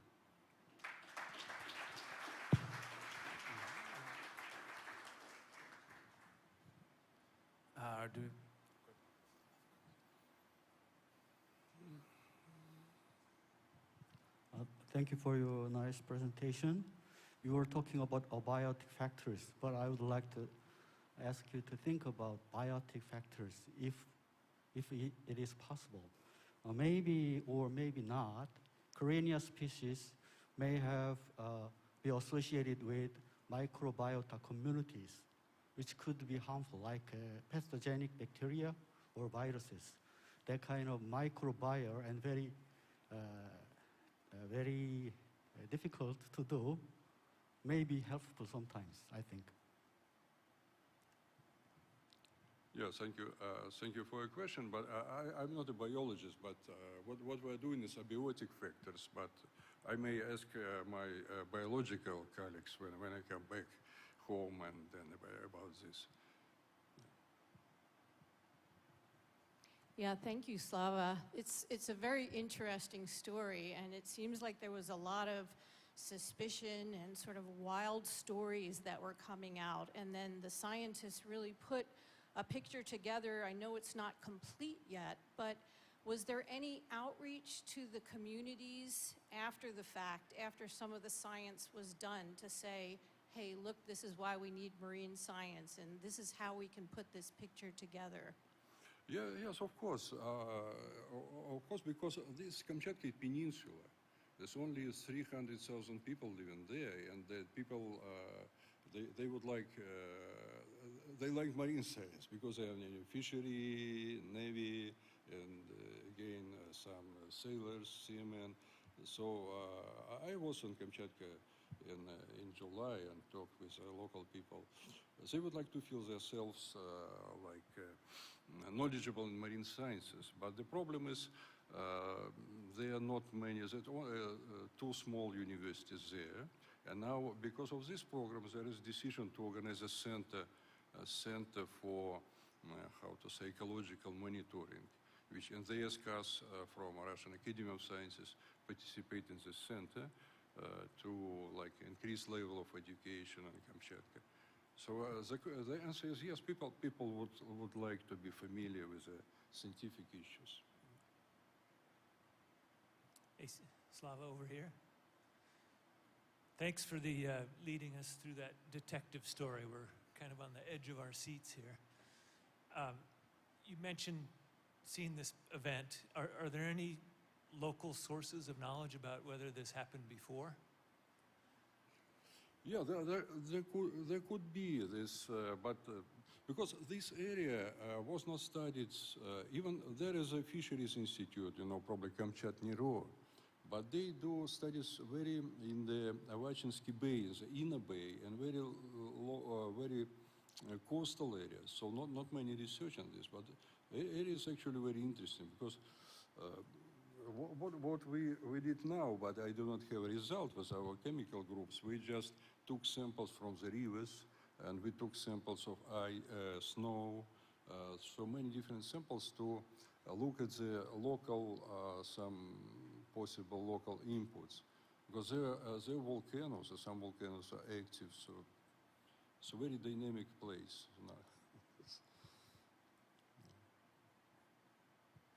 Thank you for nice talk. So my name is Atsushi Yamaguchi from Hokkaido University. And I want to just inform you the similar Karenia seriformis harmful algal bloom was also occurred for the east coast of the Hokkaido island. The 2021 is September to October. It's very mass mortality of salmon and sea urchin. And we are considering the marine heat wave before the autumn, such as July and August. It's a very high temperature was the cases for the east coast of the Hokkaido island. It's similar to the east coast of the Kamchatka Islands. And how about the 2021, 2022? Are there any harmful algal bloom by the Karenia is occurred for the east coast of Kamchatka? No. Yes, I know about this case in Hokkaido in 2021, and even we tried to trace the motion using this Lagrangian approach. We try to trace the motion of water particles. If it could be possible from the Kamchatka to Hokkaido, and it could be possible. But probably you are right. This warming is one of the important reasons. But as I mentioned, this on Kamchatka 2020, September 2020 was extremely warm. 2021 was not so warm, and this year 22 also not so warm. That's why there were no, the correlation between temperature and chlorophyll is very high. I didn't show these slides, but they're very high correlation. So probably warming is one of the reasons. But as I mentioned, for us, so Governor of Kamchatka, he would like to know other risks, not only these like HAB, but maybe other problems with negative application to the social things or ecology. That's why we explore another mechanism.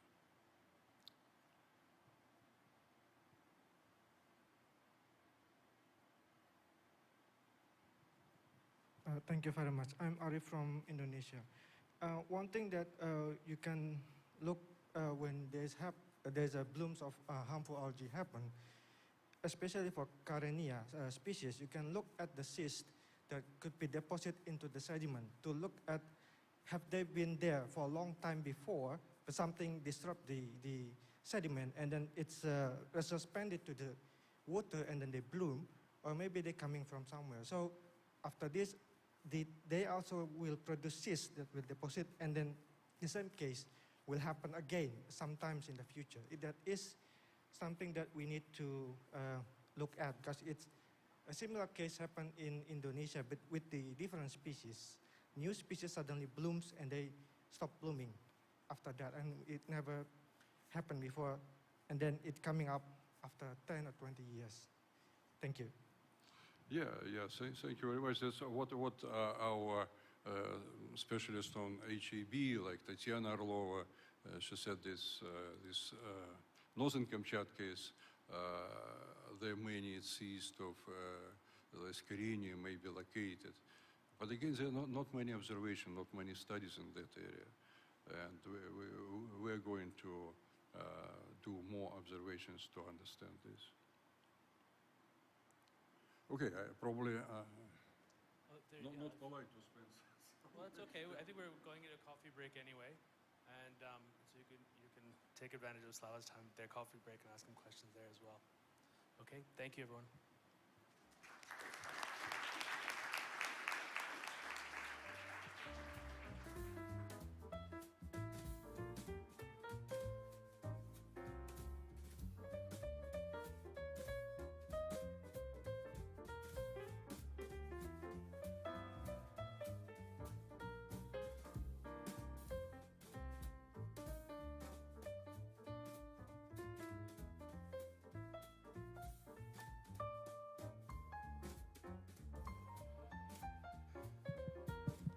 And please be back at 4:30. Thank you.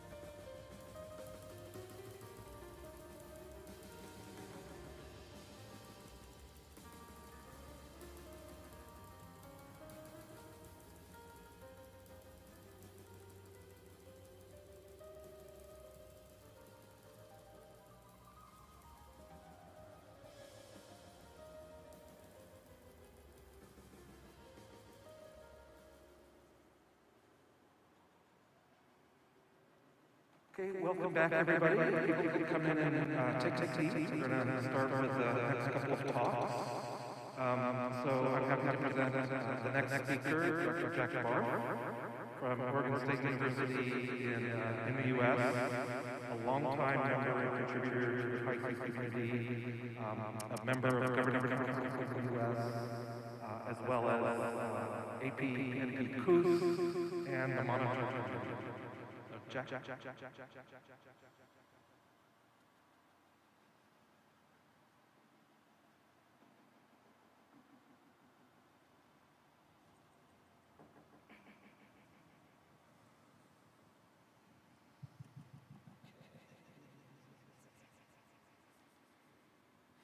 All right, good afternoon, everyone.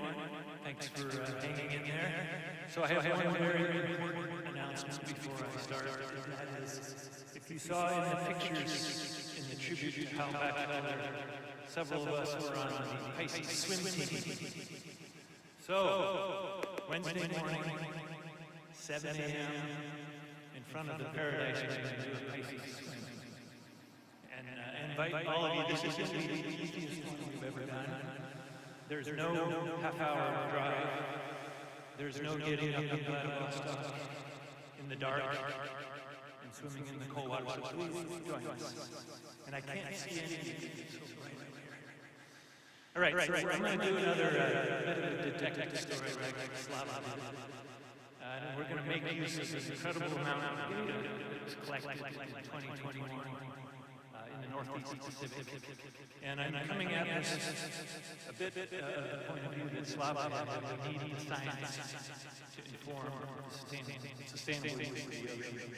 So that's where we're headed. Bunch of co-authors, they're listed there. Several are in the audience. This is a collaborative effort to pool our data to understand one of the stressors in our coastal ocean off Oregon and Washington. So again, I'll just remind us overall goal is to sustainably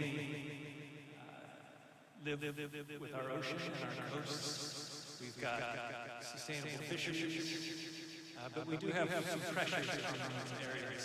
You can see the offshore wind buoys at the very bottom. If you look ahead, there's a wave energy buoy.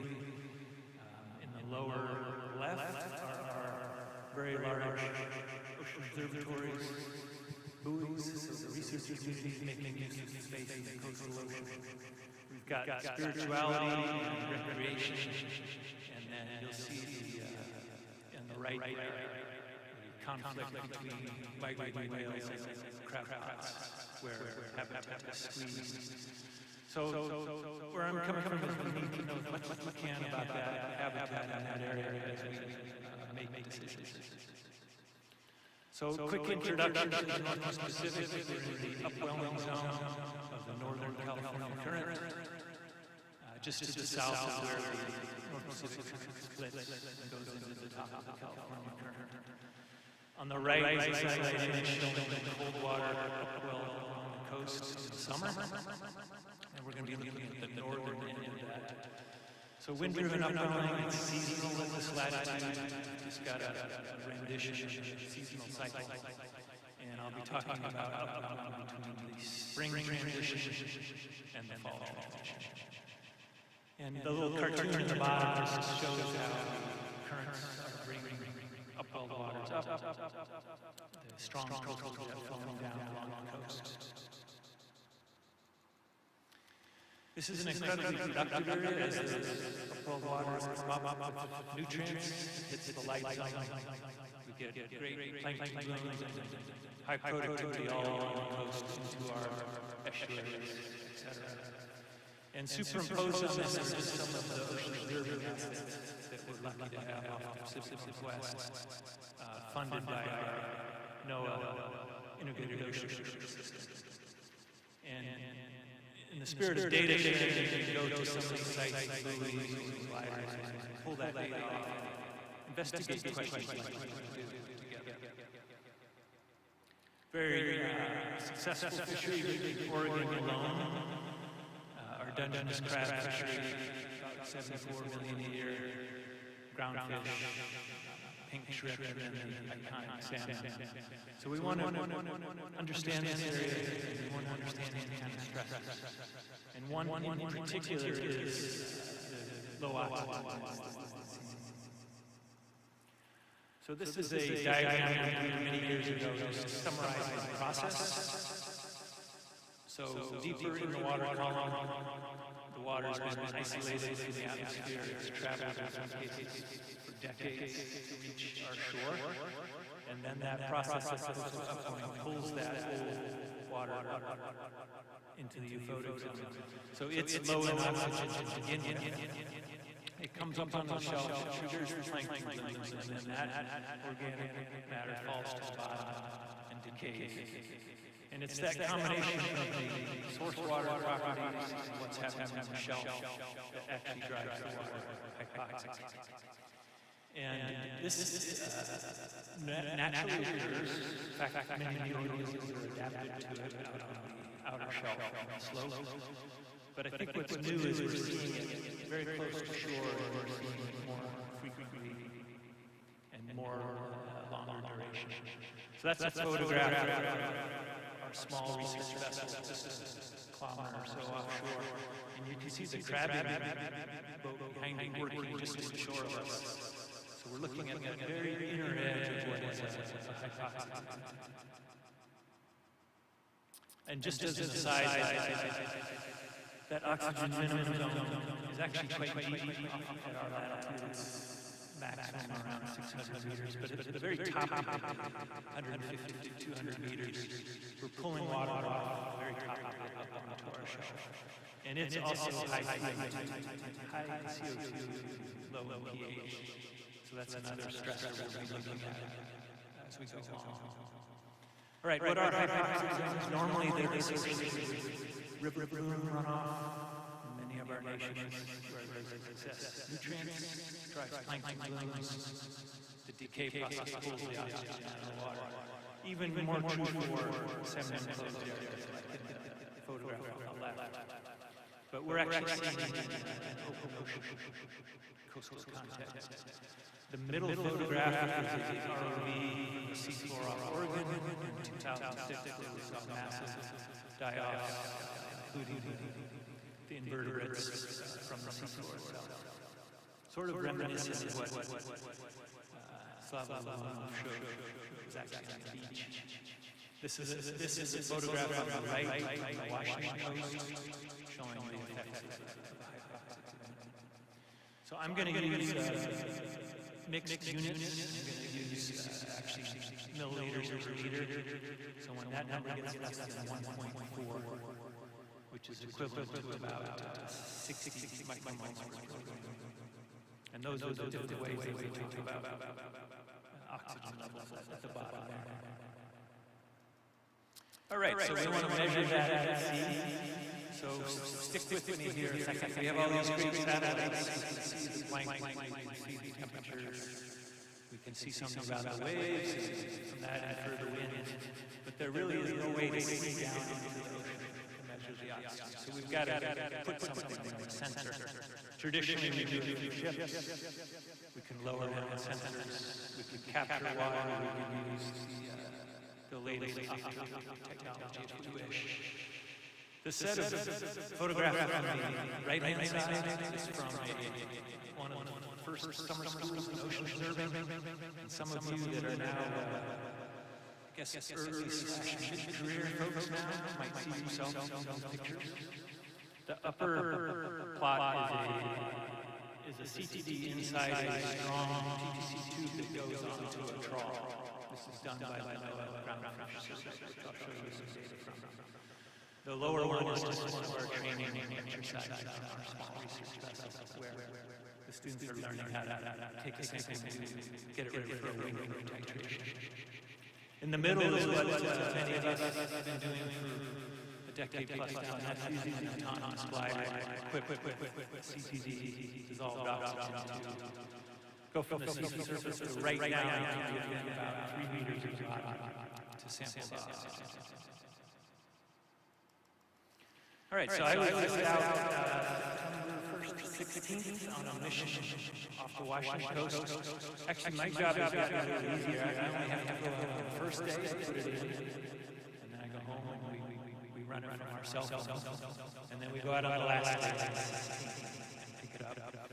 There's the little zigzag pattern along the coast, and on the NANI's website, we plotted out the oxygen from the sea surface near the seafloor. So with the way color palettes work, red is good, blue is bad. So that blue water near the seafloor is low oxygen water. And you can see it makes its way all the way to about 25 meters in space. And each one of those color profiles is a dive or a climb from the glider. Okay, so when we went out on the morning on the 16th, we picked up the glider, and I brought it up to the Native American group in Tohola, Washington. This is the Quinault Indian Nation. So we've been talking today and yesterday about bringing in more local knowledge and indigenous observations. So we took the glider to the Quinault Tohola school, and I first thought I was going to have a bunch of 8th through 12th graders, and I could really spend some time taking the glider apart and putting it back together. But the principal said, you're driving all this way, let's have the whole school. So it was K through 12, from little tiny guys who wanted to know why we needed yellow, to the high schoolers that were asking very sophisticated questions about what are we going to do with the data, or what careers are there in marine science. So great experience. Hopefully, I'd like to propose doing a longer workshop. And I have no idea what to do with my arms.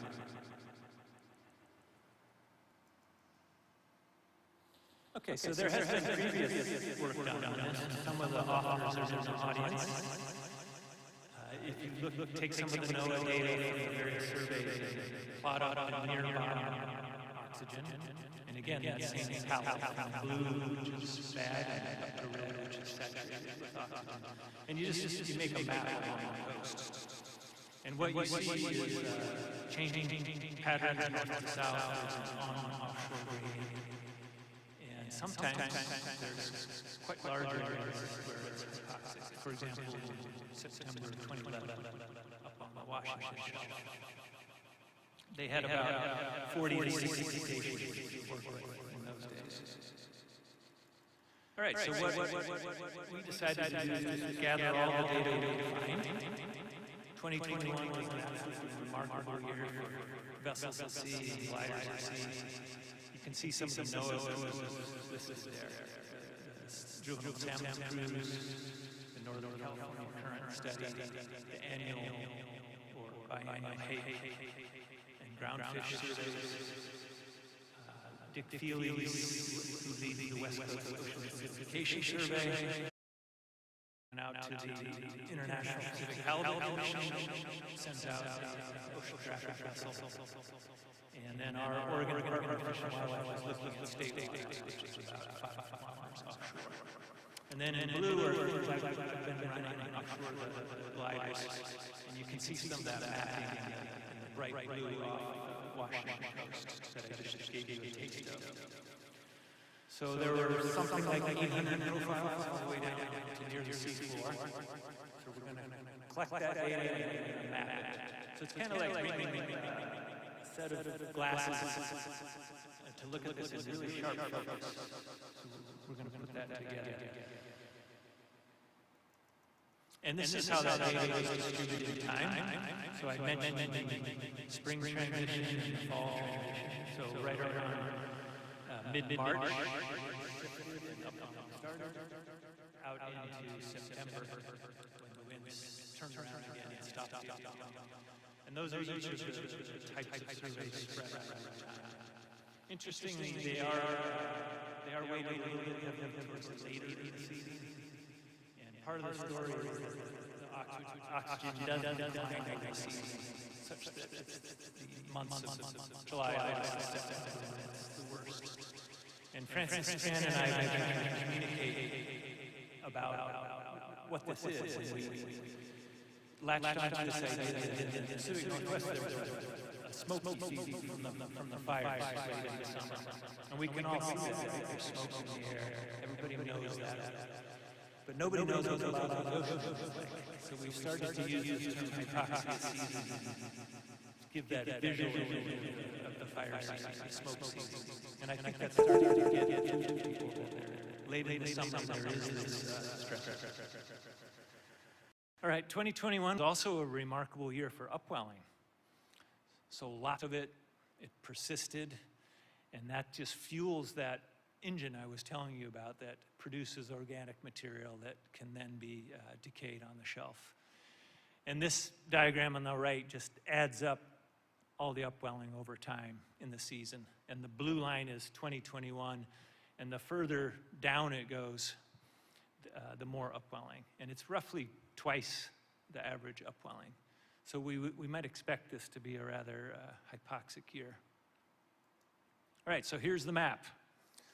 We take all the near bottom data, we put it into a spline fit routine that actually makes an inquiry of the nearby data and checks for significance.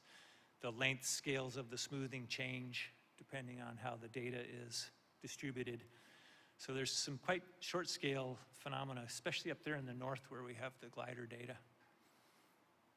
So one quick calculation is you can just simply add up inshore of 200 meters how much was hypoxic. This is the average for the upwelling season, and over 70% of the shelf was hypoxic. That's remarkable. All right, well, let's look at some of the features. There's low dissolved oxygen in a few patches. So up there in the north on the Washington Shelf, there's a noticeable patch off the Columbia River in the middle, and then off middle central Oregon associated with an offshore bank, Hecata Bank.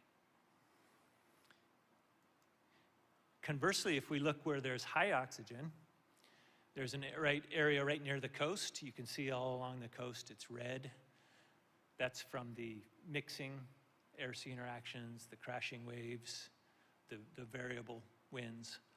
That's a refugia. If there's low oxygen, that's a place organisms can go. And we see that.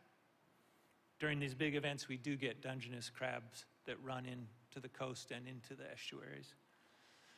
It's also south of Cape Blanco, that prominent point that sticks out around 43 North. The shelf gets quite narrow to the south of there, and that's high oxygen as well down there. And then again, way up north off the Strait of Juan de Fuca, where presumably there's a fair bit of tidal mixing and other effects. So let's talk a minute about why that might be happening. So here's some ideas behind that, and I'll show you some further evidence. That region off Grace Harbor on the Washington Shelf, that's a wide continental shelf, so a longer time to retain that water before it's flushed off. Around the Columbia River plume, remember I talked about hypoxia being associated with river plumes putting in excess nutrients.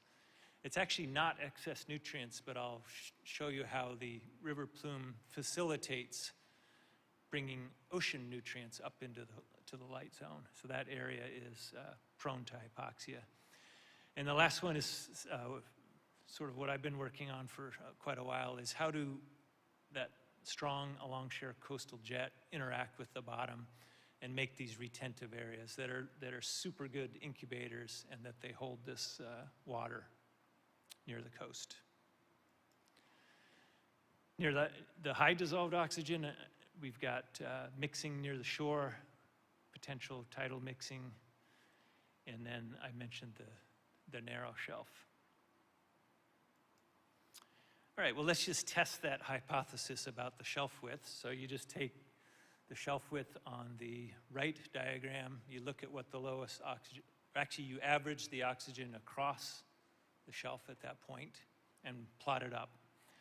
And you can see there is an indication that the wider the shelf, the lower the dissolved oxygen. So that seems to hold up.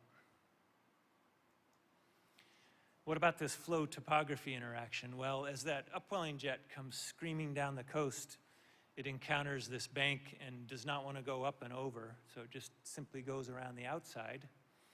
It creates a little extra upwelling through the centrifugal force, and then it isolates an area of low flushing inshore.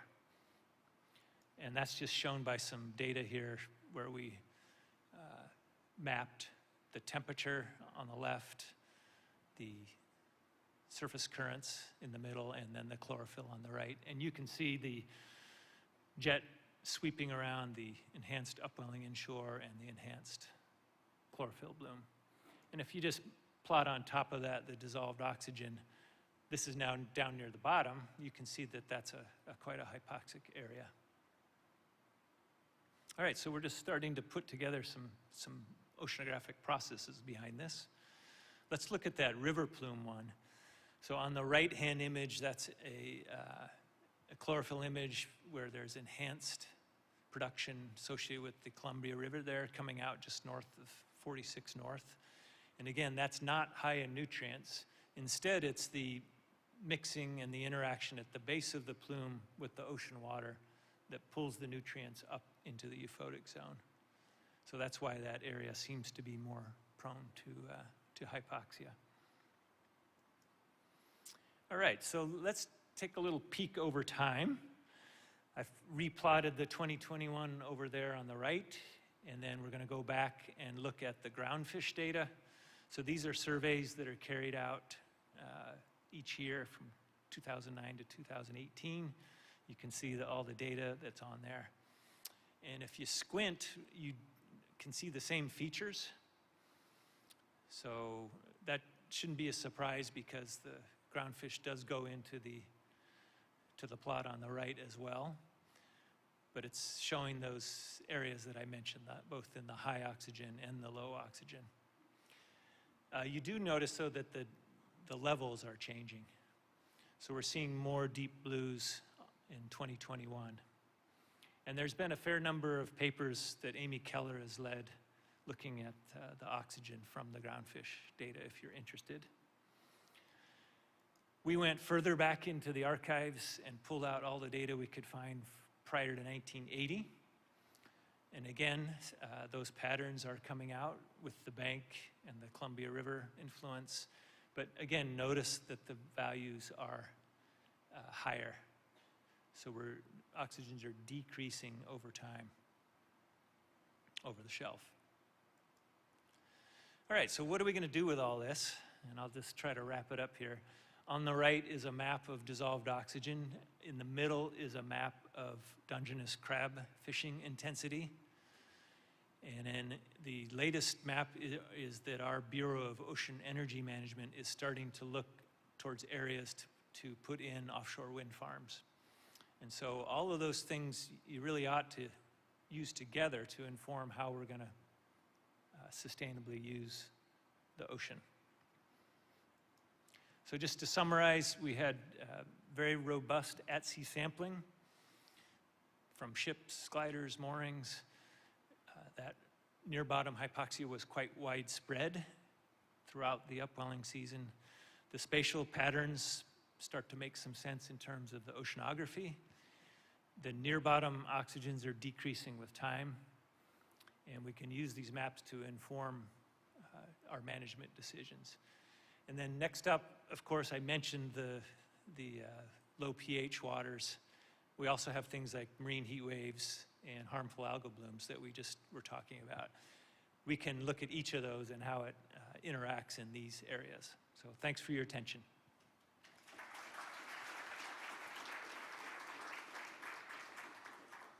Thank you, Jack. We have time for a couple of questions. Manu? Sorry. I was curious if you find any significant relationship between these sort of larger scale Northeast Pacific events, these heat waves that happen at different phases of the seasonal cycle and have large meteorological changes. Do they actually relate to some of these more coastal scale hypoxic event like the strong 2021, or is it just sort of all over the map? Yeah, I'll just take it one step back, Manu, is that of course, the marine heat wave is caused by changes in the atmosphere, and that changes the ridging patterns and the upwelling itself. So that supercharged upwelling, yes, due to changes in atmospheric circulation.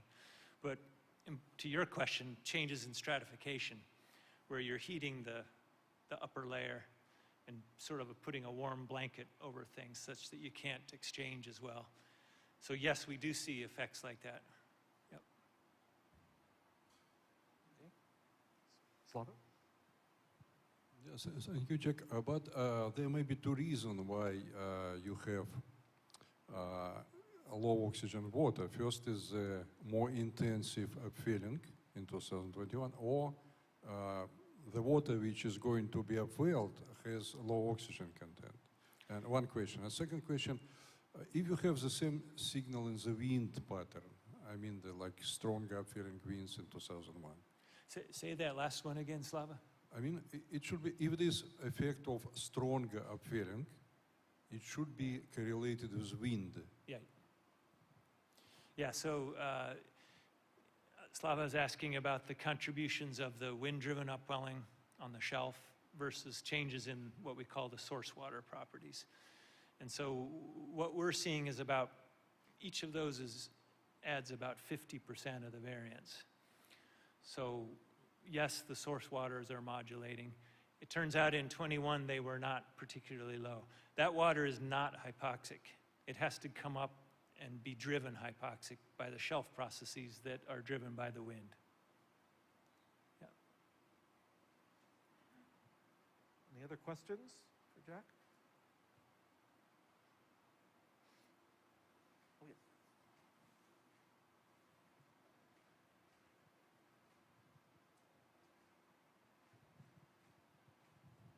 Thank you very much for a very interesting talk. Is your low oxygen water is related to the undercurrent strength modulating this ENSO? So the question is it's actually the California undercurrent down at about 200 meters that's bringing that water north. And the question is whether ENSO modulates that. At our latitude, there's much less effect than there is further to the south, say in the Cal Coffee region, where Stephen Bograd and others have looked at oxygen. So as you go north, the ENSO signal's less impactful. So we don't have as big a impact.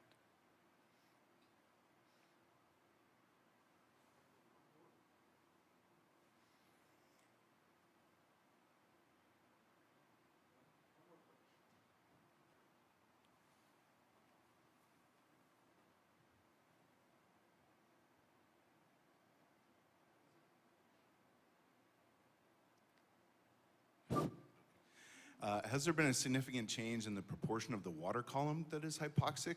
It looks like your mapping is showing some trends, but what about the vertical profile of the amount of hypoxia that you're seeing? Yeah, and to be honest, when we first started looking at the glider data, I was stunned how much of the water column was hypoxic. It can, in some cases, it can be 2/3 of the water column.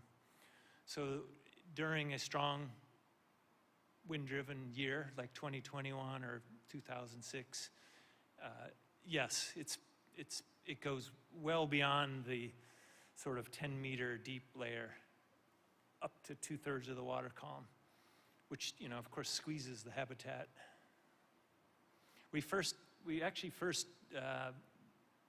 This phenomenon was brought to our attention by the fishermen who noticed the octopuses climbing up the crab lines to get out of the low oxygen zone. Steve, do I get the last word? Okay, who knows when the Pisces swim is? Wednesday, 7 a.m. in front of the Paradise. Thank you. Thank you, Jack. So our final presentation for S1 is by Dr. Misty Peacock, who's at the Northwest Indian College in Washington State in the US, and another very active member of the PICES community. She's on the MEQ committee and section on harmful algal blooms. Thank you, Misty.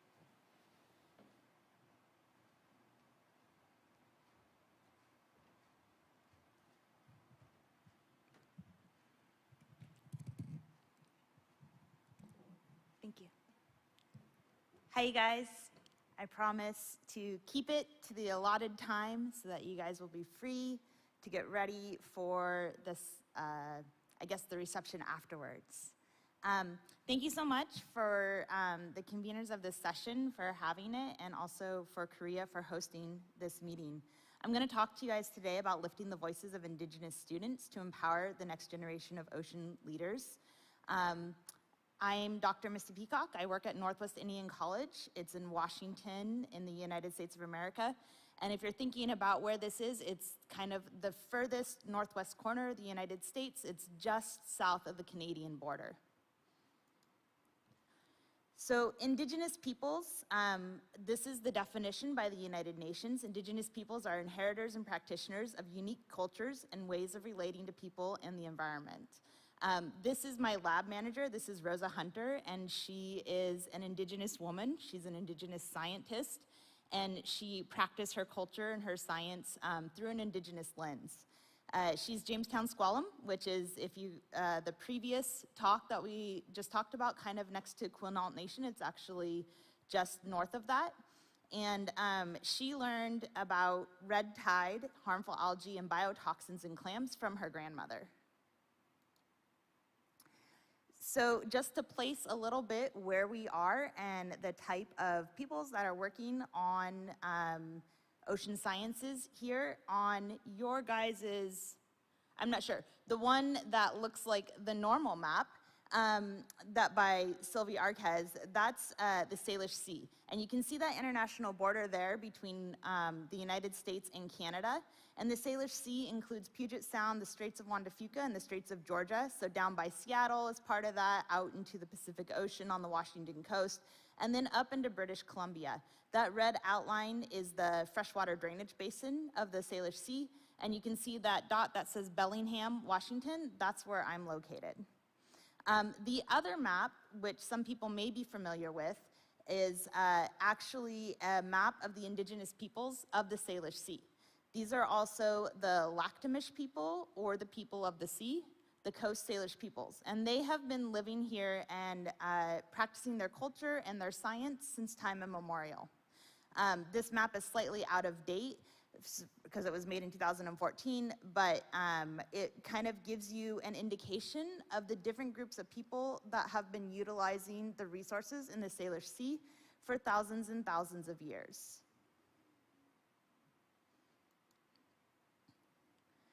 So we've talked about this a lot in this session, and I'm not going to repeat it too much, but the UN Decade for Ocean Science for Sustainable Development Goals really focuses on diversity and inclusion, international engagement, policy and management, diverse forms of knowledge, and outreach and communication. So this is a multi-stakeholder environment that involves generators of knowledge and users of knowledge. It integrates both natural and social sciences. It really includes Indigenous knowledge holders, and it also includes generational, gender, and geographic diversity. And so I think for quite a while in the sciences, this has been an important key point, and I really want to say thank you to the UN for kind of making this so front and center, because sometimes it can get drowned out with all the other things that people have to think about. I'm going to say something. I'm going to say that ocean sciences has failed at retaining Indigenous students. This is not a story of failure, so keep that in mind. This is not a negative story.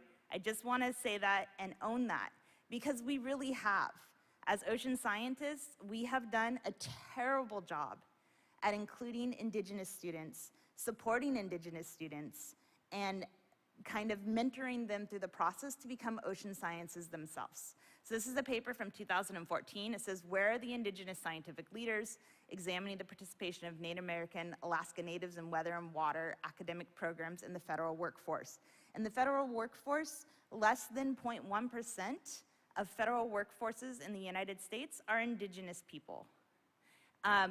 And I probably should have said this before for countries who are not familiar with North America. When I say Indigenous people, I mean the original inhabitants of North America. So these are the people who were here, living here before colonization. And this quote from William Wolfe, who was the president of the National Academy of Sciences, goes back all the way to 2002. He says, as a consequence of the lack of diversity, we pay an opportunity, a cost in designs not thought of, and solutions not produced. I think that there is a lot of recognition that when we don't have diverse people working in sciences, then we don't have diverse solutions. Some of the previous talks today have really focused on that, and I am appreciative of that. So this is a graph from the National Science Foundation. This shows the degrees that are granted in the United States to STEM fields. So the light blue is Bachelor in Sciences in STEM, the green is Master's, and the dark blue is doctorate degrees. And you can see from 2008 to 2018, there has been some marginal increase for people of color. So this is not Indigenous people specifically, this is minorities in the United States of America.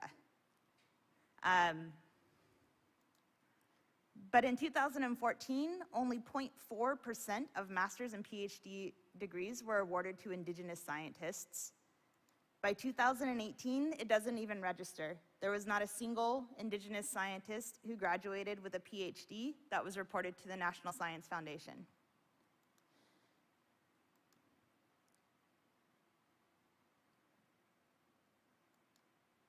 Thanks. In 2019, only 169 Bachelor of Science degrees were awarded in Earth Sciences to Indigenous students. And so if you think about how large the United States of America is and the fact that about 2% of the population identifies as Indigenous, this is really pretty terrible that only 169 Bachelor of Science degrees were deferred to Indigenous students. So one thing that America does have are tribal colleges. These are land-grant institutions that they have stakeholder engagement, and so they're chartered by a tribal nation. In Northwest Washington, we have Northwest Indian College. And so this actually started out as the Lummi Indian School of Aquaculture. It has a long history in marine sciences, and it has about 430 students who attend it. Of those students, 93% of them identify as Indigenous, and we serve more than 130 tribes, and this includes Native Americans, Alaska Natives, and Canadian First Nationers. And so we also are a 4-year degree granting university that has a Bachelor of Science in Native Environmental Science degree.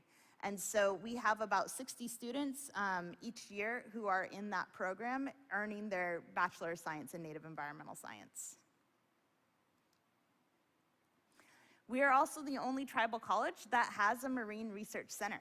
So I'm the director of the Salish Sea Research Center. It's a 4,200 square foot research center. We focus on marine research. We prepare the next generation of Native environmental scientists and leaders. We foster respect for Indigenous knowledge. We are actually inclusive of that Indigenous knowledge within the science that we do. We provide the students with opportunities to gain solid backgrounds in scientific methods, critical thinking skills, and self-motivation. And we build tribal prosperity through place-based teaching, research, and extension. We also have the Tribal Colleges and Universities Enterprise Advancement Center for Community Marine Research, which is too much to say, so we just call it the T-Center. And so what this does is an NSF-funded program that identifies community research projects. It supports tribal nations in food and data sovereignty and engages the community in knowledge exchanges. And I'm going to tell you why this is so important when we're working with our Indigenous students. We really focus on engaging our Indigenous scholars. And so before we have our students work with us at the Salish Sea Research Center or through the T-Center, is that we invite them to partner before the internship program begins. This is some pictures of our students who are actually working on the sciences. And what we do each year before we have our students do this internship program is we do a couple different surveys. This one was done in 2014, 2018, and 2021. We actually went out into the communities, the tribal communities that we serve, and we asked them as stakeholders, what are the research projects you would like our Indigenous students to work on. And these community stakeholders said the biggest concern for them was emergent harmful algae and biotoxins in the Salish Sea, decreasing forage fish stocks, and monitoring for climate change, which I think is kind of a theme here at PICES, are some of the concerns that we see in our shared waters. They also wanted to focus on management and policy decisions so that there's safe seafood for the community and they could prepare for the future in case there needed to be that preparation. Lastly, they wanted to support their cultural identity and their ability to practice sovereignty and make policy decisions. And what that means is that they didn't want scientists from outside the community coming in and telling them how to manage their fisheries, how to manage their stock, and how to do what they need to do for their people. What they want is an appropriate channel where the data is completed and then provided to the tribe for them to make their own management and policy decisions. We also surveyed the students here, and we did it as a word cloud. And you can see the larger the word is, that means the more times the students actually said this. And you can see kind of focused here is sovereignty, place-based research, graduate school, ways of knowing, self-determination, celebration, voice, communication. And so we really wanted to build our internship program that would support our students in that while they studied their marine science. So we designed an 8-week paid internship program. I put paid in there because I think it's really important. A lot of our students are underpaid. A lot of our students are considered non-traditional students in the sense that they are coming back. They're older than a lot of the 18 through 22-year-olds that you see at undergraduate colleges in the United States. A lot of them have families already. A lot of them are single parents as well. And so it was really important that we supported them during this program. Each year we have between 10 to 15 Indigenous undergraduate students. And so if you think about it, we have 60 students in our program each year. And so about 10% of them, a little bit more, about 20% of them are actually participating in our program. This is a competitive program, so they do have to apply to get in and be committed to that 8-week internship. We have curated research projects, so we do that survey and we ask them what they want to work on. And once we have that information, then we actually partner them with research mentors who can help them. These research mentors are taken from within the community. We work with natural resources departments or their faculty or researchers at Northwest Indian College. We also work with federal and state researchers. We've had mentors from NOAA, from University of Washington, some of the larger Research One universities in the area. And our students are required to give presentations of their work. We also provide for them support to go to one conference a year. So if they complete the internship program, then they have that opportunity to go. If you've ever had a graduate student, you know how important this is and how competitive it is for getting into graduate school to show that you have been able to complete a research project and then present it at a conference. So I'm going to talk to you about just the last 2 years, the kind of projects that we've been doing. I said 2 years, it's actually been the last 5 years. We did have a small break for, I think there was a virus that was going around, but we actually continued. We had online classes, and that was a whole lot of fun. It was not fun. But we did continue our internship program. We're so happy. We had our students back in the lab this summer, which was really nice. But we listened to the community and we started working on projects that included harmful algae and biotoxins. In the Salish Sea, our kind of biggest harmful algae of concern is paralytic shellfish toxins and paralytic shellfish poisoning. And so we do have the capacity at the Marine Research Center to run these toxins. We do have a liquid chromatography mass spectrometer. And so our students learn everything from collecting samples to preparing them in the lab to running them to getting the data and then deciding what to do with that data. We also belong to parts of various federal and state groups that monitor for harmful algae, and so we also work with the students on how to provide that information to the public.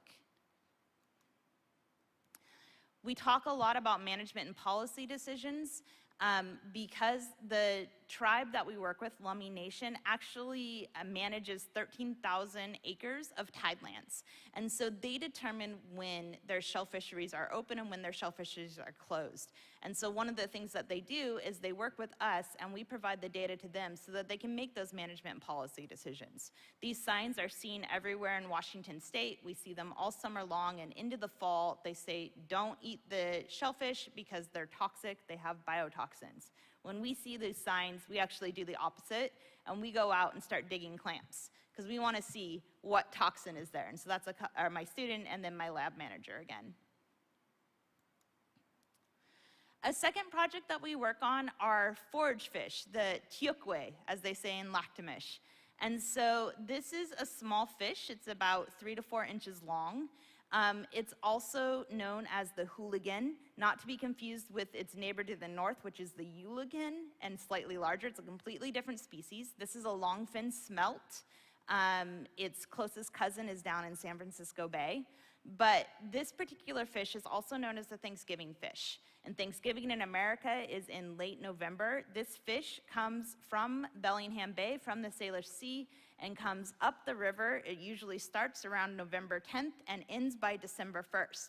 And the tribal people, since time immemorial, have been out there collecting this fish, and they collect it in such large quantities that they can smoke it and they can eat it all year round. And it also supplements their subsistence harvesting when it is wintertime and they may have less access to food. You can see that net, you can see the student holding this net. This net is maybe this big around. It's huge. But luckily, the pole is actually aluminum. It's hollow. And the reason for that is because you actually put this net into the water, and the reason it's so long and so large is because of the flooding of the river. So the river, you have to stand very far back on the bank, and you hold this pole to your ear, as you can see in that top picture, and you can hear the fish go ping, ping, ping, ping, ping, ping, ping, ping, so you know when to pull it up and put it in. And when I say that the tribal members collect a lot of these fish, they collect them in the size of pickup truck beds. Right? They fill up their pickup truck bed with these fish, with buckets of these fish. This is an unmanaged fishery in the state of Washington. So we are working with Lummi Natural Resources and the state of Washington to kind of monitor for these fish to determine if it needs to be a co-managed fishery. I say co-managed because in the United States, these tribal people have access and permission to fish here. And so it would be, any sort of fishery would be managed with the state of Washington as well. We have also moved on from just collecting the fish. We're actually doing most of our monitoring with eDNA. As you can see, that kind of pull into the water. And we're also trying to determine where they might be laying their eggs and see if we can capture that, the spawning event. There's going to be another talk specifically about this fish on Friday, September 30th in the fish paper session. Called Wanted, Searching for Longfin Smelt in the Nooksack River in Bellingham Bay by Rachel Mallon. Our third project is our newest project. This is the invasive European green crab. If you are in the west coast of North America, you have probably heard about this. The state of Washington declared it as an emergency last year, and agencies are working with tribes to stop the growth of this invasive crab. It was probably brought to the north coast of America through bilge water, but it is definitely there now. A particular concern to the tribal nations is the fact that when this crab is an adult is when you have the Dungeness crab juvenile hatcheries as well as juvenile salmon hatcheries. And so there's a lot of worry that this adult crab will be eating those juveniles before they can get out into the ocean and grow. And Dungeness and salmon are the most commercial and subsistence lucrative fisheries in Washington state and to our tribal nations in the Salish Sea. So we actually have a student here, and she's working on an eDNA project with this crab. She's measuring the crab right there. And this student is actually, she finished her internship this summer and has been hired by Lummi Natural Resources to continue on with this crab project. The last part of our internships is community engagement, and I cannot stress how incredibly important this is.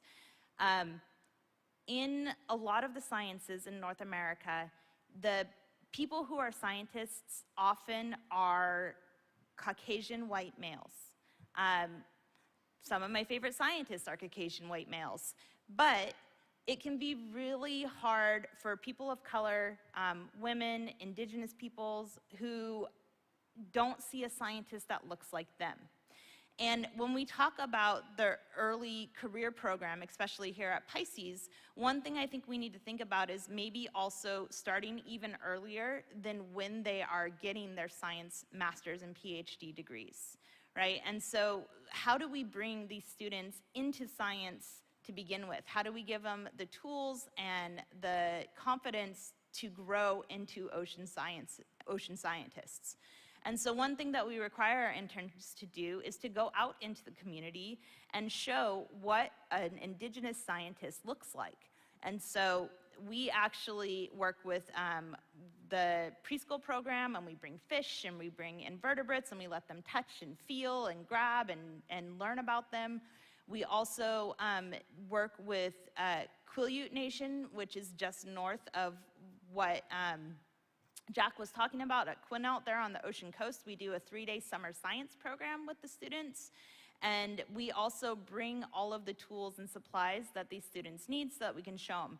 But the researchers aren't showing these students what they're doing. The interns are showing the students what an indigenous scientist looks like. We also do something called a nested mentor model. This is something that's been around for a long time, but essentially we have lots of layers for our mentorship. And so we don't just have our undergraduates working with full-time faculty or researchers, we actually have a middle layer, and that's graduate students. And so every summer we hire at least 2, sometimes more graduate students. These graduate students are either indigenous graduate students or people of color. From the community to work with our students so that they can guide them. When our students have questions about graduate school, it's a lot easier to ask somebody who's doing their master's or PhD rather than somebody who's already done it before. And so you can see here we have Jacqueline Garcia, who's at nearby Western Washington University, and she worked with us for the summer and our students, and she was doing her own project on biotoxins in butter clams in the Pacific Northwest. Our students are doing great. So since 2016, we've had 62 students go through our internship program. And so those 62 students, about 40% of them are repeats. So these are students who have done it 1 year and then go on to do it the next year, et cetera, until they graduate. And our students do really good work. One of the coveted things is our student Shelby Madeira actually published this article. We were looking for yesotoxins in oysters in Puget Sound. Our students are producing technical reports, and so this is a look at the freshwater at Nez Perce Nation. And so she learned GIS and ArcGIS and how to produce these maps for her people. And our students are also delivering podcasts. And so Human Elements using indigenous knowledge to identify toxic shellfish. And so this is an NPR series of Human Elements that looks at women and people of color in sciences. Our students, like I said, are required to give presentations. They go on to international conferences like PICES. That bottom corner is our students in Canada when PICES was in Victoria. They present at AGU. They present at SACNIS, which is a conference for I'm not going to remember the acronym, for Hispanics and Native Americans, and in sciences. And I just wanted to highlight some of the success that our students have done. We have 9 students who are currently in graduate school. So 9 of those 62 students went on to graduate school. 6 of them are getting their masters, 3 of them are getting their PhDs. We have 2 students who have completed their masters. In the center there is Danae Jed, who just completed her master's in Native Environmental Science at SUNY, so the state of New York school system. We have 11 students who have gone on and are working in natural resources positions. And we have 2 students who have continued on and are interns at NASA Ames Research Center currently right now. So our students are not failures in ocean sciences. Our students are going through the program and being mentored in a way that helps them succeed to get into ocean sciences. And I just wanted to say, Haishka, which in Lami means thank you. And you guys might recognize that this was the sporting event at Victoria, which is the last time we were in person. And Mikhail right there scored a bullseye. So, thank you.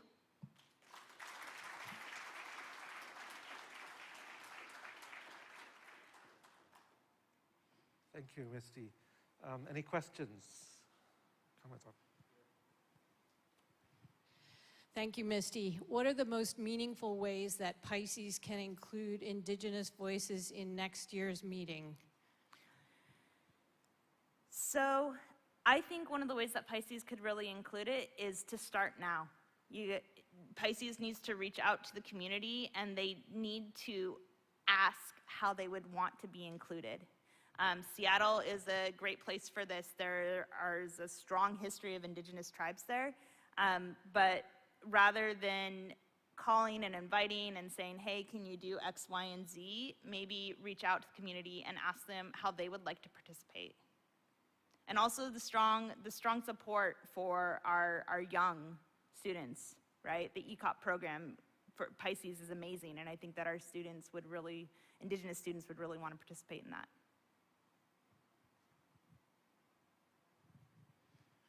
I have a question for which I don't know the answer, and I'm not expecting you to answer, but there was some chats, for example, within the GEOS program of developing an online master in ocean solutions to train sort of the, a generation of leaders that can navigate this complex spheres that is evolving. And of course, just having an online master wouldn't make sense, so maybe it would be good to have campuses where students can meet and stuff. But if you were to think about designing something like that, do you think it's sort of a viable thing to do, or maybe it's just too ambitious, because we have so much diversity around the world, but the idea was an inclusive master too. I think it's an excellent idea. I think one of the largest issues that our students have is their ability to pick up and move. It's really asking a lot to ask them to move from their home, to move from their people, to move from their culture and their community, especially if they have a family, especially if they don't have the funds to support it. And so one of the greatest barriers to getting our students into graduate school is that they physically cannot leave the place that they're at. You think about Indigenous students, a lot of times are in multi-generational families. They're caring for grandparents, they're caring for aunts, for uncles, and stuff like that. So having access to an online program might be really beneficial in getting some of those voices into ocean sciences. Except you'd have to support it with technology, because a lot of, in America, a lot of Indigenous communities don't have access to basic internet.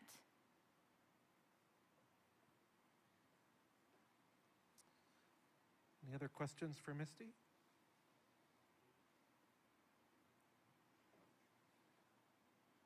Thank you. Hey, Misty, that was a great talk.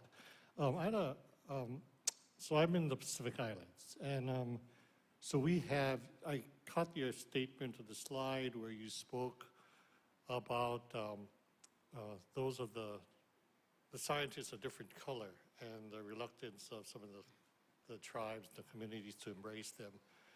But it's been my experience at times where even when their own young ones or their own people go out to get educated, they bring back Western science. And that flies in the face of many of the elders who embrace traditional ecological knowledge. And while in many cases the Western science is saying the same thing, although in different words, they're often met with skepticism, and sometimes, often, I don't want to say ostracized, but they have a very negative welcome back, if you will, when they come back into the communities. Have you encountered some of that in the tribes that you engage with? Yeah, so you've touched on something that's really complicated.